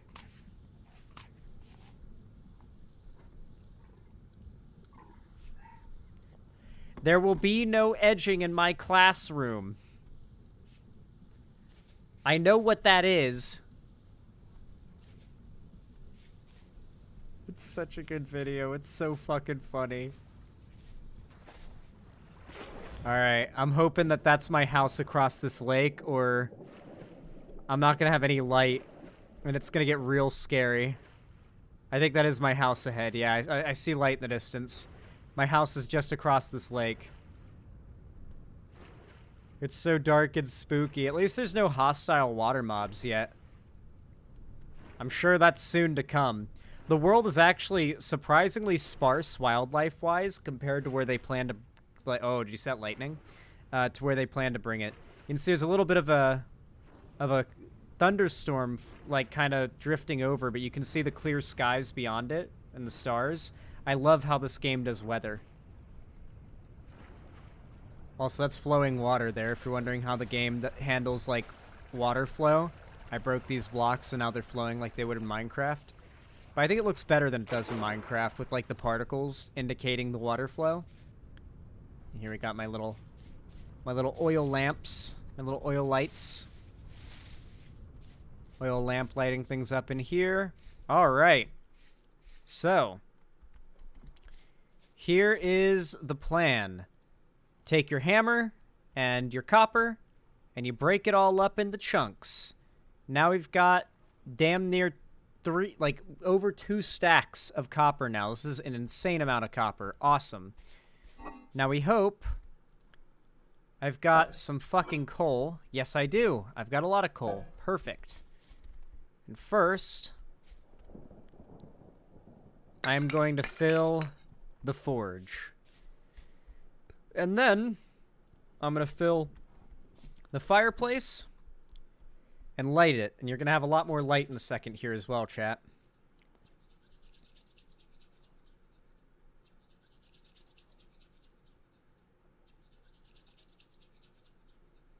Takes a minute to light fires with the fire starter sometimes, guys. A torch would be faster. If I didn't, put the torch out, the torch would do this faster. There we go. Also, I believe I can light the torch in this, right? Yes. There we go. Any fire source you can light your torch with. Oh, and...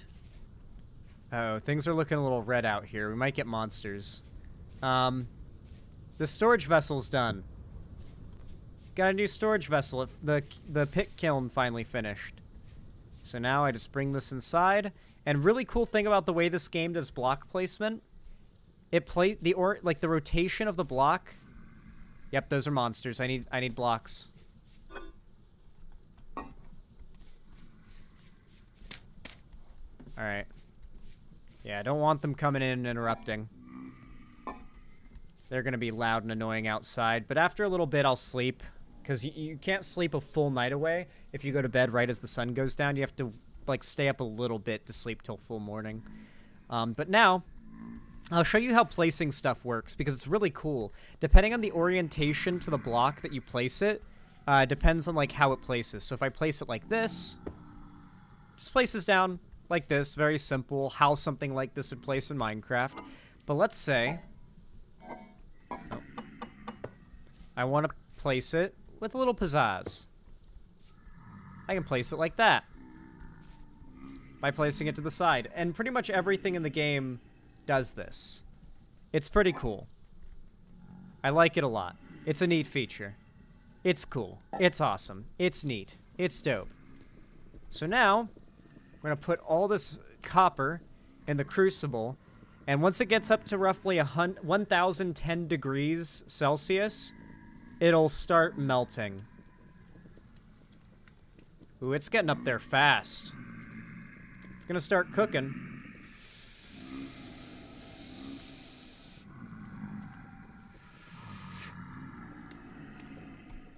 You can hear all the drifters outside. So yeah, the metal's heating up, as you can see. Temperature's getting higher, and now it's starting to melt. The more of it, the longer it'll take. So, I'm gonna pour a shovel mold. Or no, it needs to go pick mold, so I can mine more. Shovel mold, and then ingot mold if I have enough. And I should have enough.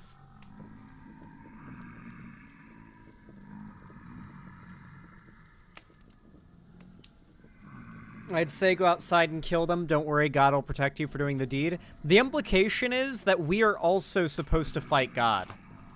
That's the thing, though.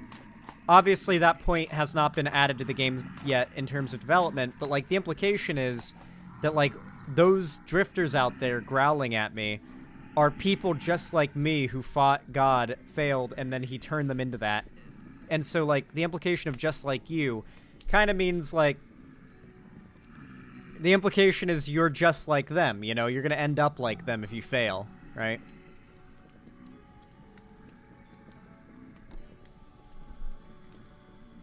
So yeah, this is cooking up. My anvil.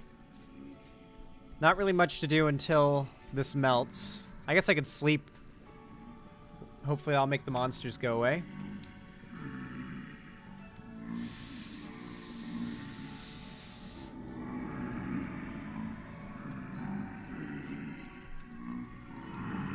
What a pleasant thing to sleep to all night.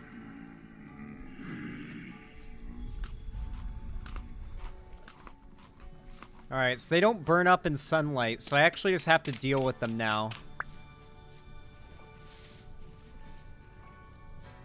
Yeah, they just kind of wander off during the day.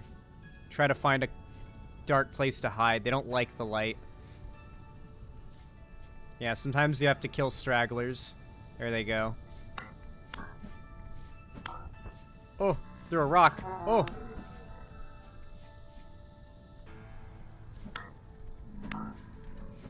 These are like the weakest version of the drifters, too. There's tons of different types. And you see different ones the deeper you go underground. Oh, a crawler. Okay, there's also crawlers. They're a little more pain. They're like the second hardest type. Oh. Oh. Yeah, their strength is in numbers, as you can tell. They're not super tough on their own, but once they start to outnumber you, it gets a little scarier. And when you start out, you just have a flint spear is like your best weapon. Or maybe a club if you have a knife to make one. Ah, shit, they're fucking me up now. Okay. I'm just gonna have to wait for them to fuck off. They're far less aggressive during the day, too, because their eyesight is shit. So they can't even see you if you run off during the day. You don't really have to worry about them as much when the sun goes up. It's more so a concern at night, because then their vision gets better and they'll see you. Like, they're blind as bats during the day, too. So that kind of helps. If there are ones, like, lingering around your base when the sun comes up. Okay. That metal should be smelted up. Let's get a smithin'. So I gotta take my wooden tongs and put them in my offhand, or I'll burn. Okay, now we just gotta wait for this to finish up. Whole lot of copper cooking. So is God like this universal evil? Because what could have caused so many heroes to rise up against God? The implication is that yes. Yeah, probably. Yeah. I mean, even in Christian, like, theology, is God, like, objectively that good of a guy? The entire point of the Bible is God is all-powerful. He is your Lord. Worship him or you will suffer for eternity in your afterlife, or he might just make you suffer in your mortal life too for it. Who knows? Better just worship God. The Bible specifies being a good person and not sinning is not enough. You have to accept God and like Christ as your Lord and as your like master, basically. That is like the core fundamental thing you have to do to be a good Christian, theologically. And so, yeah. Like, even if you look at the Bible from an objective view, God is just, like, objectively not a good guy. You know?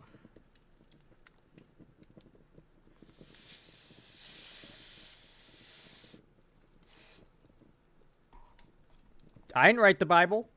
Don't get mad at me.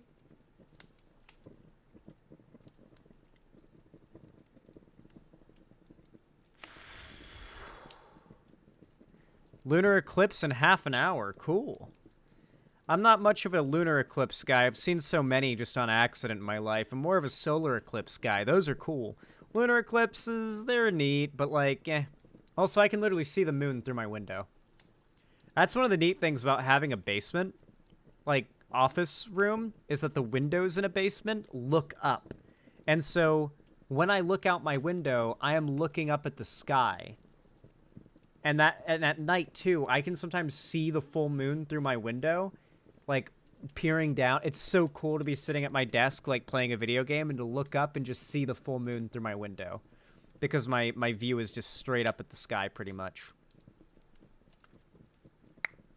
It's so it's so neat. It's so freaking cool. All right. Metal's about to be done smelting. Sat 1300. The last leg of this takes long. Yeah, there we go. White hot molten copper. All right, so the first thing we're gonna cast, obviously, new pick. And then I need a new shovel. And I'll finish off this casting of a copper bar. And then still 1,034 units of copper in there. Wow! I have a lot more copper than I thought. In that case, I'm going to let it cool down and solidify inside the crucible. We can always heat it up later. And I'm going to put the coal in here. Oops, there we go. And then that goes there. Put that in there. Cool, cool. That goes there. That goes there. Eat up some berries. Now these are going to take a minute to cool. This one will take the least amount of time to cool, but what I really want to show you in particular, actually, is the smithing. So as soon as I'm able to pick this up and take it out of the mold, I'm going to drop it in the water to... Well, actually, I might just drop it straight on the forge. And we're going to heat it back up on the forge, and I'm going to show you smithing. I'm going to smith a knife. A copper knife. Because right now what I have is a flint knife with a bone handle. You can make it with a wooden handle and it'll be weaker, but adding a bone handle makes it stronger. So I'm currently using like the best version of a flint knife you can get for a little bit of a view of what it looks like. Place it down. That's the flint knife. Pretty cool, pretty cool. Pick it back up. Flint knife is neat. It's cool, but I want to make a copper one. A copper knife will just be better.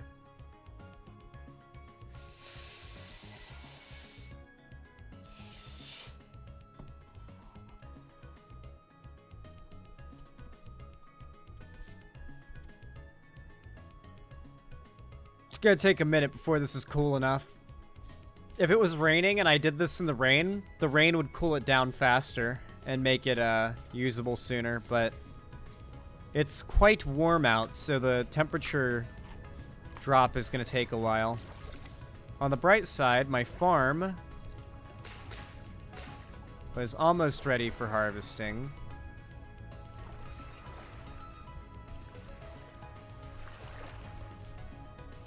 Yeah. This is high fertility soil.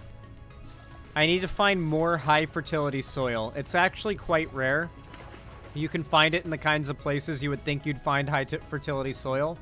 So if I can collect up more, My goal is to turn this whole little bit of this water up until the edge of the river, of the lake there, into farm for food production, at least like in the short term, and then eventually I'll have like a proper nice farm. I don't think I'm just gonna like tear this down and build here. I think I'm gonna find a completely new place to build.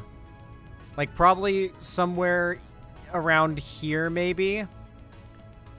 Like maybe flatten an area around here or here maybe. I might build here. This could be a good spot. Somewhere close to the woods and water, but also big and flat, where I have a lot to work with. Because this area is pretty small. Although, I don't know. I do like this area a lot, although I don't like those mountains. They're like weirdly Minecrafty. And I don't dislike how they look. They're really cool. Like in Minecraft, I'd be thrilled, but they just kind of look funky here. In a game where like the environment just looks so real and thought out. That just looks so procedurally generated compared to the rest of the world.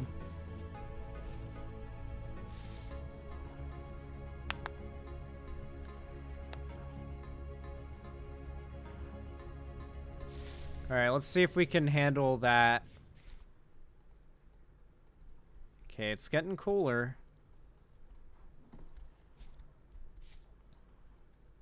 You can see this is also cooling down, and it's full of a lot of copper, this crucible. Whoa! Oh, I stood on the hot mold. I think maybe around like 300 degrees, it'll allow me to pick it up with the tongs. The higher quality the tongs, the like sooner you can pick it up, but these are wooden, so they can only take so much heat. If they were like copper tongs, I'd be able to pick them up like 500 degrees ago or something and just drop them straight into water. Although you want the metal to be hot, that's the thing. It's getting cooler. The colder it gets, the faster it cools down, if that makes sense. Like a higher heat stays longer than a cooler temperature sticks around for. Like the ambient temperature will catch up the cooler something is. Yeah. You get what I mean.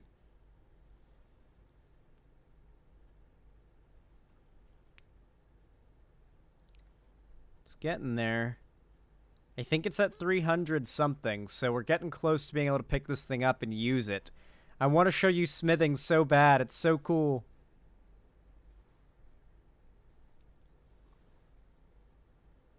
Let me pick it up. Let me pick it up. Let me pick it up. Let me pick it up. Let me pick it up. Rawr. I'm just going to keep spamming right click until it lets me pick it up. Every tick, it's a couple degrees cooler, so eventually it's going to let me pick it up. And I will drop it in the water just so you can hear the tss. It's very satisfying when that happens. I thought I got it for a sec when I did that animation.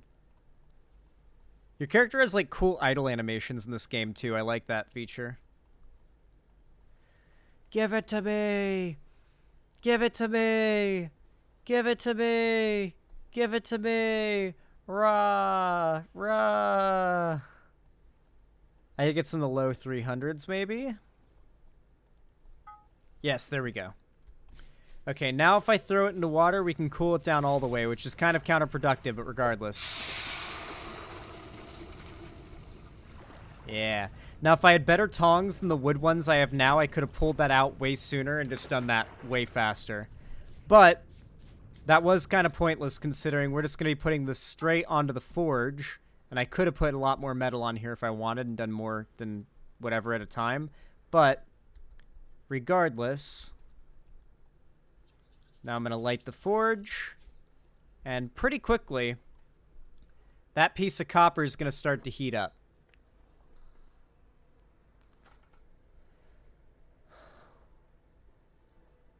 Don't know, Larry Banks. Heat up that metal. By the way, I'm curious. Marco?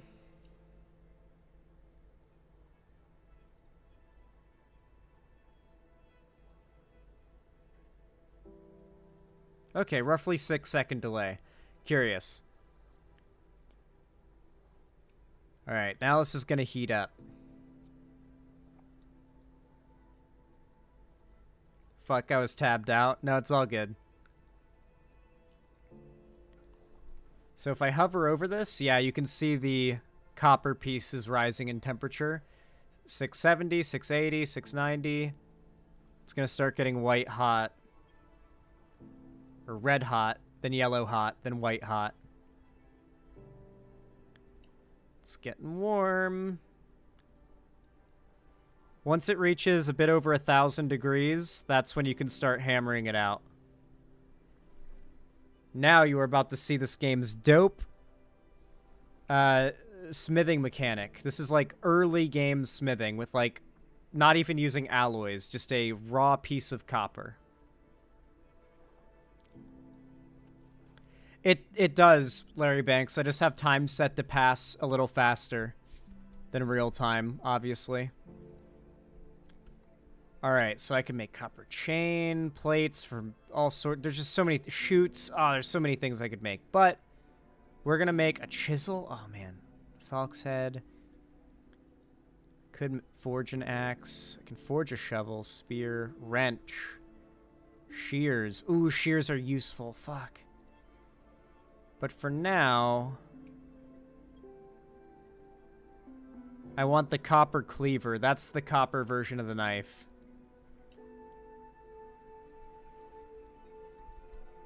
Alright, so now I have to hammer out the shape of the cleaver. And the way you do this is super cool. You just have to watch it to see how it works, really.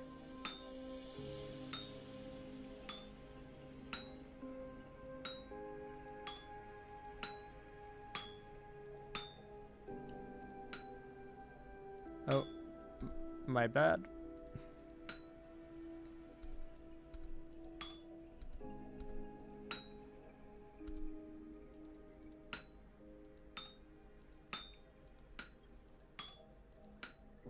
This is a much easier recipe than the first one I did, which was the saw blade.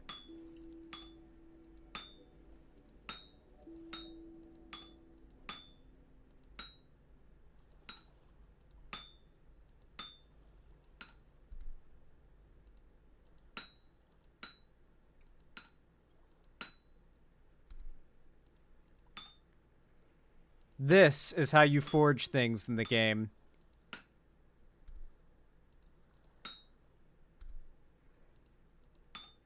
Minecraft, eat your heart out, dude.